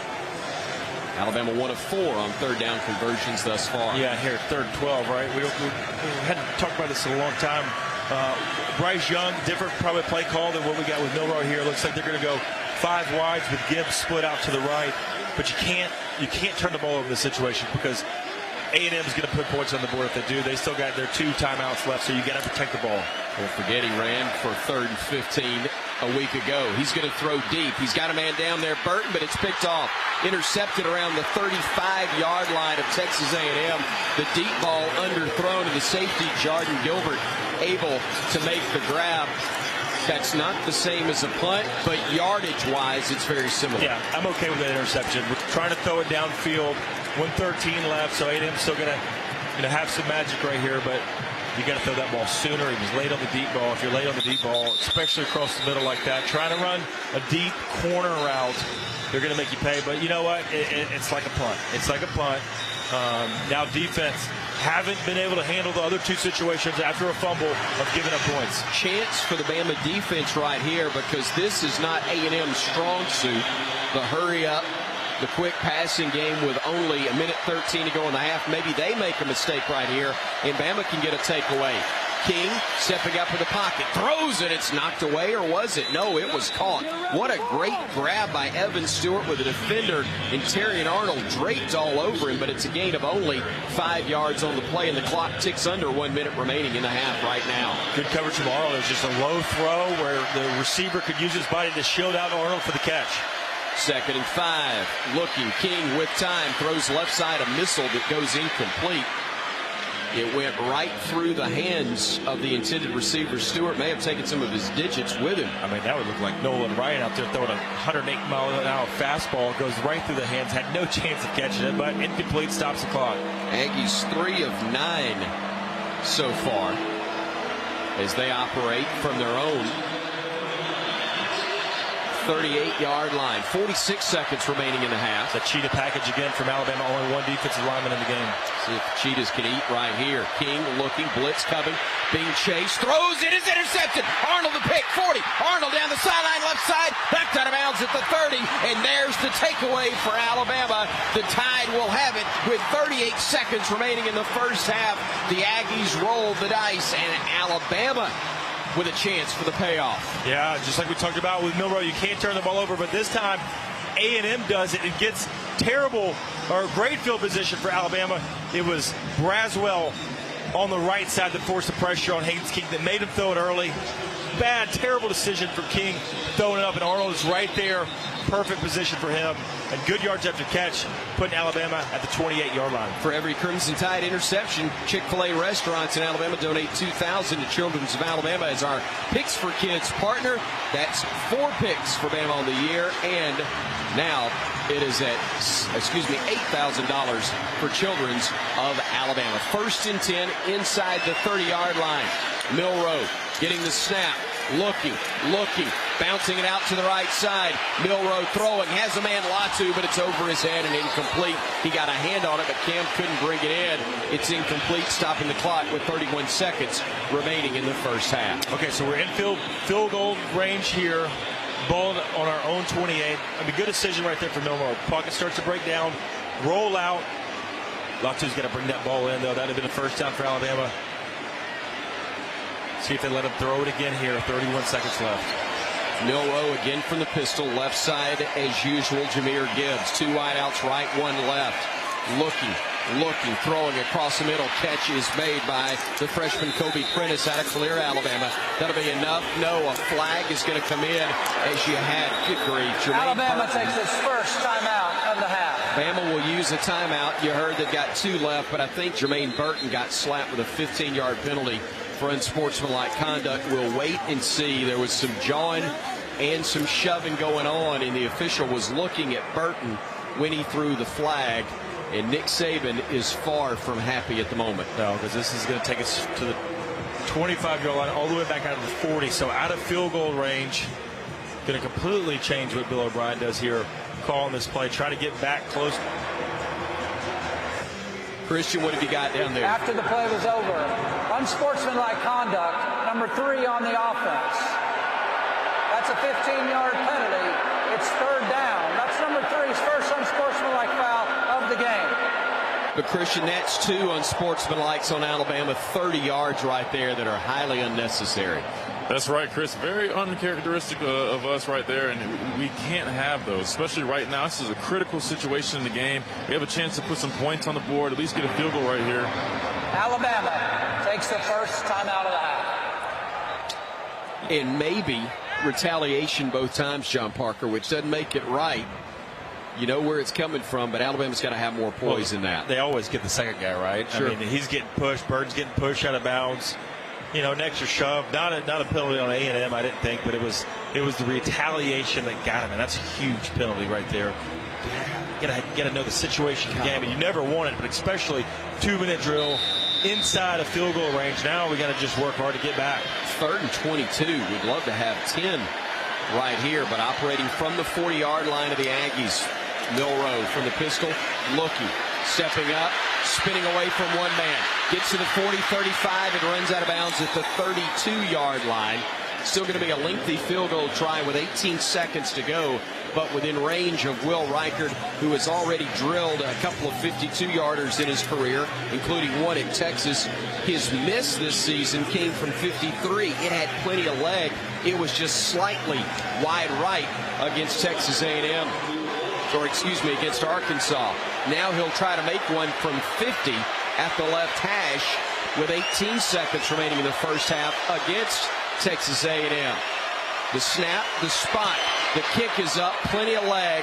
This one is perfect, and Alabama extends its lead, or gets the lead back, I should say, 17-14 with 12 seconds remaining in the half. And good Lord, what a weapon number 16 is for the Crimson Tide. This guy is good. He is almost automatic. First miss last week against Arkansas didn't bother him at all, right through the middle. But Alabama making Texas A&M pay after the Haynes King turnover. Great return by Arnold to put us in field goal position. And even though we overcame that 15-year-old penalty, another huge scramble from Jalen Milroe, giving us a chance right there for Will Reichard. Roger Hoover once again looking out for me, because I was told there would be no math and there would be snacks. He lays it out for me that that's a 4-play, minus 4-yard drive that chewed up 26 seconds.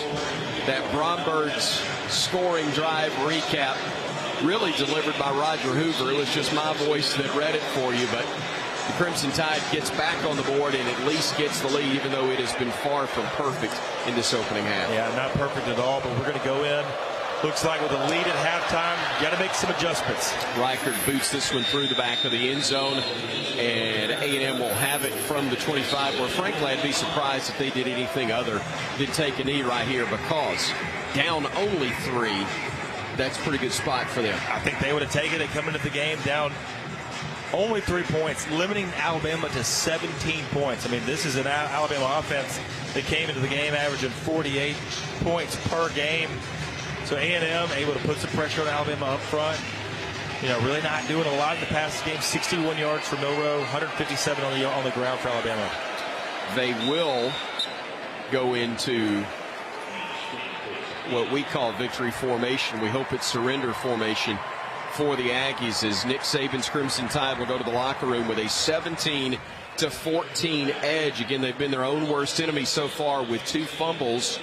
Feast or famine for Jalen Milroe, who's had some moments of greatness, but those 2 fumbles set up scoring drives for the Aggies, who have had a pair of touchdowns. Bama 2 scores as well, plus the field goal that we've seen from Will Riker just before the half. Well, Milroe's going to get a chance to come in here, kind of settle down. I promise you Bryce Young's going to be sitting right next to him, kind of walking through what was going on, what he was seeing. Hey, this was the play call. Here was where I would have gone with the ball. So he's going to get a lot of help from Bryce Young. Just got to go here, keep your cool, keep your composure, come back and fight in the second half. Christian Miller waiting on Coach Saban. In fact, he is caught up with him right now. Coach, thoughts on that first half? Yeah, well, you got turned the ball over 3 times. 2 of them led to score. So that's really the difference in the game. The defense played really pretty well, except for after the 2 turnovers. And we got to react to sudden change better. We can't turn the ball over. We can't get dumb penalties that gives them field position. So we just got to play with more discipline. We got to play better. Yes, sir. Thanks, Coach. Thank you, Coach. Thank you, Christian. Thank you to Golden Flake. They bring us Nick Saban at the half. Golden Flake, of course, the official potato chip of the Alabama Crimson Tide. 17-14, Bama leading Texas A&M at the break right here on the Crimson Tide Sports Network from Learfield. In SEC sports, the ifs come at you every minute. What if your QB had released the ball a second earlier? What if the head coach hadn't used his last time out? What if your team goes all the way this season? If you love the tradition, if you live for the rivalry, if you can't wait each week for the absolute edge of your seat action, Regions is right there with you as the official bank of the SEC. Regions can't help you with the F's in sports. Regions helps you embrace the infinite life. Member FDIC. By now, your daily routine is probably a little too routine. Don't you want to change? Don't you want to start playing by your own rules and escape the routine so your fantasy becomes reality? Where every night is an adventure, where new flavors are ready to be tasted, where it feels like you're a winner. Take a chance. Reward yourself. Make your routine anything but routine. Escape every day at Wind Creek Casino and WindCreekCasino.com. Conecuh sausage is an Alabama tradition and a fan favorite.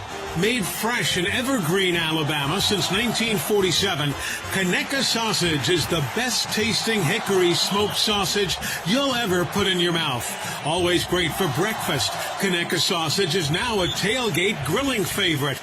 Pick up some today where you buy groceries. Conecuh sausage, the official smoked sausage of the Crimson Tide. Nobody protects you from mayhem like Allstate.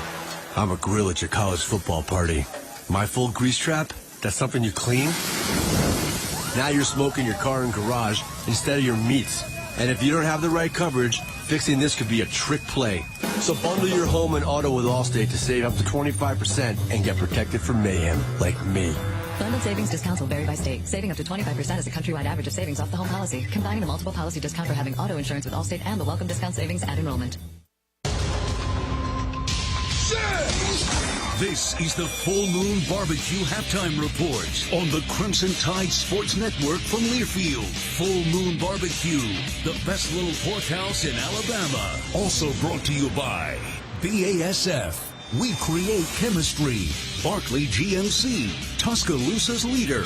Barkley makes it easy. And by Sherwin-Williams. Looking for a color change? Ask Sherwin-Williams. Shop online or at your local stores. We begin the Full Moon Barbecue halftime report from Bryant-Denny Stadium, where the score is Alabama 17 and Texas A&M 14. This is Roger Hoover with you with your Cadence Bank stats and facts from the first half. Alabama again with the lead, 17-14 over Texas A&M. The Crimson Tide with 218 yards of total offense, 61 passing yards, as well as 157 rushing yards for Alabama. The Crimson Tide have been penalized 3 times for a loss of 35 yards. And then for the Texas A&M Aggies, 144 yards of total offense, 100 passing yards for Haynes King, 44 yards on the ground for the Aggies. And looking at Alabama individually, Crimson Tide led by quarterback Jalen Milroe, 6 of 10 passing for 61 yards, 2 touchdowns, 1 interception. The leading rusher is Jalen Milroe, 12 carries, 79 yards for the Tide. And then top receiver in terms of yardage, Jermaine Burton with 35 yards. He has a touchdown. Cameron Latu also with a touchdown. Jamir Gibbs leads the way with 3 catches so far for the Crimson Tide. Those are your Cadence Bank stats and facts. Bancorp South and Cadence have come together to form a new, even better bank to help the people, companies, and communities we serve prosper. Learn more at cadencebank.com/the new Cadence, member FDIC. You know, in football, there's always a winner and a loser, but when it comes to great Southern barbecue, there's only one winner. Full Moon Barbecue, voted one of America's top 10 barbecue joints, and now with 16 locations to serve you. You're listening to the Full Moon Barbecue Halftime Report. Our score in Tuscaloosa at halftime: Alabama 17, Texas A&M 14. This is the Crimson Tide Sports Network from Learfield. When you open a crisp, cold Bud Light, you know game day is here. You owe me $5. You mean every sound. Enjoy responsibly. 2022 Anheuser-Busch Bud Light Beer, St. Louis, Missouri. Introducing new Bud Light Seltzer Hard Soda Variety Pack. You hear that? It's seltzer with the pop of soda, all with zero sugar. Bud Light Seltzer Hard Soda, the loudest flavors ever. Enjoy responsibly. Anheuser-Busch Bud Light Seltzer Hard Soda, IRC Beers, St. Louis, Missouri. Hi, I'm Capri, and the little thing I love about the Chick-fil-A Girl Spicy Deluxe is the chicken. They actually put it on the grill, cooked it in the sauce. It's definitely a good grilled spicy sandwich. Hey, I'm Michelle, and a little thing I love about the Chick-fil-A Grilled Spicy Deluxe is it's spicy and it's full of flavor. When you pair that with the Kale Crunch Salad, it's just good. Order a grilled spicy deluxe sandwich on the Chick-fil-A app today. Available for a limited time. Real guests paid for their testimonials. Roll Tide. Oh my! This is Alabama Crimson Tide football from Learfield. Farming is dangerous. There's dangers all around us. We go through safety training and try and do these things to make sure accidents don't happen. You don't want to hit a gas pipe because that's your life. The other part of it is if you hit certain things, you're liable for it. Farm Safe 811 starts with you. Always call 811 and wait for any underground lines to be marked. Always keep safety in the back of your mind. Just stay humble. For more information, go to farmsafe811.org. Question: what will you find on all over-the-counter or OTC medicine packages to help you choose the right drug and use it safely? The answer: the drug facts label. This label lists the medicine's active ingredients and purpose, how much to take, and warnings you should know before using it. Remember, even OTC medicines you buy without a prescription can cause side effects you don't want. So follow the information listed on the drug facts label. For more information, visit fda.gov/drug facts label. A message from the U.S. Food and Drug Administration.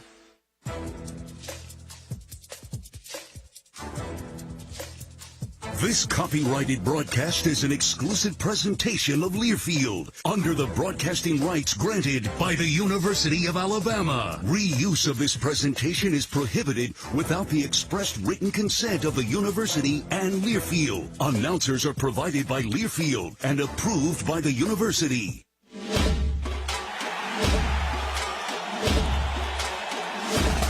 Live from the Learfield Network Studios, this is the College Scoreboard. And a pleasant good evening, my friends, across the great state of Alabama and the southeastern United States. Our time is 8:49. I'm Brian Houseworth, live with you in studio, and our scoreboard update tonight brought to you by Alabama Power. Alabama football brought to you by Alabama Power. It's power for a better Alabama, and we salute our great affiliate of the evening, 106.9, the Eagle Radio, Birmingham, Alabama. We're booming out all over Birmingham and that part of Alabama. WBPT, classic rock.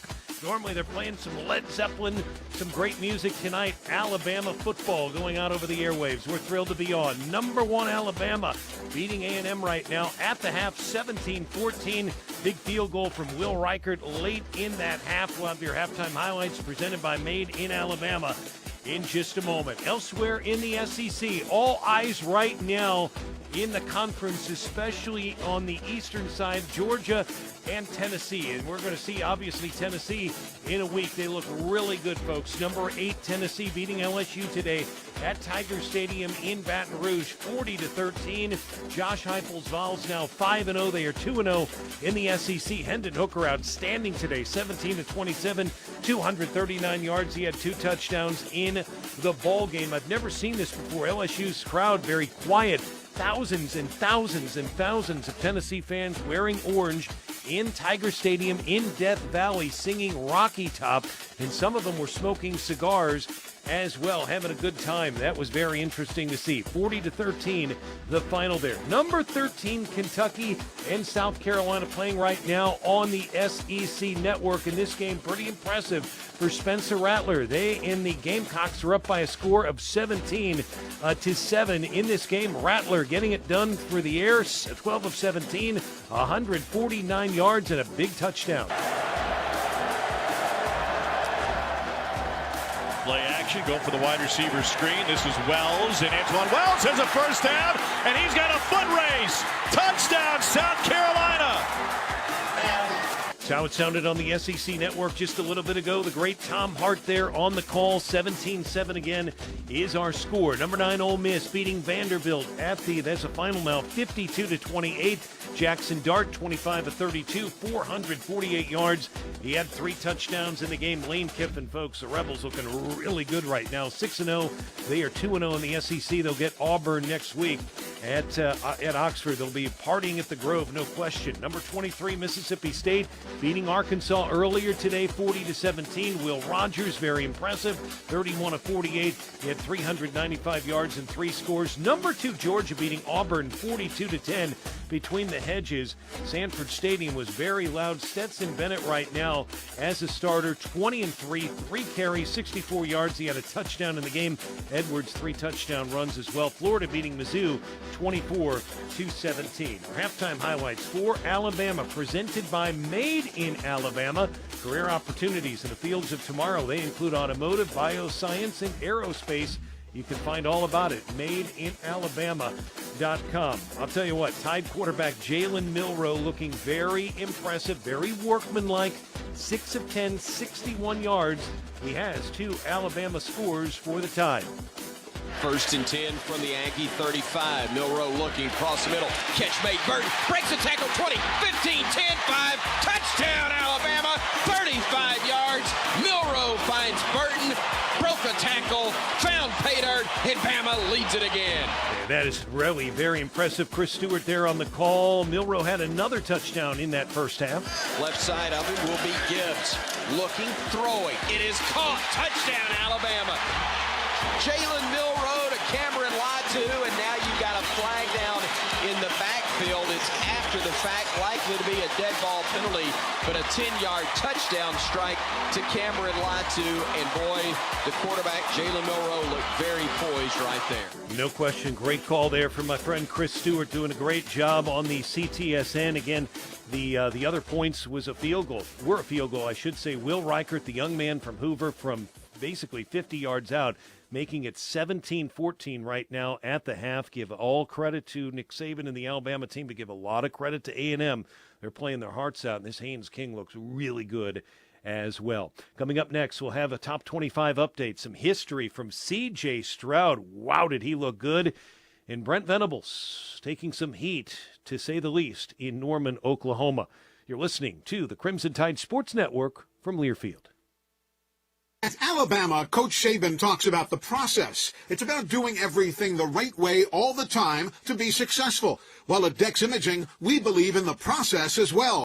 Do the job right and take care of your customers to help them be more successful. With locations throughout the Southeast, including Mobile, Birmingham, and Tuscaloosa, put the process to work for your business. Contact the professionals at Dex Imaging. Dex Imaging, the official copier and printer provider of the Crimson Tide. Hey Tide fans, do you need to make some extra room in your living space, basement, or garage? Life Storage can help, offering a variety of spaces and sizes, including traditional or climate controlled. Life Storage has the space for you. Prefer to skip the counter? This Life Storage exclusive 100% online rental offers the only true contact-free storage rental solution. Call 844-LIFE-STORE or visit lifestorage.com for more information. Life Storage. It's your life. Store it with care. This is Alabama Crimson Tide football from Learfield. Some of the best sounds you'll ever hear are generic, safe, effective, even money-saving, just like FDA-approved generic drugs. Even if they don't come in the exact same color or shape as their brand name equivalents, they have the same key ingredients and go through a rigorous review process. Talk to your doctor or pharmacist today and visit fda.gov/generic drugs. Generics are safe, effective, and can save you money. You'll like the sound of that. Unused prescription opioid pain medicines can spell trouble. They can spell risk if taken by someone they weren't prescribed for, harm if accidentally taken by a child or pet, or overdose if they're not used as directed. Safely dispose of opioids before they can hurt your family. Find a drug take-back option such as medicine drop boxes. You may find these in your community at local pharmacies or police stations. Visit www.fda.gov/drug disposal.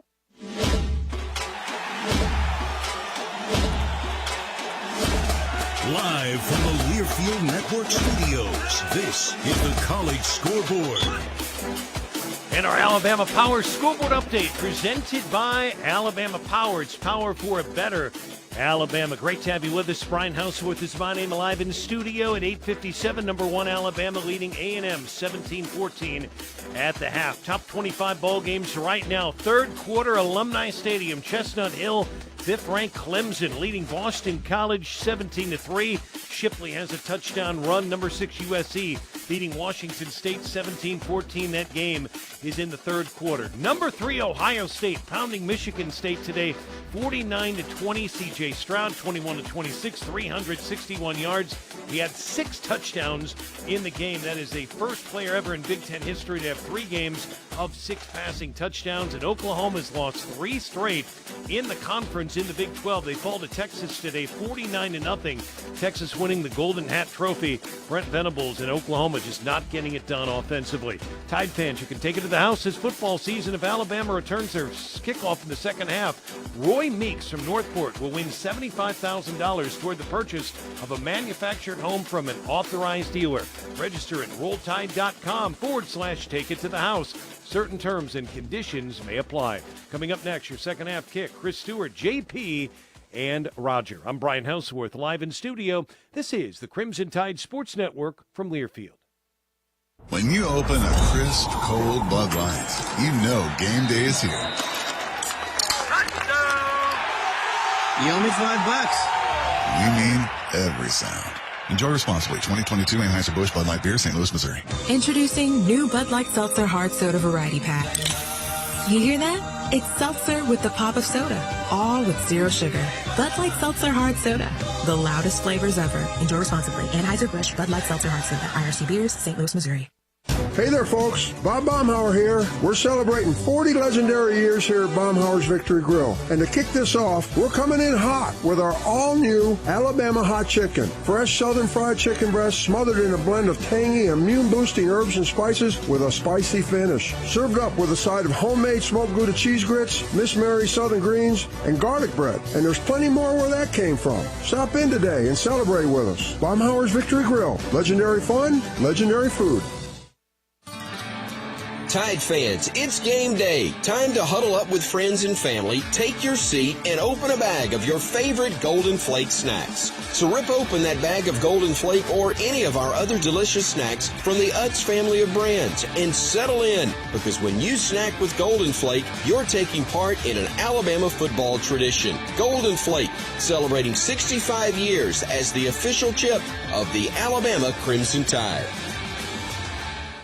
Hey Alabama fans, Chris Stewart with big news about Shoe Station, proud sponsor of the Alabama Crimson Tide. With 22 stores across Alabama and the Southeast, Shoe Station is everyone's family footwear destination. It's the brands you love at the prices you need. Mark your calendars to be at the new Shoe Station opening at Vestavia City Center in Birmingham in November. Shop the biggest and best Shoe Station yet. Visit shoestation.com and find a store near you. Roll Tide.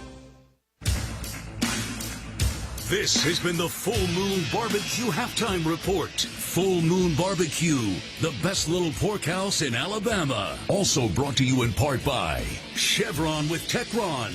Unbeatable fans deserve unbeatable mileage. Choose Chevron with Techron. And by Allstate. Get protected from mayhem this year when you switch and save with Allstate. Now, with the call of the second half, here's Chris Stewart. Time to take a look at the Payless Drugs prescription for success. Payless Drugs, your locally owned family pharmacy. 4 locations in the Birmingham area. Payless can handle your prescriptions, over-the-counter solutions, and home delivery. Visit mynewpharmacy.com to pay less. John Parker Wilson, what is the formula? Let me take a guess.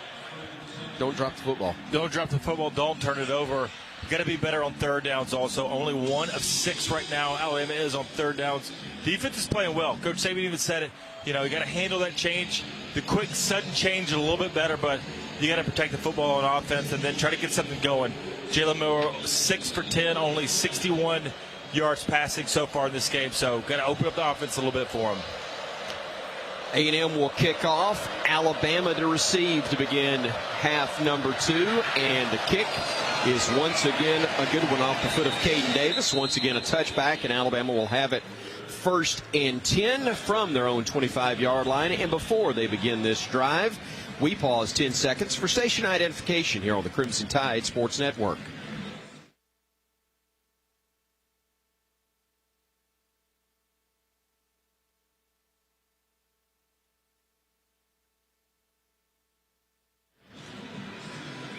Alabama football 1st and 10 from their own 25. A pair of wideouts, actually 3 of them split to the right side. Tight end goes to the left. Play action, Milroe looking, throwing. It is almost intercepted and should have been. He threw it between 2 receivers that were there and hit a DB right in the face mask who wasn't expecting it.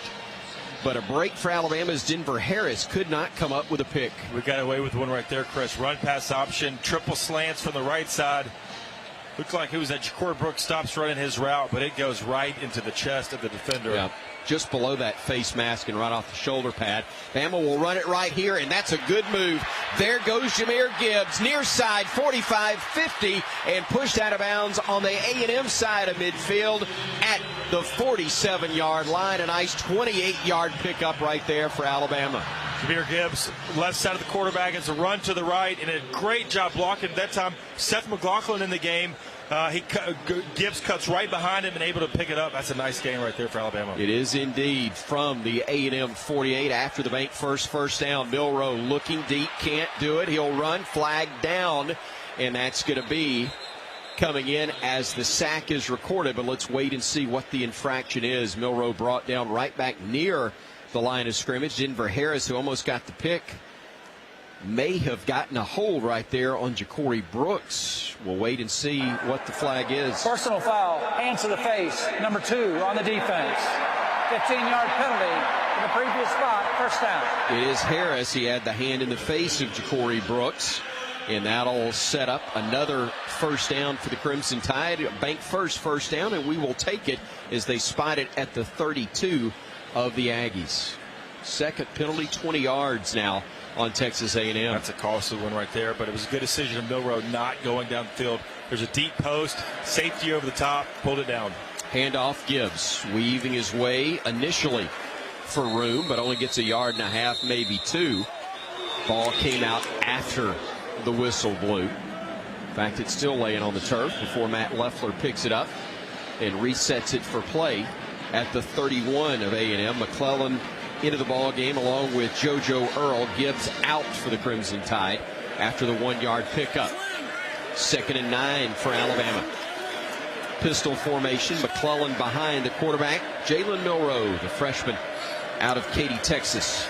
Play action, went to the wrong side. He'll hand it off, and then McClellan somehow will get a yard out of that one. Dear Lord, that was uglier newborn sin right there, and still we got a yard out of it. Yeah, lucky to get back to the line of scrimmage. It was a miscommunication between the running back and the quarterback. Milroe, he looks to the right, and the running back's going to the left, so probably he turned the wrong way. There was a guard coming to the left. 3rd down coming up. From the 29, Milroe looking, 3rd and long, swings it out, catch made. Brooks, 20, 15, 10, 5, touchdown, Ja'Cory Brooks finding the house, 29 yards. Milroe dumped it off, Brooks took it the rest of the way, and Alabama extends its lead now to 23-14. And there we go, Milroe getting into the offense right there, going through his read. We've seen this play on 3rd down so many times when Bryce Young in the game. It's crossing routes, so everybody's bunched up and tight, 2 to the right, 2 to the left. Alabama's going to go a simple drag right from the route from the right side to Brooks. First read was to Gibbs in the flat, and he finds Brooks streaking across the middle. Great job, Jace McClellan, shield blocking downfield, but not clipping, as the extra point from Reichert is up and good, and Alabama makes it a 24-14 lead. Looking better, trying to add to it quickly in this second half. 13:03 to go. Alabama able to get the Domino's drive for dough to pay off. We'll tell you about it on the other side of the break here on the Crimson Tide Sports Network from Learfield. Sports matter. They bring us together. That's why we're a proud sponsor of athletic programs across the state. More fans, families, and friends trust Blue Cross and Blue Shield of Alabama to provide the health insurance coverage and services they depend on. We're proud to support Alabamians. Blue Cross and Blue Shield of Alabama. We cover what matters. What widens the eyes, tightens the stomach, and flutters the heart. Adrenaline. Feel it for yourself in the Toyota RAV4, Camry, Corolla, and Tacoma. Get 1.9% APR for 36 months on a new 2022 Toyota RAV4. Toyota, let's go places. Offer valid through October 31st, 2022. Zero down for well-qualified buyers with approved credit and financing through Southeast Toyota Finance. $28.60 monthly payment for every $1,000 financed. Excludes tax, tag, registration, title, and dealer fees. See dealer for details.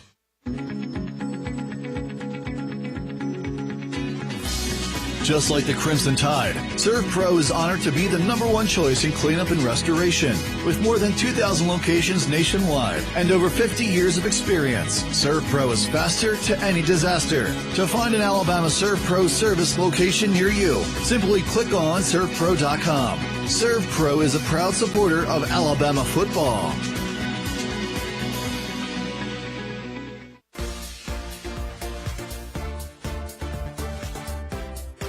24, Texas A&M 14 with 13:03 left to go in the third quarter, and that was the Domino's Drive for Dough. It's presented by your locally owned and operated Domino's in Tuscaloosa. So the Crimson Tide scored on the first drive of the second half. Donnie Rothschild of Tuscaloosa wins a gift card for the amount of yards in the scoring drive, and the Crimson Tide, you can enter to win that Domino's Drive for Dough contest on the Crimson Tide Sports Network's Facebook page to be the next Domino's Drive for Dough winner. A Bromberg scoring drive for the Crimson Tide right down the field to make it now a 24-14 lead over Texas A&M. Roger Hoover, thank you so very much. Did not take long as he just recapped him with 13:03 to play in quarter number 3. Bama, its biggest lead. Now at 10 points. The kickoff from Reichert will sail towards and into and now through the back of the end zone. It'll be a touchback to the 25 for Texas A&M. John Parker, Alabama's defense, got to be excited about coming out after seeing the offense produce points. Yeah, a little breathing room right there. And Alabama's got to get back to where we were so good at in the first quarter. That was putting pressure on King. He got uncomfortable. And then once he settled in and got some time in the pocket, was able to put 14 points on the board. But I look to see Pete Golding getting back to those pressures, getting some blitz packages in here where we're trying to make him uncomfortable. A-chain in the backfield with two wideouts right, a tight end offset to the left, and Max Wright.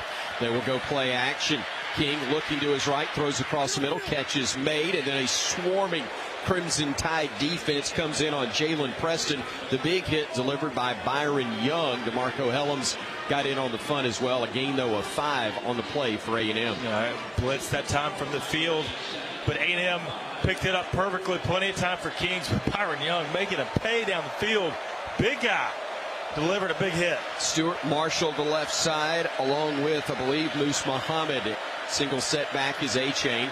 He will get the handoff, runs right side, and will push forward for maybe a yard. Byron Young wraps him up again as Will Anderson was chasing from the backside of the play. It'll be third down and about 3.5 upcoming. The Aggies 3 of 10 on third down so far in the game. No cheetah this time for Alabama. They got 2 defensive linemen in the game. Will Anderson, Dallas Turner's going to be at the end, and then dive behind it with Brian Branch and Malachi Moore in the game. Pistol formation again. A-chain to the left side of Haynes King. King stepping back, looking, pressure coming, throws high, catch made, shy of the first down mark by a half yard. It was a great catch in traffic by Evan Stewart, but a great job of wrapping up on the play by Terry and Arnold, and I think he had a little help as well, didn't he? He did, but it was Dallas Turner, 1-on-1 against the left tackle, puts the pressure on King. He's going to throw it quick. Arnold, who was at DeMarco Helms, comes in to help him out, get it down, force of the punt. Well, they're going to go for it. They show they are going for it on 4th and a yard, trying to get Alabama to jump, or will they? And I think there was some movement. Actually, Alabama will come in and use a timeout right here. Nick Saban using the timeout because Alabama takes his first timeout of the half. Shouldn't have had to use a timeout there, Chris. Coach was, I think, concerned, though, about the formation defensively, wasn't he, or personnel? A&M substituted, and the umpire was late getting in over the ball. So once the offense substitute, the defense has a chance to substitute also. And Saban just recognizes that they're late getting to the ball. The umpires, A&M could have snapped the ball, right? So A&M or Saban calls a timeout. I think it was smart, because right there, you're not expecting them to go for it here at their own 34-yard line. Wouldn't be surprised if. Yeah, here comes the punter out. So, look, even though they don't get the first down, a minor victory for the moment anyway, because A&M forces Bama to use the timeout. Yeah, I mean, it was smart of Jimbo right there.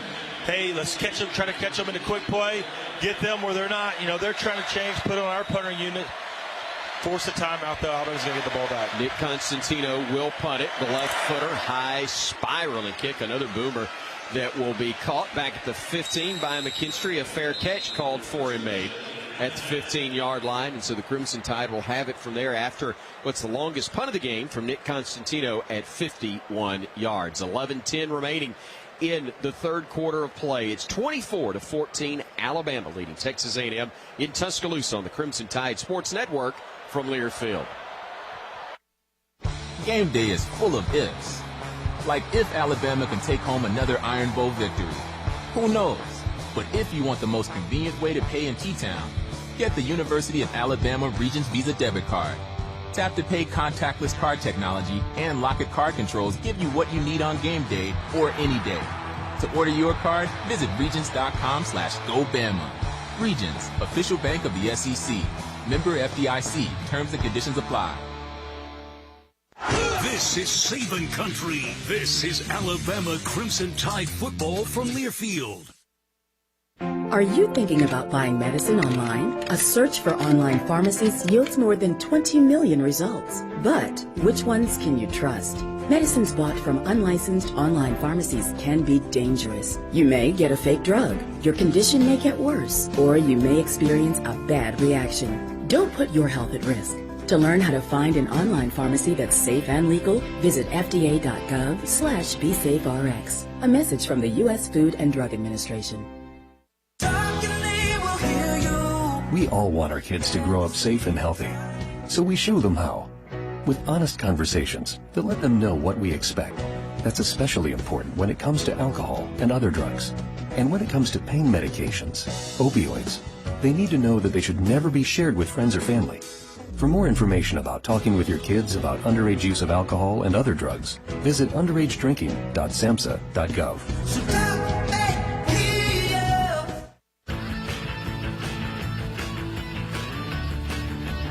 11-10 left to go in the third quarter. Alabama 24 and Texas A&M 14. Tonight's game is presented by Coca-Cola.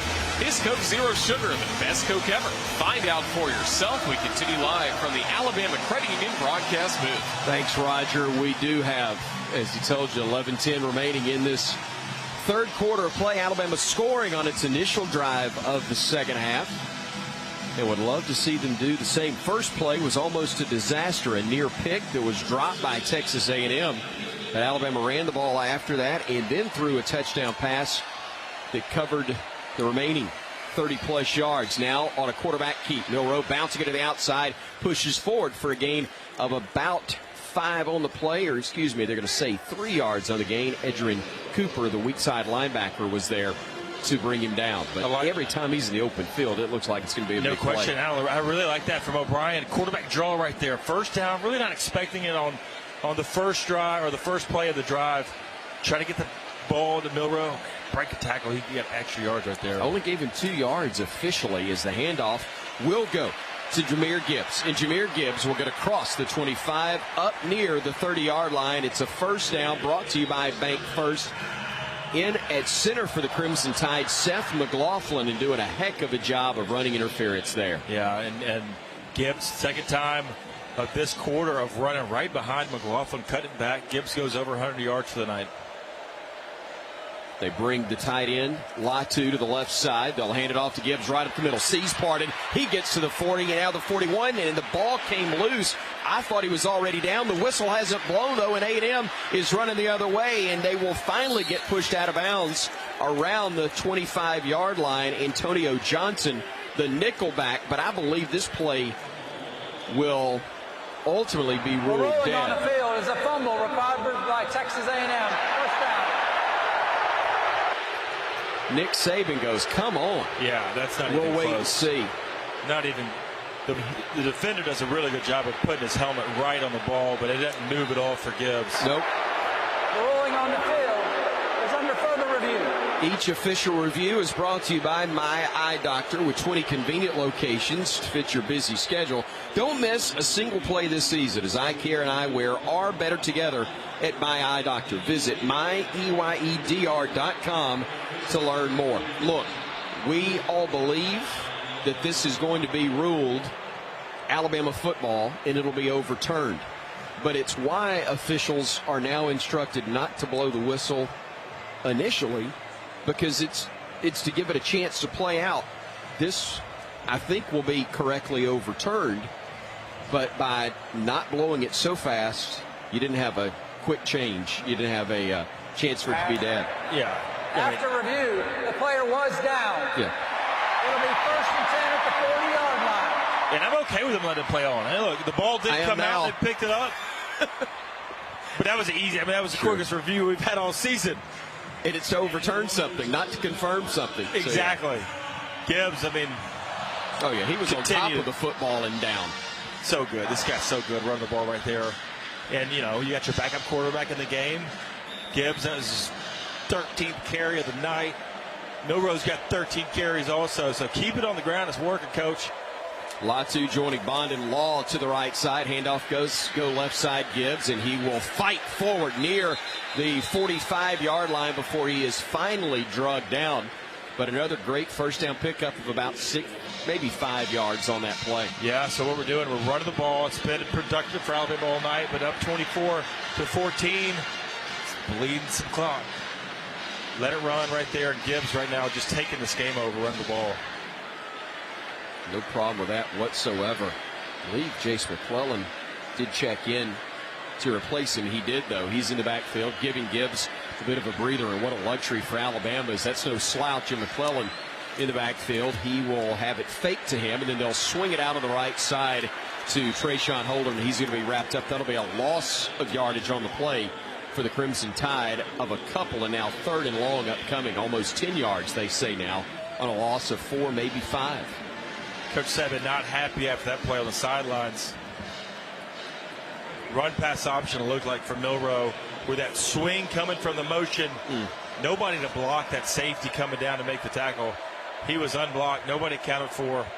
And Holden hobbling off the field. Looks like he's in some pain. He exits. Corey Brooks is in along with Jermaine Burton, along with 3 others in wideout formation. An empty set for Milrow and a whistle. I didn't see a flag come in, but I heard a whistle, obviously. Play is stopped. Timeout, Texas A&M. So the Aggies will burn one right here. A little surprising. That's a deal where you're almost more concerned if Milrow is going to run it. Yeah. Maybe. Yeah. From their perspective, anyway. Timeout on the field, 8:27 to go in the 3rd. It's Bama 24, Texas A&M 14, and the Tide looking for more when we come back on the Crimson Tide Sports Network from Learfield. When you open a crisp, cold Bud Light, you know game day is here. You owe me $5. You mean every sound. Enjoy responsibly. 2022 Anheuser-Busch Bud Light Beer, St. Louis, Missouri. Introducing new Bud Light Seltzer Hard Soda Variety Pack. You hear that? It's seltzer with the pop of soda, all with zero sugar. Bud Light Seltzer Hard Soda, the loudest flavors ever. Enjoy responsibly. Anheuser-Busch Bud Light Seltzer Hard Soda, IRC Beers, St. Louis, Missouri. This is Alabama Crimson Tide football from Learfield. We all make choices about alcohol. Kids make choices whether to drink or not. Bye, Dad. Remember, I'm going to Alex's party tonight and sleeping over. Hey, remind me about that party again? And adults make choices whether to talk about it. That's true of parents and every other trusted adult in a kid's life. Kids want to know our expectations, and they want honest answers in everyday conversations. So talk with your kids and help lead them on a positive path, because when you talk, they hear you. Learn more at underagedrinking.samhsa.gov. Meet Ed, movie buff, animal lover, safe driver. 5 years of driving an ambulance teaches you a thing or two. If people knew what I know, lives could be saved. When I see a car trying to rush past a turning bus, I get concerned. You see, when big vehicles turn right, they have to swing wide to make the turn. And that's a lesson you don't want to learn the hard way. When trucks and buses turn, let's you and I wait. It's our roads. It's our safety. Visit www.sharetheroadsafely.gov.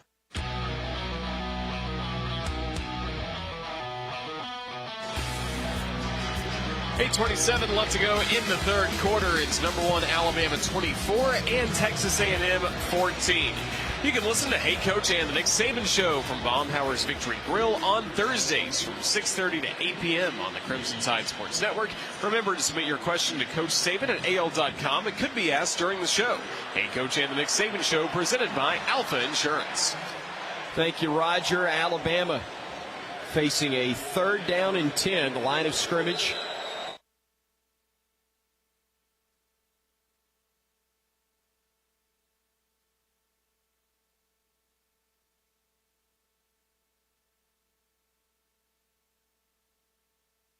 Alabama. Let's see what Matt Leffler says. Number 35, defense. Made contact. That's a 5-yard penalty. Remains 3rd down. McKinley Jackson guilty of what is the 3rd penalty. 25 yards total whistled against Texas A&M. That makes things easier, doesn't it? It's a little better. 3rd and 5. That's more in our wheelhouse right now. 3rd and whatever with Bryce was one thing, but this is a little bit different. Bama goes 3 wides left as Gibbs will join 2 others on that side. Looks like Burton and Ja'Cory Brooks. Single setback now is Jace McClellan with the tight end right side. Latu looking to throw. They'll throw it across the middle. Catch is made. Burton near the 1st down mark. Fights and gets to the 49-yard line. And Christian Miller, our Cooks Pest Control sideline reporter, what are you seeing? Yeah, Treshawn Holden is dealing with a thigh bruise, but he'll be back in the game shortly. Thank you so much, Christian, for that update. As Jalen Milroe completes another important 3rd down pass for the Crimson Tide. And getting all the way to his 3rd read, right to the right, started at his eyes, and then came back. It was a drag route from the left side for the 1st down. McClellan, the single setback, handoff will not go to him. Keeping it himself and pushing forward is Milroe for another 5-yard pickup. Jalen Milroe, the runner, is a tough defend if you're Texas A&M or anybody else. It's a weapon right there, just quarterback power. McLaughlin gets up, holding his right knee, though. He's limping back to the ball. He's going to stay in the game, but definitely was grabbing that right knee as he went to the ground. Isaiah Bond, one of 3 wide outs to the left side. McClellan stepping up, joining Milroe in the backfield. Handoff will go to him. He'll cut it up. Oh, man, he tried to break a tackle. Ball comes loose. A&M's got it. A late hit as he was trying to fight for extra yardage, and Bama has fumbled it, given it away for the 3rd time tonight. 4 total turnovers by Alabama. Just trying to fight for extra yards right there. Shoestring tackle. He held on to his foot. Comes down, right ankle tackle, and the ball just gets loose as he's going down the ground. And, man, what a play right there from Nolan. Number 88 comes from the back and puts his helmet right on the ball as it's getting away. And did it on from purpose. McClellan's ball. It was perfect. I mean, it doesn't get any better from a defender, Christian, of putting your helmet on the football and forcing the fumble.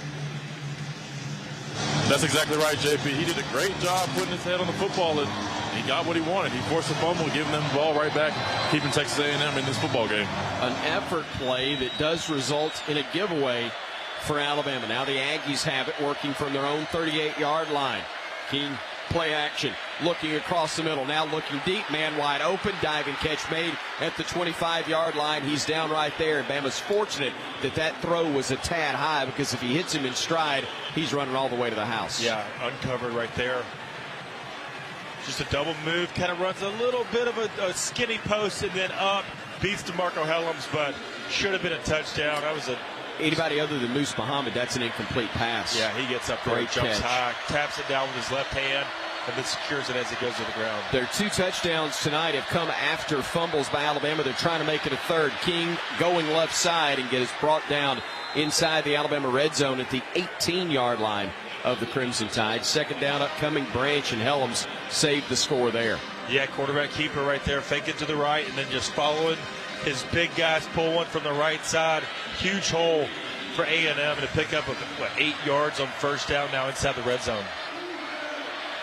So the Aggies looking for another touchdown that would make this a 3-point game. It's currently 24-14 with 6:15 to go in the third. King walking up to the line of scrimmage, barking instructions, goes back to the pistol formation, tied into the right side of the formation. He will go on the handoff, and it almost went to the deck, but A-Chain was able to hang on as Brian Branch, who's been so good tonight, is able to wrap him up again there for a loss. Yeah, Pete Golden not scared to bring these secondary guys on the blitz, been doing it all night right there. Finally, Brian Branch gets home. And you know what? They're late on this quarterback-running back exchange.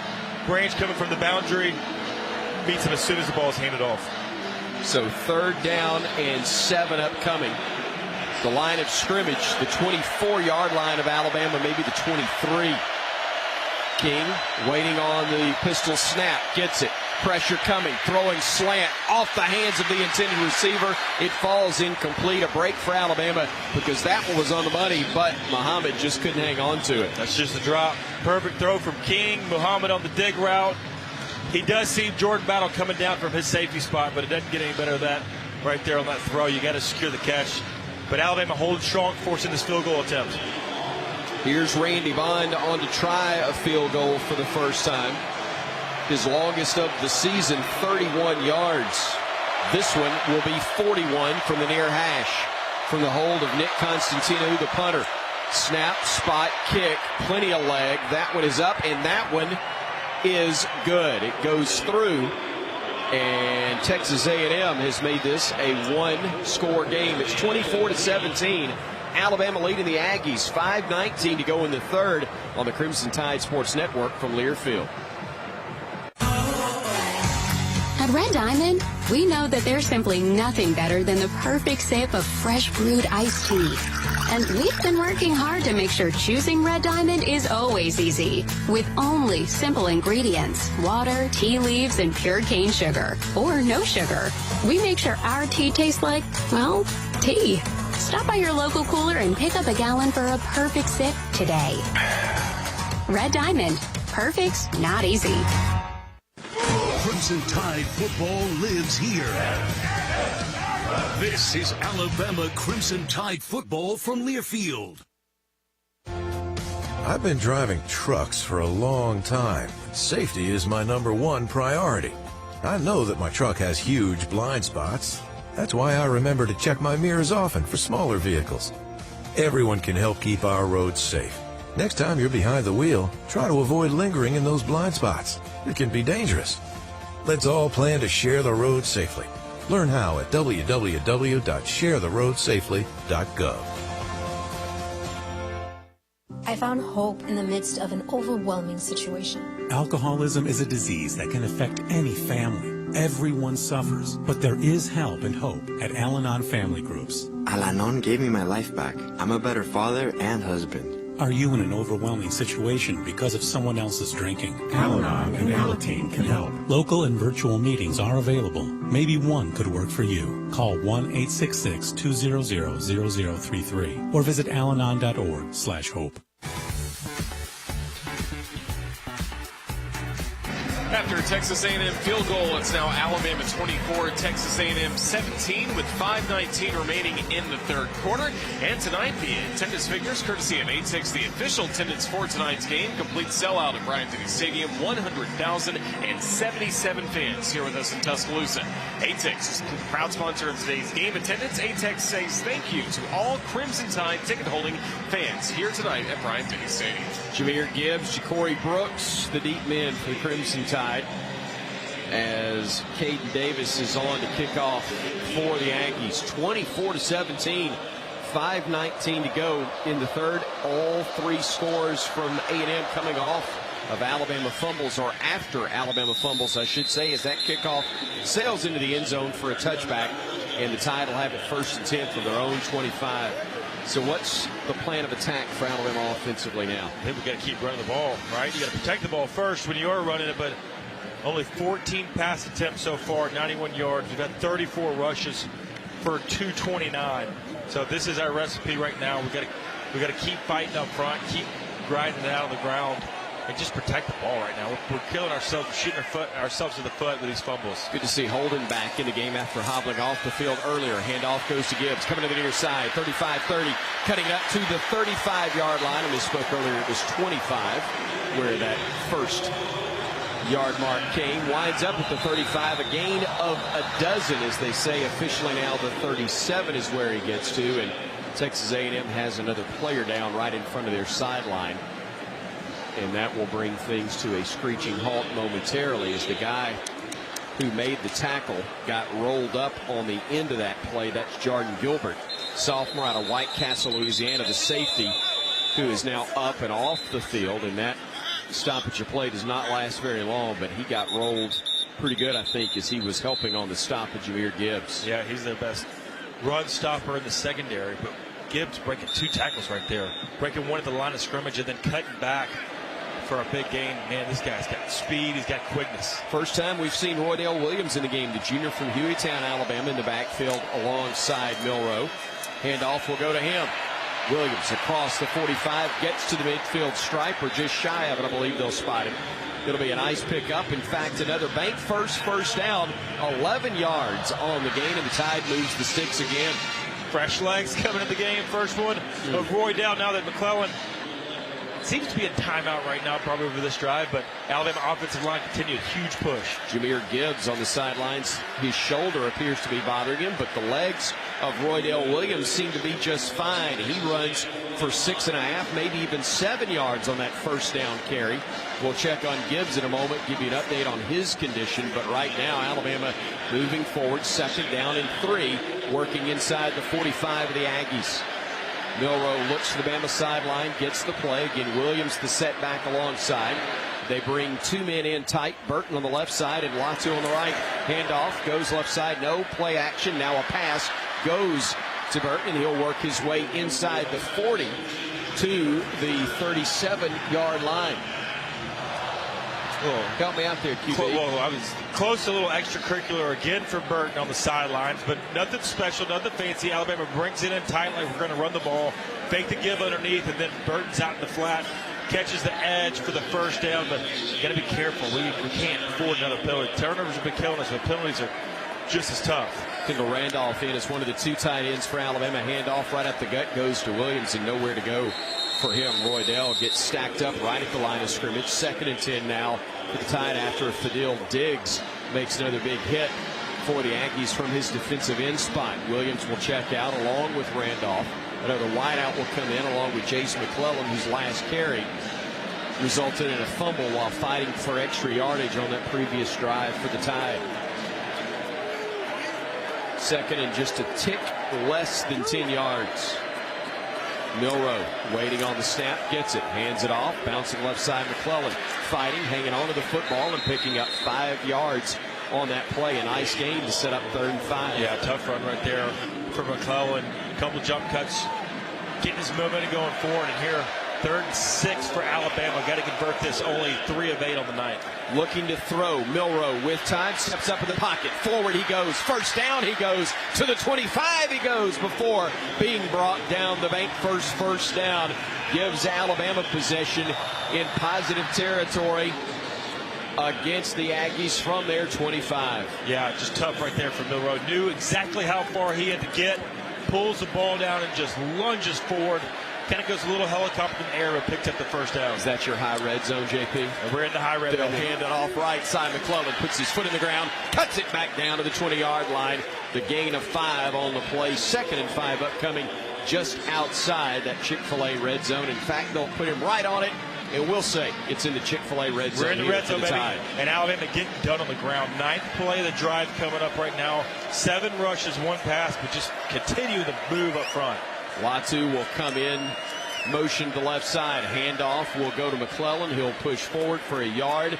It'll be 3rd down and 2 upcoming. Maybe just a tad longer than that for the Crimson Tide. Up by 7 right now. 1:46 left to go here in the 3rd. Oh, man. I don't think this is 4-down territory, so probably try to pick up on the ground right now. It's been so successful for Alabama here in the second half. Not when you got an automatic or close to it in Will Reichard with the way he has been this year. Tide would love to get 2.5, though, and keep the drive going, maybe more. Milroe with everybody bunched in. Blitz coming, scrambling to his right, and he gets brought down back at the 30. Not only does he give up the sack, it's a big loss on the play, and now what was a short field goal becomes a 47-yard try from Will Reichard. Yeah, had a tight bunch to the left, running back to the left, trying to hit it out in the flat, something quick, but just too much pressure for an A&M, but nowhere for Milroe to go. You know, that's tough right there. You try to throw the ball away, you got a guy in your face, takes the sack. Can't give up that many yards, though. Burnett to hold. The snap up coming from Nealon Hibbett. Reichard from the near hash. Again, 47. The kick is up. Plenty of leg. This one is no good. Hooked it left. Only the 2nd miss of the year. That one didn't seem to come off of his foot. Very clean. I don't know if there was a missed placement or if it was just a missed kick. But regardless, it sails wide, and Alabama misses an opportunity. And they've been their own worst enemy in this one. Christian Miller, it's got to be a frustrated sideline right now for the Tide. Yeah, it is. I have a quick update on Jamir Gibbs. It looked like he was clutching his shoulder heading into the 10. They do say they expect him to return, but they are further evaluating it. Thank you so much for that. Christian Miller, our Cooks Pest Control sideline reporter. Now A&M down 24-17 with under a minute to go in the 3rd quarter. We'll go with 3 wideouts right. Single setback will once again be A-Chain. Play action AM. Haynes King looking to throw across the middle. Catch is made midfield. Getting into Alabama territory and down to the 46. Chase Lane making the grab, the junior from Houston, Texas. What is, I believe, his first catch of the night to the Alabama 46-yard line after a 25-yard gain. Plenty of time that play again for King. Perfect pocket. He's looking down the field. There's a deep post covered up. And he finds the backside big route for a huge gain right there for A&M, moving into Alabama territory. Nearing the 10-second mark with the clock moving here in the 3rd quarter. They'll go the handoff right up the middle. A-Chain. He'll stretch forward to about the 42. A&M will have the football with 2nd and 6 upcoming when we come back to Tuscaloosa. The 4th quarter is upon us, and Alabama's in a fight with Texas A&M. 24-17. The top-ranked Tide leading at the moment on the Crimson Tide Sports Network from Learfield. I'm Brad Bohannon, and I'm an organ donor. I'm Ashley Johnston, and I'm an organ donor. I'm Patrick Murphy, and I'm an organ donor. I'm Nate Oates, and I'm an organ donor. I'm Nick Saban, and I'm an organ donor.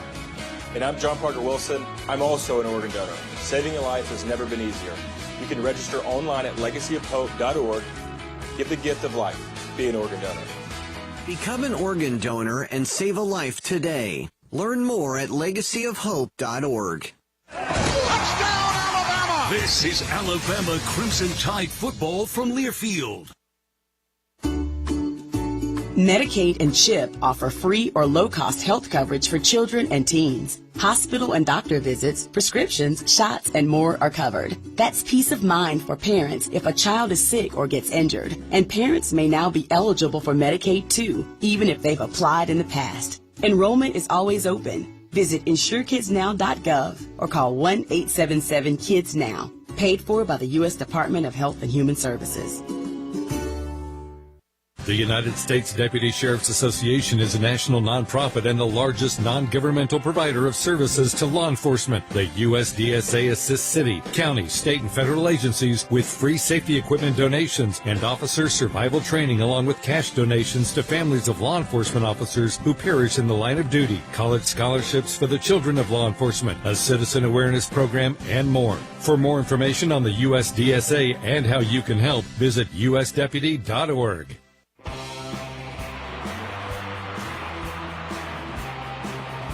Roger Hoover with a look at the Alabama Power scoreboard. They have 2 minutes, 9 seconds left to go in the fourth quarter in Lexington. Right now it's South Carolina 24 and 13th ranked Kentucky 14. That's the only other active game in the SEC. Our score here, Alabama 24 and Texas A&M 17. The third quarter recap presented by Auto Owners Insurance. Proud to support the Crimson Tide this season. Visit rolltide.com/auto-owners to partner with an independent Alabama agent who can provide local personalized insurance expertise today. Crimson Tide again in front 24-17. Alabama outscored Texas A&M 7-3 in the third quarter. 15 more minutes left to go in this game, and that's brought to you by Coca-Cola Zero Sugar. With zero sugar, and it's also refreshingly delicious, is Coca-Cola Zero Sugar the best Coke ever? Find out for yourself. Again, 15 minutes left in this one. It's the Crimson Tide in front by 7. Roger, thanks so much. Chris Stewart here alongside John Parker Wilson, Christian Miller, our Cook's Pest Control sideline reporter tonight. Of course, our producer, engineer is Tom Stipe, with Jerry Kelly back in our CTSN studios. Butch Owens, our spotter, Ethan Carabin, making sure that you can see us on Facebook Live and follow us that way. Vice President, General Manager of the Crimson Tide Sports Network is Jim Carabin. JP, Tide is now in a spot where there's no more margin for error. You're only up a score, and you got an A&M team that's playing with more and more confidence on offense. They are, but we've been extremely good here in the fourth quarter of the season. Alabama outpaced opponents 59-9 in the fourth quarter. But you know what? A&M's got a lot of momentum. They're playing well. They're moving the ball. Alabama's with 4 turnovers. We're lucky that the game is what it is, to be honest with you. Running the ball extremely well. Not a lot doing through the air. Defense has played well, but we've got to bend their back right here and keep them off the board. A&M with a football with second down and 8 upcoming. Quarterback keep. King going left side. Gets wrapped up and brought down. He gains a yard, but Dallas Turner in hot pursuit, able to get to him and bring him down. Dallas Turner's been all over the field tonight. That's only his third tackle of the night. He does have 2 sacks, but right there, good play. Forced a third down and 6 coming up for A&M. This is a big play in this ball game right here. 3 of 12 on third down conversions tonight are the Aggies. 4 wideouts in formation, 3 of them to the right side. A-Chain, the single setback, alongside the quarterback, Haynes King. They will hand it off to A-Chain. He'll try to cut it back, and he'll get wrapped up. Great tackle. DeMarco Helms, the free safety, able to wrap him up. It'll be 4th down and about 3 yards to go. And based on that carry, I thought it was 2-down territory, and that's what they're showing. That's exactly right. That's why they handed it off right there. Trying to get a first down. DeMarco Helms, good job coming up. Filling the hole, filling the gap, only giving up a 1-yard gain for A&M. Secure the tackle on A-Chain. Chris Braswell in the game along that defensive front for Alabama, along with Anderson. Also, that may be Tim Keenan in there. Tough to tell, but the Tide with a 4-man front, rolling the pocket. King being chased, throws back left side, incomplete. Will Anderson in his face forced the quick throw, and Alabama forces the A&M turnover on downs. And I want to get it right. It was Jamil Burroughs, 98, who was in there along that defensive front for Alabama. Man, I don't know about that play call. Rolling out to the right. Looked like they were trying to set up a screen or something to the left, but right and Will Anderson. No help for the tight end. You got to chip or do something on your way out, because there was no chance for the right tackle as the quarterback King is rolling to the right. I mean, that's easy picking for Will Anderson. 13:39 to go. Bama up a score, and with the ball back when we return to the Crimson Tide Sports Network from Learfield.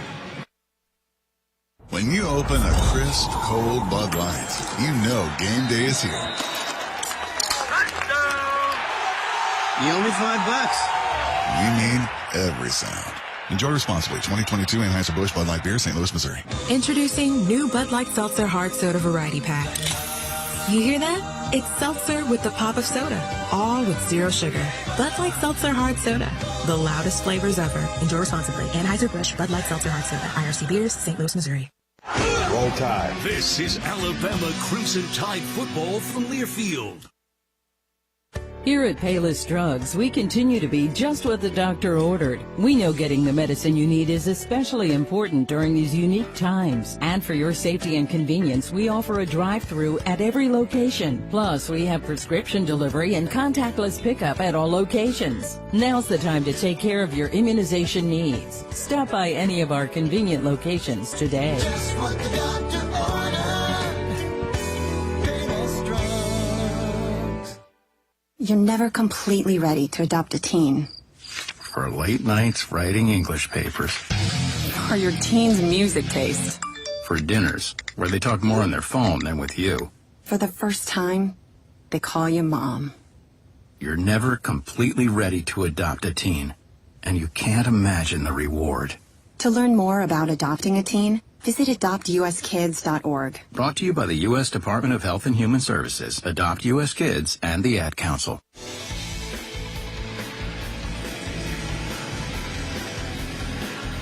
Still 13 minutes, 39 seconds left to go. Alabama 24 and Texas A&M 17. Tonight's game is presented by Coca-Cola. Is Coke Zero Sugar the best Coke ever? Find out for yourself as we continue live from the Alabama Credit Union broadcast booth. Is Alabama the top-ranked team in America? We'll find out as this drive gets underway. Bama up 7, handoff Gibbs. Right side 40, stretches to the 45-yard line. It'll be 2nd and 5 from right there. Here we go. Gibbs back in the game. Good to see that right there from him. Continuing to do what he's done all night. 138 yards on 15 carries for Gibbs. And I think this is what it's going to be about in the fourth quarter. It's just controlling the line of scrimmage.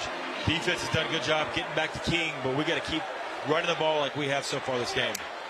Latu comes in tight as the handoff goes to Gibbs. Tries to cut back against the grain, but nowhere to go. He got to the line of scrimmage and no more. It'll be 3rd and 5 from right there against the Aggies. McKinley Jackson right there on the tackle, just beating the center. I think it's McLaughlin out there getting in the backfield. Another 3rd down coming out from Milroe. Bama 4 of 10 on 3rd down so far. 3 wide outs left, 1 to the right in Gibbs, who's now going to come in to join Milroe in the backfield. So all the wide outs to the left side of the formation, other than Latu, the tight end, who is split slightly to the right side. Milroe directing traffic, gets the snap at 7 on the play clock. Bouncing to the right side. He will look, he will throw, he will have the pass off the hands of the intended receiver. Jamir Gibbs incomplete. He made a heck of a play, I thought, in giving Alabama a chance even to convert that. Yeah, it was really good ball get off from Diggs right there. I mean, time to snap, perfect. Good coverage downfield from A&M. Milroe extends it and just does all as he can to try to get a first down. But a good stand right there from Texas A&M on defense after they go turnover on downs to force the punt. Burn up a 40-yard punt average so far. This one will hit and will take a bounce and will be fielded by A&M, and that wasn't smart. Absolutely getting leveled on the play was Moose Muhammad. And trying to see who it was that got there to 19 for Bama. Who's 19? How about Keanu Coote? I'm going to guess that was a hit from a linebacker and not a wide receiver, with all due respect to Kendrick Law. And was it Kendrick? I guess it was. How about that? My apologies, Kendrick Law. He's looked like a hit from a linebacker. It did indeed. Listed as a wide out, hits like a linebacker, and Bama will try to make a stop. I started to say when we come back, but we're not going to break just yet because Matt Leffler, our referee, there's a flag on the is field. Trying to figure something out. I didn't see it, but he signaled fair catch because the ball bounced and then rolled, and a perfect hop for him to catch and field it. Oh my goodness. Are we about to get the ball? The ruling on the field is 12 men on the defense. That's a 5-yard penalty, which will result in a first down. The previous play is under further review. So they're trying to check their math is basically what they're doing. Each official review is brought to you by My Eye Doctor with 20 convenient locations. Ruling is confirmed. It's a 5-yard penalty. It results in a first down. And apparently it's 20/20 vision. Don't miss a single play this season as Eye Care and Eyewear are better together at My Eye Doctor. Visit myeyedr.com to learn more. Eyes are fine, so's the Cypherin. There were 12 Aggies out there. Whoop! And Alabama will have it. Oh, it would First and happen 10 at midfield. He was getting off the field, and I couldn't tell from the replay, but it looked like the coaches were talking to an Aggie that was running off the field. He didn't finish getting off the field. It was only when it snapped. That's a costly penalty for A&M. Man in motion is Law coming to the left side. Handoff will go to Gibbs up the middle. He will get 5 yards before they bring him down. Again, that's on the A&M side of the field. So, second and about 5 upcoming for the Crimson Tide. Gibbs right there running hard, cutting it back just a little bit back to the middle of the field, but picking up perfect, solid yards on first down. That's what we're going to do right here is keep it going, stay on schedule. Nice production on first down. Brooks, Bond, and Law, the 3 wideouts, 2 of them to the right, 1 to the left. Alabama with Gibbs in the backfield alongside Jalen Milroe. Tight end left side now will be Latu. Keeping it will be Milroe. Made one man miss and then moved his way forward for a gain of a couple. It will be third and a long 2.5 yards from right there. Well, Fadil Diggs, the defensive end for A&M, has been watching this game. Alabama, the fumble problems, he goes for the football, but Milroe secures it high and tight, staying, moving forward right now. Another third down, though. 3rd and 3 for the Tide. They bring everybody in tight this time, basically. As Gibbs is in the backfield with Milroe. He looks, he will move to his left. He will throw across the middle. The catch is made, first down. Ja'Cory Brooks inside the 30. A flag is down. Likely a late hit upcoming against Texas A&M is my guess. Because Milroe was slow to get up, but now he seems to be fine. They're going to bring this back. Personal foul, roughing the passer. Okay, good. Number 8 on the defense. Low hit. Half the distance. First down. That's a big penalty right there. As Alabama picked up the bank first down on their own, but thanks to the penalty, they'll have it inside the Chick-fil-A red zone as well. And it was the same play that Ja'Cory Brooks scored on earlier, the mesh play. 2 crossers right across the middle, tight end hooked up about 12 yards deep on the field, but all time, all day right there for Jalen Miller to throw. Nobody's open, and then he finds it late. Getting the first down, then even more. Please reset the game clock to 10:43, please. 10:43 on the game clock, please. Mr. Leffler said please. Thank you. And thank you. Very and polite. So we've got it all covered. 10:43 is the time left. Fourth quarter, Bama on top, 24-17, looking to add to their lead. Milroe will hand it off to Gibbs, gets spun around, stretches forward, but gets just to the 15-yard line, a gain of a half yard maybe on the play. Edgerrin Cooper, the weak side linebacker, able to make the stop. Yeah, that was on McLaughlin again, who came up with a kind of a bum right knee after he took over for Dalcard, who started this game. So kind of getting beat in the middle right now for Alabama on offense. Prentice and Law wideouts in the game, among 2 others. The swing pass goes to Prentice right side, and there's nowhere to go. And this is going to be 3rd and long for Alabama right here. Chris Russell, the middle linebacker, makes the stop, and now it's 3rd and about 13 upcoming for the Crimson Tide. All right, so what did we learn last drive? You're in field goal range, you can't take a sack.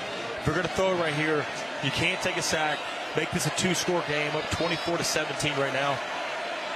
Bama 5 of 12 on 3rd downs. Milroe calling signals, claps his hands, now looks to the sideline. Bama relaxes for a moment. They'll get the play. Play clock is now down to 5.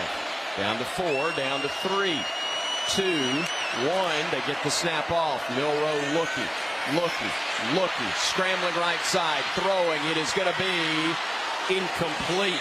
Thank goodness, because I believe not 1 but 2 Aggies got hands on the football as it was intended for the Crimson Tide's Kobe Prentice.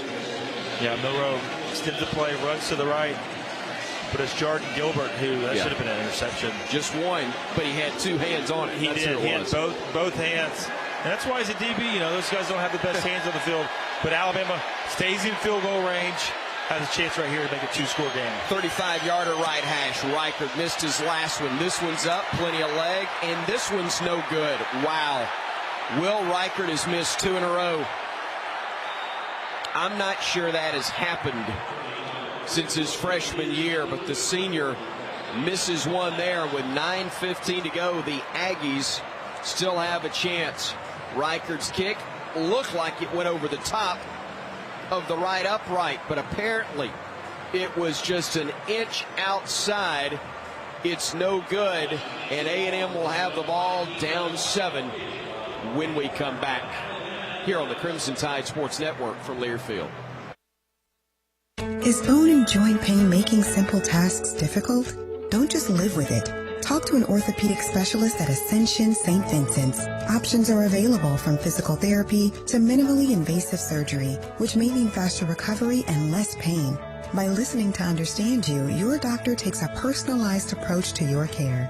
Appointments are available, and we're here for second opinions too. So don't delay. Schedule at ascension.org/St. Vincent's AL Ortho. The Crimson Tide plays here. This is Alabama Crimson Tide football from Learfield. Victor did play for the first time to Afghanistan in 2003. He sustained a moderate traumatic brain injury. One of the most important elements of caregiving is taking care of yourself. For many military veteran caregivers, their caregiving journey starts earlier in life and lasts longer. Visit aarp.org/caregiving for a free military veterans guide to navigate your caregiving journey and better care for your loved one and yourself. Brought to you by AARP and the Ad Council. When you're high, you feel different. You think different, you talk different, you draw different, you listen to music different, but you probably knew that. Problem is, you also drive different, and not in a good way. That's why driving high is illegal everywhere. So if you're high, just don't drive. Make a plan to get a sober ride. Because if you feel different, you drive different. Brought to you by NHTSA and the Ad Council.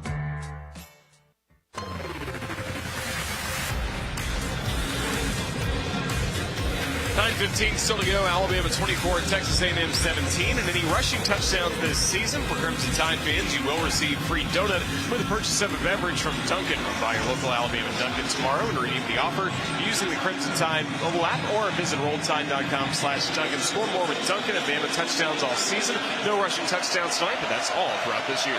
Base front for Alabama and Byron Young, DJ Dell, and Tim Smith with Will Anderson also up there.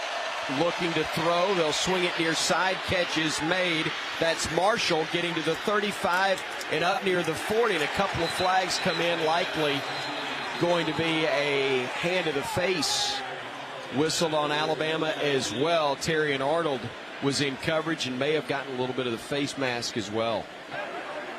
Personal foul, face mask, number 3 on the defense. 15 yards, we added to the end of the run. First down. I thought for a moment in looking at the replay that it wasn't going to be on Arnold, but it clearly was. It clearly was. I thought he had been stiff-armed, but it was clearly grabbing the face mask right in front of the referee. Couldn't call anything else. 4 penalties, 50 yards. Boy, Alabama, it's truly been feast or famine on both sides of the ball. Yeah, in this one. Trying to hang on for dear life. 2 missed kicks. We got to figure it out right here. Rolling the pocket, left side. King with pressure coming, throws downfield, and thankfully it goes out of bounds, incomplete. Let's pause 10 seconds for station identification on the Crimson Tide Sports Network.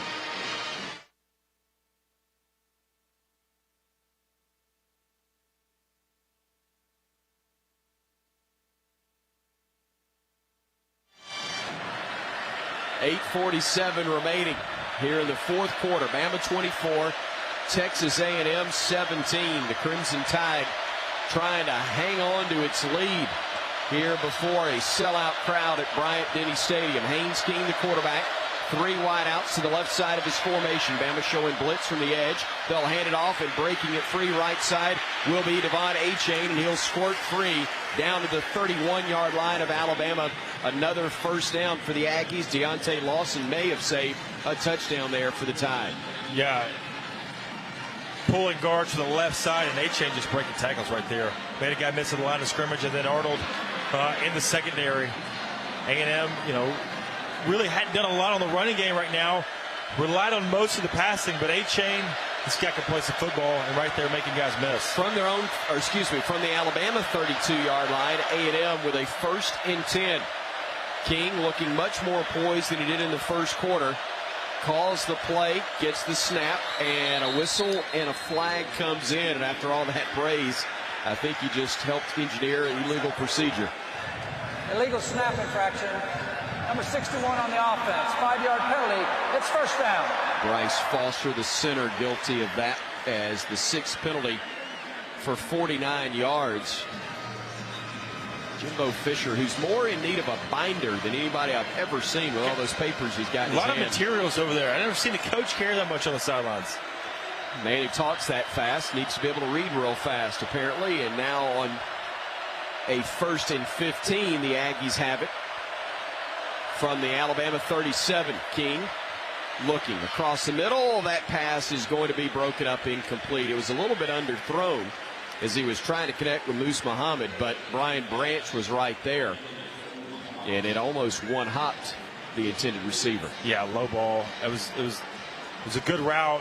Alabama had 3 defenders right there. It would have been interesting to see if he would have had that ball where he could have caught it, but trying to find Muhammad right there, but perfect coverage from Branch, right on his hip, able to come over top. Even if it was a perfect throw, I think he would have knocked it down. Max Wright, the tight end, to the right side for A&M. They've got 2 wideouts left. A-Chain to the left side of quarterback Haynes King on 2nd and 15. Play action. King with pressure coming. Throws, catches made, and a gain of about 7 yards on the play for Evan Stewart. He was just trying to get some of it back. You could tell not only by the catch, but the fact he was just willing to go down after that grab because he knew pressure was coming. Yeah, so we got 3rd and 6 right here. They're 3 of 13, by the way, in this situation. Got to put pressure. Got to send pressure right here. Haynes King probably going to put it in the air. We got our cheetah package in with Braswell, Will Anderson, Dallas Turner. Got to get to the 22 of Alabama. They operate from the 28. Pressure coming from the edge. King stepping up, throwing, catches made, no first down gain. Ball on the deck. Bama picks it up. No, they're going to call it down. Dadgummit, they called it down quick. Boy, they blew that whistle in a hurry, and it cost Bama potentially a touchdown. That may have been the right call, but we had just talked earlier about how they let plays play out. That one was far closer to being a fumble than the previous one was that favored A&M. McKinstry on the tackle after the drag route. That's not a fumble, but it was a whole lot closer than the last one that they let played out. It ended up going.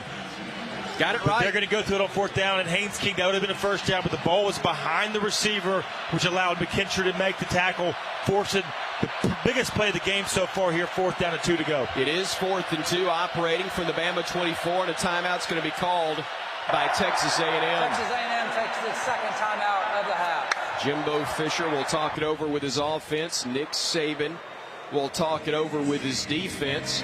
Way too early to say this is the ball game, but this is a major part of it for Alabama. Up 24-17, 6:20 to go. A little Dixieland delight on an Alabama Saturday night here on the Crimson Tide Sports Network from Learfield. At Red Diamond, we know that there's simply nothing better than the perfect sip of fresh brewed iced tea. And we've been working hard to make sure choosing Red Diamond is always easy. With only simple ingredients, water, tea leaves, and pure cane sugar. Or no sugar. We make sure our tea tastes like, well, tea. Stop by your local cooler and pick up a gallon for a perfect sip today. Red Diamond. Perfect's not easy. Bancorp South Bank and Cadence Bank have come together to form a new, even better bank. The new Cadence is more than a merger. Together, we offer more convenience, accessibility, and simplicity through an expanded branch network, secure technology, and enhanced products and services. It's the best of both banks from the same financial services experts you know and trust. Cadence Bank, helping opportunity take shape. Visit cadencebank.com/the new Cadence. Member FDIC. We've all been caught up in the little chores that pile up every day. The dishes in the sink, the trash that needs taking out, the pesky check engine light. Isn't it time to make a change and escape to a whole new world of possibilities? Where there's dinner without dishes, nights filled with adventure, and every day you feel like a winner. A little change can go a long way when you escape every day at Wing Creek Casino and wingcreekcasino.com.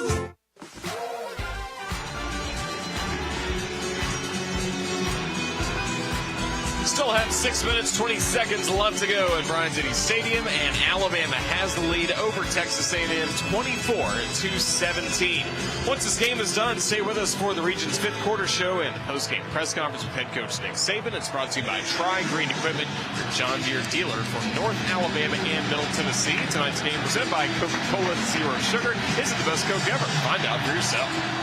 A&M with the football, fourth down. They're going for it. Operating from the Alabama 24-yard line. A-Chain in the backfield alongside quarterback Hayes King. Now he'll leave him with an empty backfield as he splits wide right all alone. 3 wide outs left. King looking, throwing across the middle. Catch is made. First down. Aggies. Stop made at the 19. The tight end Donovan Green gets wrapped up, but not until he has enough for an Aggie first down. Alabama sends pressure right there from the field, trying to get the King, trying to get him to throw the ball quick, but it was a tight end on the free release, just a quick out route, kind of like a hot route for them. And DeMarco Helms too deep to make the tackle before the first down happens. A&M trying to score for the first time tonight on a drive that didn't start as the result of an Alabama turnover. Pistol formation, empty set again for King. 2 wideouts left, tight end to the right side, along with a wideout A-Chain. Looking, throwing, left side, underthrown, incomplete. A&M wanted a flag, but it was not warranted as Will Anderson was applying the pressure on King. What a catchable ball. There's no way that receiver could have made the play. Brian Branch coming from the field again. But Will Anderson right in his face, making him throw it sooner than he wanted to. Had a guy underneath to think he had open. But King trying to go to the deep ball, trying to get to the end zone. Trying to get it to Chris Marshall, but it was indeed underthrown. As Battle was indeed in coverage, as JP told you. A&M with some confusion. They'll get things lined up now on second down and 10 from the Bama 19. King waiting on the snap, gets it. Option left side. He'll keep it. He'll get knocked down first by Anderson, and then his tackle finished the job. Anderson knocked him into his own left tackle. I believe that was Ogunbi who finished the job for the Crimson Tide. You got to give him a half stop right there, don't you? We'll take it. Get him down, get him on the ground, whatever it takes. Losing yards on the play. Now 3rd and 11 coming up for Haynes King. From the 20-yard line, they've got to get to the Alabama 9. Clock moving under 5 minutes to go now in the ball game. Tight end goes to the left. 2 wideouts right. King looking, throwing, pass caught, hit delivered. DeMarco Helms rocking Devon A-Chain down. A gain of 3, but it'll be 4th and long from there. Here's the play of the game right here, Chris. 4:40 left to go in the 4th. Alabama's got 2 timeouts left. A&M only 1, and the way Alabama's been running the ball, they got to pick this up if they expect to stay in this game. Aggies 1 of 2 on 4th down tries, but I got to be honest, 4.5 to go. I'm still shocked they're not going to try to get the 3, but they feel like they've got to tie it right here. Operating, they've got to get to the 9. Bama shows blitz. Here they come, and a flag comes in, and let's see what this is going to be for. I think it's going to be procedure. moving. You're exactly right, partner. Alabama coming from depth through the blitz. Ball start. Offense, number 77. 5-yard penalty. 4th down. Christian Miller, how does the Bama or defensive approach change with the Aggies backing up 5 yards on that play? Well, you got to make sure you know they're going to throw the ball right here, obviously. So you got to make sure you put some pressure on the quarterback, force a bad throw or a turnover right here, and try to stop them from scoring points. They want to risk it right now. You got to make sure they pay for it. 4th and 13 upcoming. Aggies operating from their 22. Pistol formation. Everybody moved right there. I think it was A&M that jumped. They did. Procedure again. Ball start on the offense. Everyone except the center. 5-yard penalty. It's 4th down. It's loud in here, folks. Great job by the sellout crowd at Bryant-Denny, and they force the Aggies to try a field goal, which I'm not so sure isn't out of their range right here. Well, no doubt. I can see Jimbo Fisher on the sideline say, just kick it, just kick it. But interesting from A&M not going on a silent count. They're getting Haynes King to bark out the snap count, and nobody can hear it as loud as it is in this place, forcing basically the whole offense to jump off sides. 46-yard try, far hash, kick is up, kick is good. Heck of a kick from Randy Bond to make this a 4-point game at 24-20 with 3:32 to go, and now the question is, will they kick it away or onside it? We'll find out when we come back. Bama trying to hang on in T-Town on the Crimson Tide Sports Network from Learfield. It's football season. Time to take your tailgate tradition to the next level with the Ford F-150 truck. Power up with an available ProPower onboard generator. And with an available 3.5-liter EcoBoost engine, you can tow just about anything you need to rule the stadium lot. For great offers on F-150, visit your local Ford dealer. Proud sponsor of the Crimson Tide. Model models, trims, or features may be available. Contact your dealer for more information.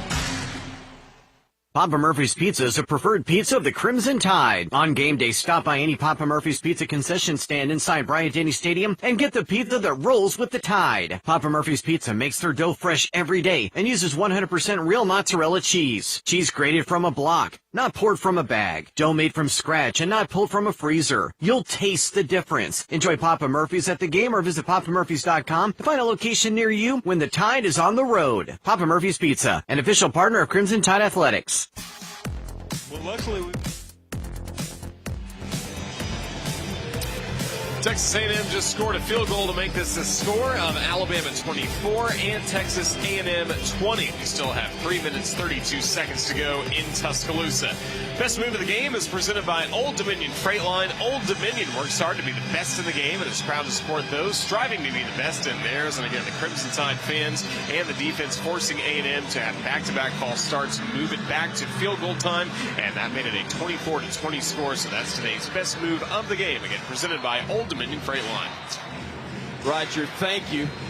John Parker Wilson, what's Alabama's best move offensively with 3:32 to go, up by now only 4 points? Well, I think it's keep it on the ground, no doubt. Jamir Gibbs, 19 carries, 147 yards. Milrose tacked on 17 for 83. And A&M's only got one timeout left. So Alabama picks up a couple first downs. This ball game's going to be over, but you got to sustain this drive right now. Haynes King's a guy who's really settled in, moving the ball right there. First time they've scored points that wasn't after an Alabama turnover. So this is about hammering it out, sustaining the drives. You got to pick up 2 first downs. This game will be over. Jamir Gibbs deep for Alabama. He'd love to have a chance to return one. Butch Owens reminded me just moments ago he has had one return for 19 yards tonight, but capable of so much more if we could get him some space. Let's see what happens on this kick from Caden Davis. The kickoff upcoming from his 35-yard line. This one, a high kick that will sail into the end zone, and very conservative, and understandably so. Jamir Gibbs lets that one go into the end zone for a touchback. You're assured of a 25-yard line start for the Crimson Tide there, which you need a couple of first downs and you feel a whole lot better. Well, I feel good right now with the way we've been running the ball. This offensive line is really dominated up front offensively. Got Kendall Randolph in the game here. Gonna have an extra tight end, it looks like. And he'll be to the right side along with Latu. 2 wideouts left. The single setback is Jamir Gibbs.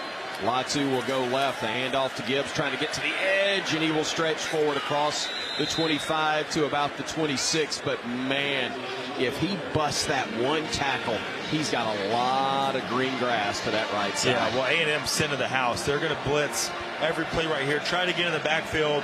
And when you're running the ball, all you got to do, you break one tackle, and there is nobody left. And that was the case right there. A&M gets them on the ground, but they're getting close to the line of scrimmage. They're going to do is the skin. Just send the house. Trying to get a fumble. Alabama's already happened 3 times tonight. or tackle for loss. They could not let Alabama get a first down. Alabama bleeding the play clock down as the game clock's under 3 minutes to go. Handoff will go to Gibbs. Bounces it quickly left side. Gets across the 30. Slung forward near the first down mark, but 1.5 yards, maybe 2 yards shy. It'll be a huge third down upcoming for Alabama. The line to gain to keep the drive going will be the 35. The line of scrimmage will only be the 32. So 3rd and 3 upcoming here for the Alabama Crimson Tide with 2:27 moving. Time left. Bama 5 of 13 on third down. Texas A&M with 1 timeout left. They don't want to have to burn just yet. Bama again with Gibbs in the backfield.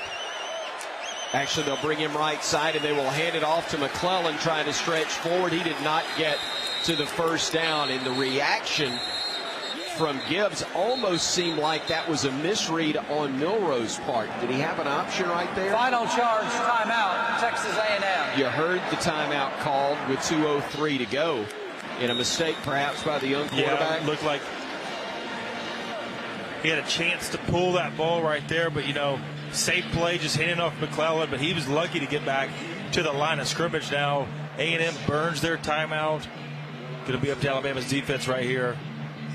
Down by 4 points, A&M is, so it's got to be a touchdown for A&M with only 2 minutes, 3 seconds left to go here.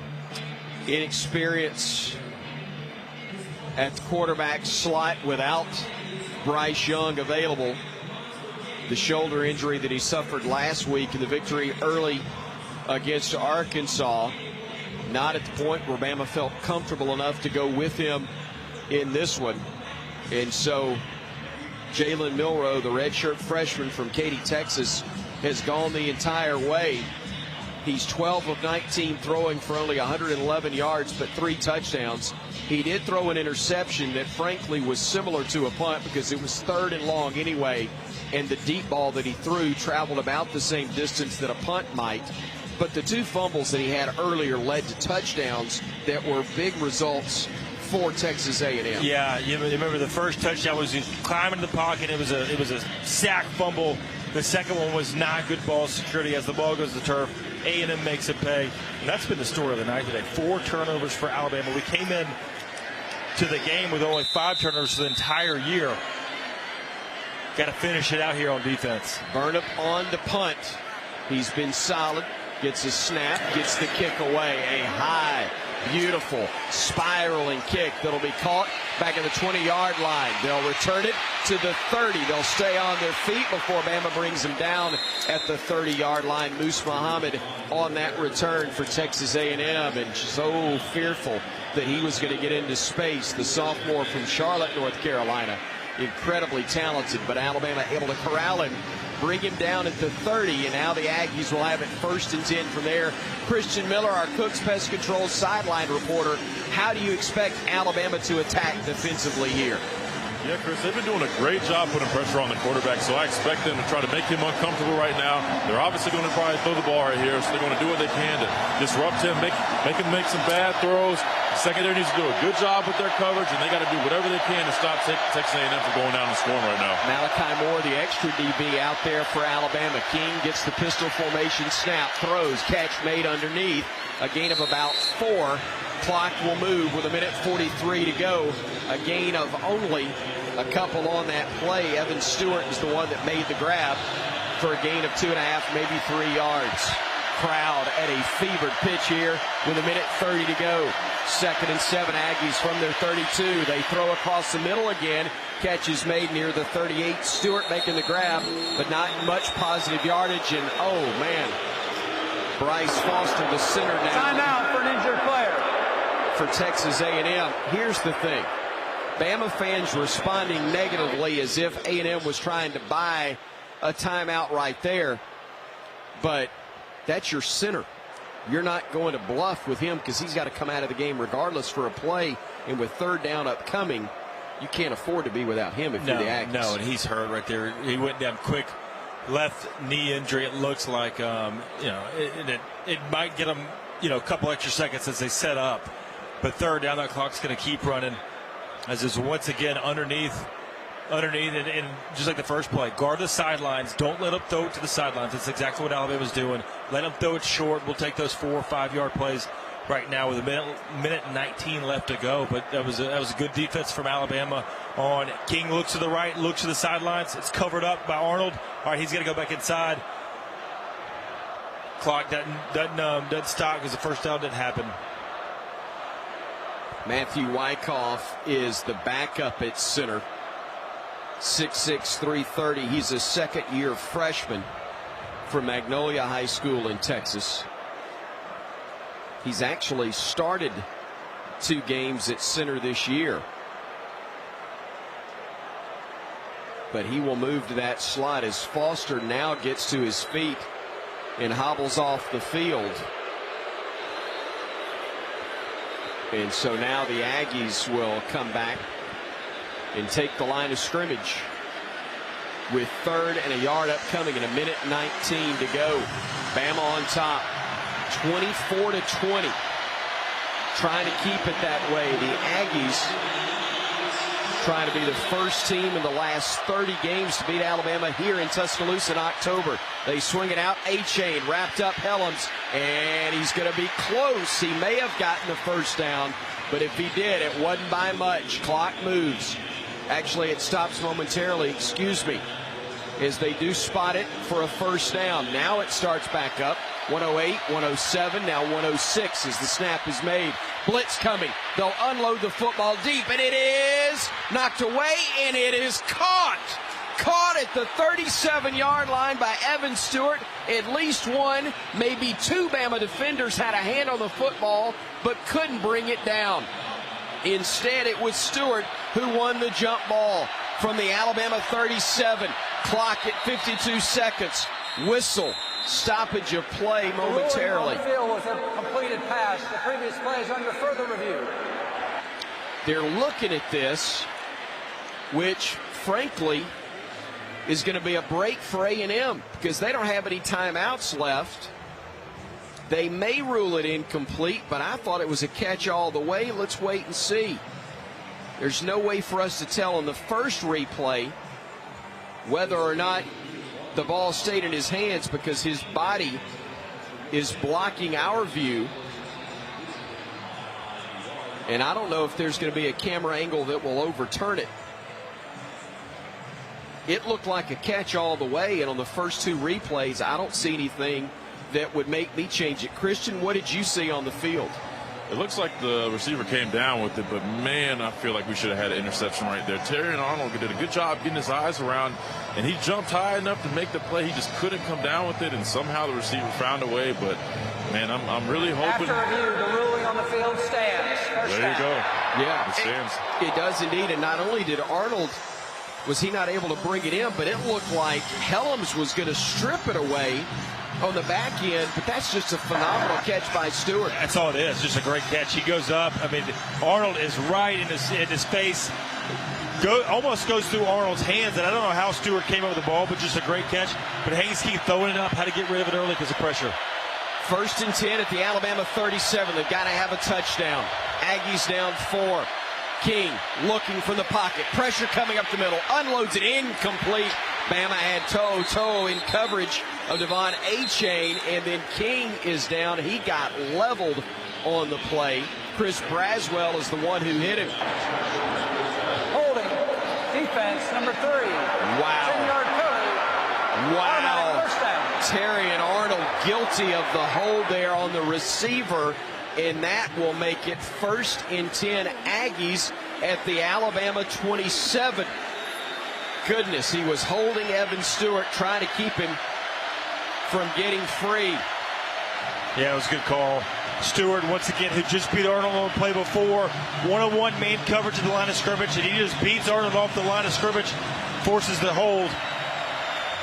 From the Bama 27, King gets the snap. Pressure up the middle.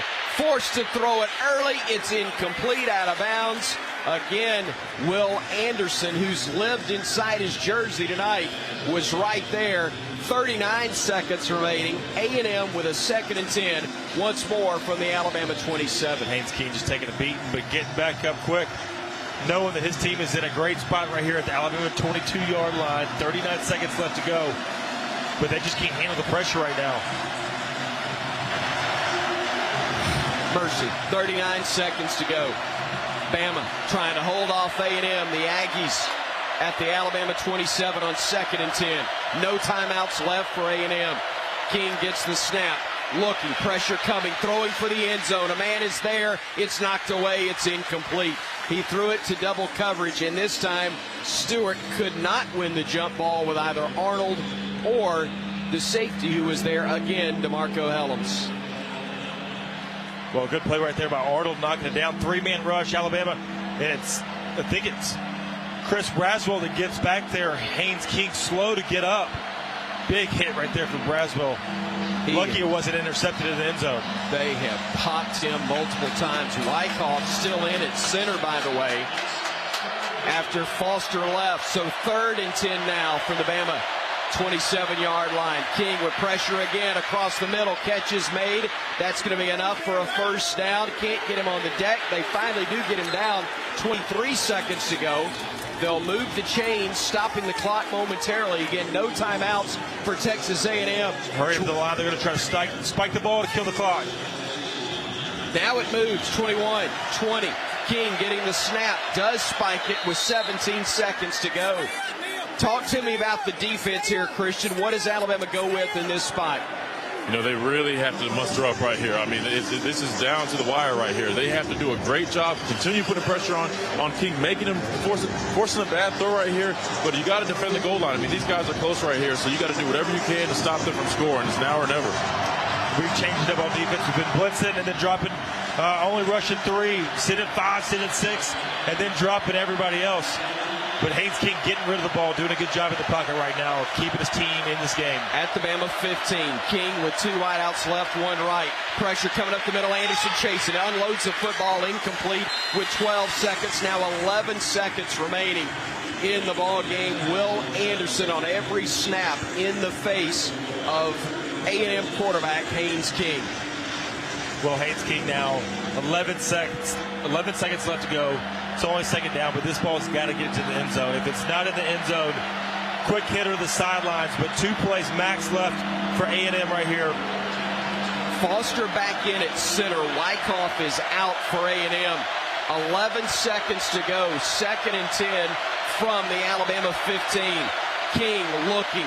Throws it, end zone, it is intercepted. Battle picked it off, but I think they're going to call pass interference. A flag came in. There's a flag down in the end zone. I think they're going to get Brian Branch for pass interference on Donovan Green, the tight end. He had a handful of jersey. Battle got the pick in the end zone, but I think this is going to be on Alabama for pass interference. Let's wait and see. Somebody had a lot of jersey, but I don't know what the call will be. Officials are talking about it in the end zone. Matt Leffler with some important words to come our way with 3 seconds on the game clock. Pass interference on the defense, number 14. Carl Purdy in the end zone. The ball will be closer to the 2-yard line. They'll put the ball at the 2 because the penalty occurred in the end zone. There's 3 seconds left. A&M will have it at the Alabama 2-yard line. No timeouts left for the Aggies. Alabama's defense trying to come up with one final stop. It's one play with the game on the line. Bama by 4. Aggies with a football at the Alabama 2. King setting it up, and Nick Saban wants a timeout to talk it over right here.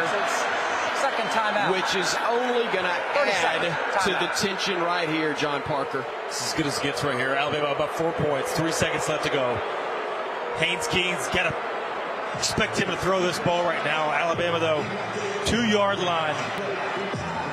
It's a lot harder to throw the ball right here with only 12 yards to work with. Alabama, though, pressure all night long for Will Anderson. Christian Miller, I wish we could put you in right now, but on our broadcast, we're going to bring you in. What are you doing? me, I have 2 great edge guys, 3 great edge guys. I'm going to let those guys rush, and I'm going to drop the rest of these guys. I'm going to let them play the goal line, make sure you have a thick coverage right here, because they're probably going to throw the ball right here. So you want to do everything you can. Just use your edge guys to get pressure up front. But everybody else needs to plaster a receiver and do not let them get in the end zone. Bama fans on their feet making all the noise they can with a lot of nausea running through the place as well. Final play of the game, 3 seconds left. Aggies at the Alabama 2. 4-point Bama lead. We're trying to keep it that way. King gets a snap. Time. Throws. It is incomplete. Zeros on the clock. Ball game. No flags. Alabama wins. Let's get out of here.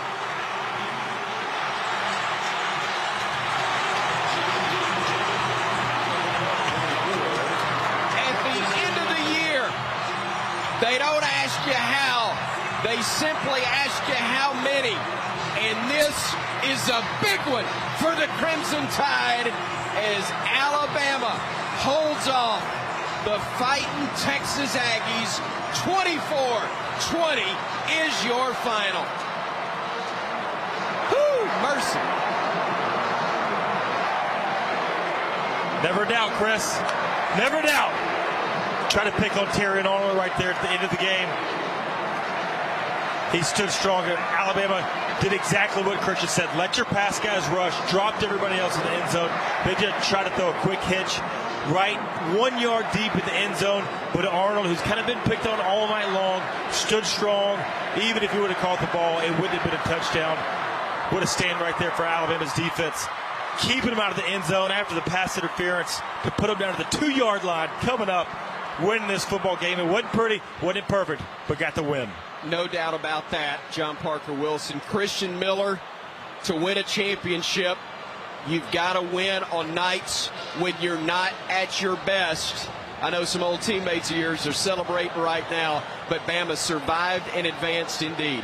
That's exactly right, Chris. Hey, these are the type of games that you really build character, when you really have to dig it out there and get it at the very end. And this is going to be very beneficial for them moving forward. And I'm happy to see them pull out a win right here. But man, that was a tough game right there. Hats off to Texas A&M, but great job by Alabama's defense right there, closing the game out there.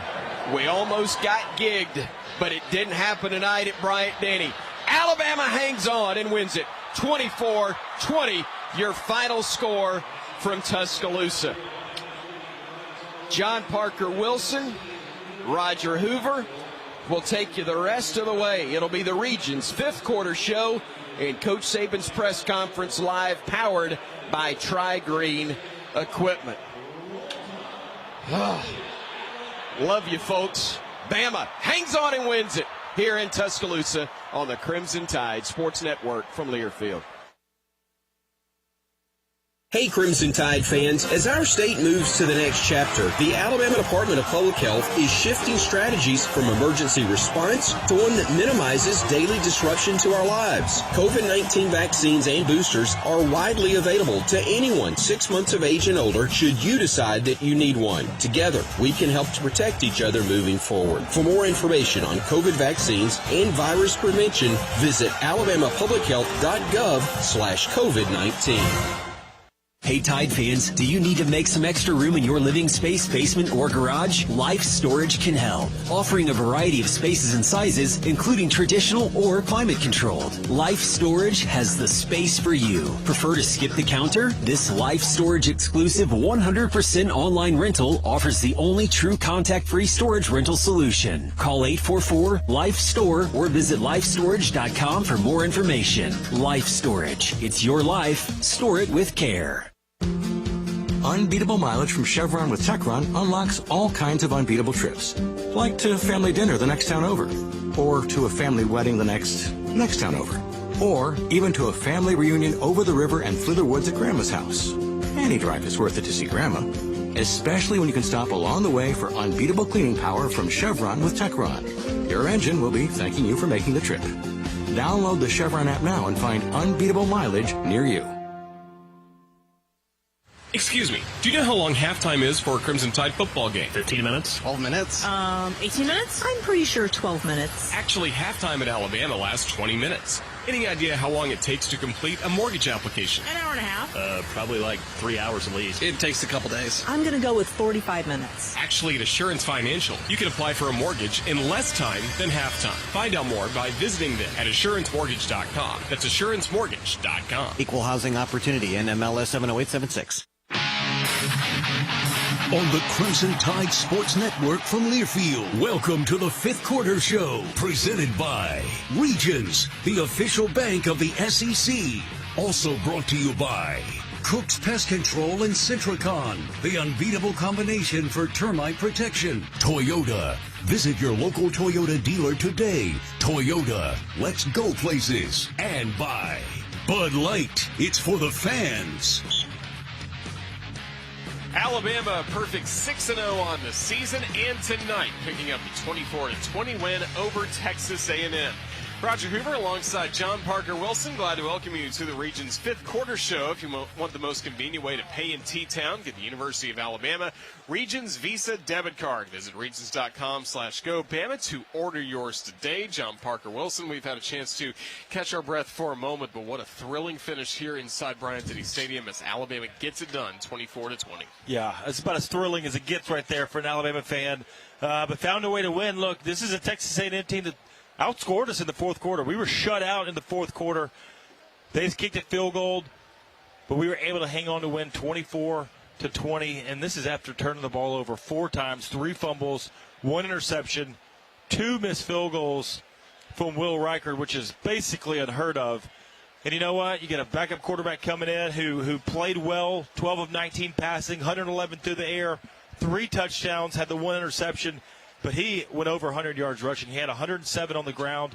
They backed it up with some sack yards, so he finished officially with 83. But 288 yards on the ground for Alabama was the difference in this one. And how about the defense? Maybe bend, don't break, especially at the end. But when they had to step and make the play, they did. They did. They really did. You know, we had some errors. We had some penalties right there. Look, Texas A&M made some big plays. That catch from Stewart was huge. Muhammad had a really good day from them. And Haynes King, I mean, he stood in there. He took a beating tonight. He's getting in an ice tub until about Wednesday before he knocks that soreness off. But Alabama put pressure on him all night long and just found a way to win. And that's the big thing right there, making big plays. You know, Terry Arnold is a perfect example. Gets picked on, has interference calls, and then makes a play to win the game right there. After a pass interference puts us down the 2-yard line. I mean, A&M's got all the momentum right there. We just shut them out with a nice play from Arnold. Crimson Tide get the win again. 24-20 is the final score. When we come back, we'll hear more. And we're getting closer to Coach Saban's post-game press conference as well. This is the Crimson Tide Sports Network from Learfield. Picture yourself here. White sugar sand beach, clear blue-green water. This is Pensacola. It's the way to beach. Experience what's waiting at visitpensacola.com. Look around you. There's history being made. Has been. Will be. Just something about those blue skies, high banks and high speed, all coming together in one perfect race. And it'll be here sooner than you think. The Daytona 500 at Daytona International Speedway, February 19th, 2023. Get your tickets now at Daytona500.com. Wouldn't you love to come home to the lawn of your dreams? Weedman is the largest franchise lawn care company in North America. Just like the Crimson Tide, Weedman believes in being the very best by delivering the best fertilization, weed control, and mosquito control services in the industry. For a limited time, we're offering Alabama fans their first application for $24.95 with the purchase of a lawn care program. Just mention the code ROLLTIDE. Visit us at birmingham.weedman.com and request your free quote. Weedman, Birmingham, and Tuscaloosa is a proud partner of the Alabama Crimson Tide. Putting together a winning drive third and long from the shotgun takes focus, determination, there's the snap, dropping back, and that powerful form of energy scrambles to his right, looking downfield, called belief. launches it toward the end zone. That belief in a team, in a community of fans, in each other. Touchdown! That powerful energy connects us all. Alabama Power is a proud supporter of the Alabama Crimson Tide. Power for a better Alabama.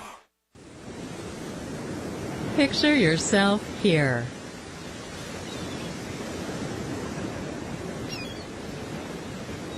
This mental getaway brought to you by visitpensacola.com. Alabama football lives here.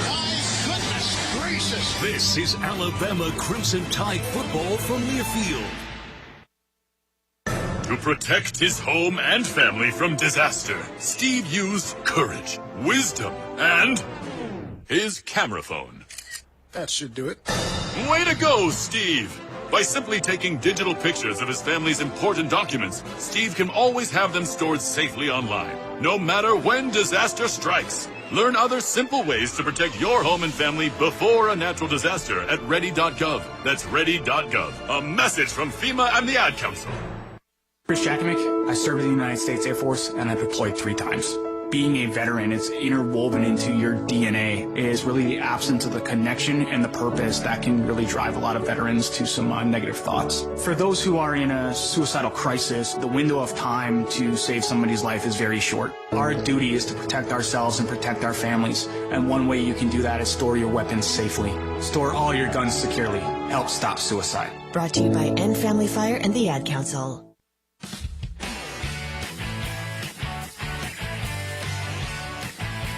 Lots to talk about from this win for the Crimson Tide, 24-20 over Texas A&M, and that'll even continue beyond this show. It'll continue all the way to Monday night.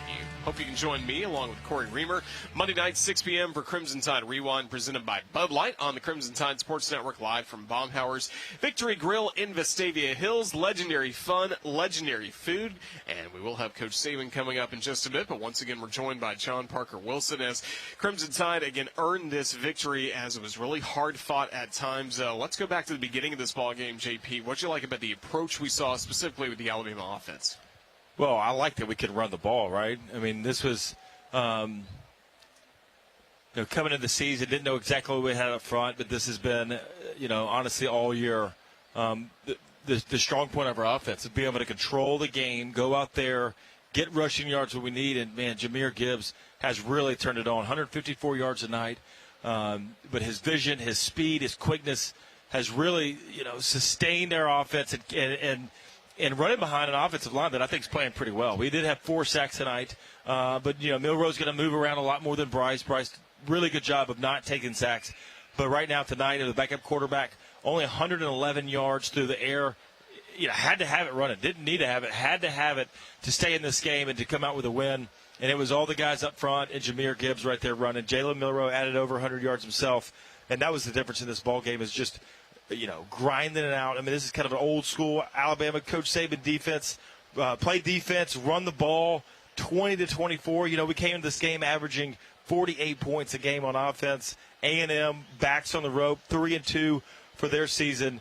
And it wasn't pretty. It wasn't perfect. But it was a win for Alabama. Certainly take it as the Crimson Tide improved to 6-0 on the season, now 3-0 in the SEC. And Coach Saban's postgame comments are coming up shortly as we continue. This is the Crimson Tide Sports Network from Learfield.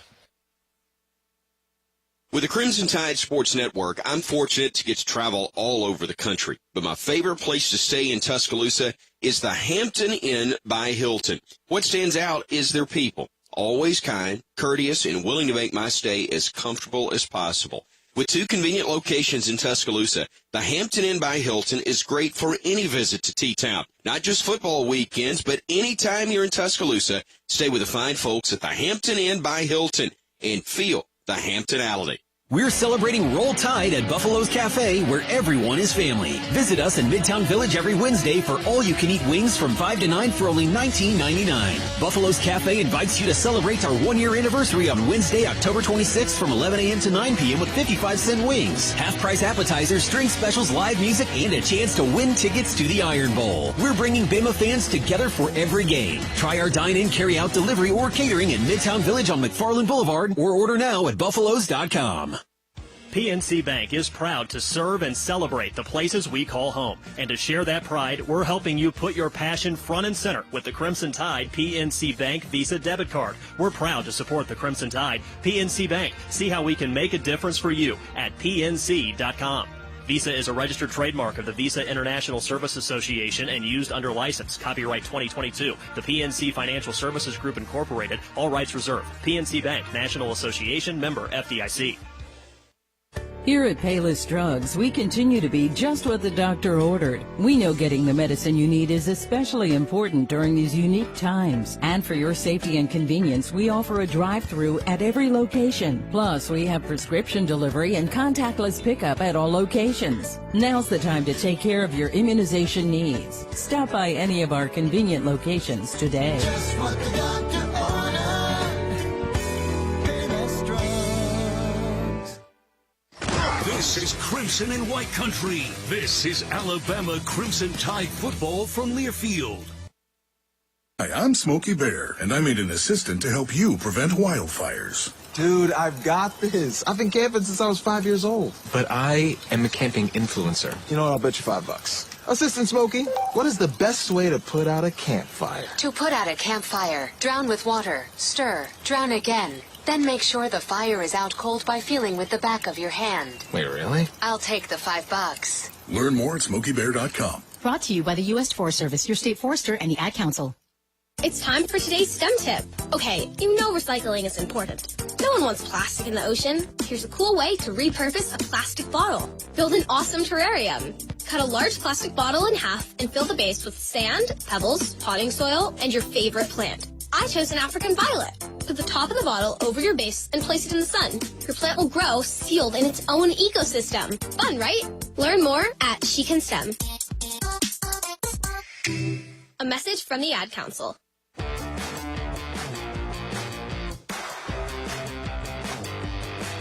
Final time for us tonight inside the Alabama Credit Union broadcast booth as Alabama picks up the win 24-20, and Crimson Tide hanging on the final play, and a complete pass ends this game in a Tide win. And John Parker Wilson, you've been part of some locker room celebrations for the Crimson Tide in games like this that were at times sloppy play by the Crimson Tide. It came down to the very end. What's the typical message from Coach Saban after a win like this? We got a lot to clean up, but let's enjoy this win, right? You get a 24-hour rule, so it's not perfect, but you win. You come out here and to win a game like this, and even though it's tighter than it should have been, right? So many mistakes from Alabama all over the field, all three sides of the ball for Alabama. You win the game, and that's what it's all about. And Chris said it as he was signing off of, you don't remember how you won it, you remember how many. You're playing an SEC West team. Crazy things have been happening already this season, but to come out here right here and to stand strong. Defense only giving up 20 points. Offense finding a way after 4 turnovers and 3 fumbles and an interception. And it did a really good job of hanging in here and making plays themselves. It wasn't like we were getting beat on defense all the time. They made plays. Stewart for them led the way with 106 yards passing with a team that doesn't have their starting wide receiver, Anaya Smith. I was proud of these guys, the way they fought and the way they just figured out how to win the game. Find a way to win the game. That's what it's all about. And for the Crimson Tide, again, Jalen Milroe with the entire game at quarterback for Alabama. So I imagine it's still going to be really important the next few days for Bryce Young to see if he's available for next week against Tennessee. Right. So how did he do this week in practice? Is he going to be able to come out and have a good week of practice getting ready for Tennessee? Because Coach Saban likes to play with the guys that have gone out there and are ready for the game. And, hopefully Bryce is healthy for this, that he can get back for Tennessee, because you saw tonight a little bit how much he means to this team, how special Bryce Young, Heisman Trophy winner, is on making everybody else around him better. If Jalen Milroe has to go, he'll be in a second start. You'll learn a lot by going out here and being the guy. Okay, learning what worked, what didn't work, expanding the playbook a little bit from Bill O'Brien. But proud of the way Jalen went out there and fought 12 of 19, 111 yards, 100 on the ground. And you know what? He's 1-0 as a starter. And this defense had to adjust, too, for a player with that injury. Jalen Moody has been consistently leading Alabama in tackles this season. He wasn't dressed out for tonight's game, so that was an adjustment the Crimson Tide had to make there as well. Yeah, you're exactly right. I thought we came in and played well behind him. Deontay Lawson finished the night with 5 tackles, 3 of those solos, but, had to have guys step around. And Brian Branch led the way with 9 tackles. And, really shut down their running game. And I thought Haynes King played well, but they only had 70 yards rushing. And A-Chain, we know how elusive and how powerful and game-changing he could be. He went 16 rushes, only 62 yards, a long of 15. So when you keep a guy under 4 yards an average like we did tonight, you give yourself a chance to win the game, and we close the door there, right, at the very last play of the game. So the Crimson Tide, again, earned this victory. 24-20 is the final score. We're awaiting comments from head coach Nick Saban after this win, as Alabama improves to 6-0 on the season, now 3-0 in the SEC. And again, next week against Tennessee, it'll be a victory, or it'll be a trip to Knoxville. And right now, we'll take a trip to the media room. Head coach Nick Saban standing by with his post-game press conference, powered by Tri-Green Equipment, your John Deere dealer for North Alabama.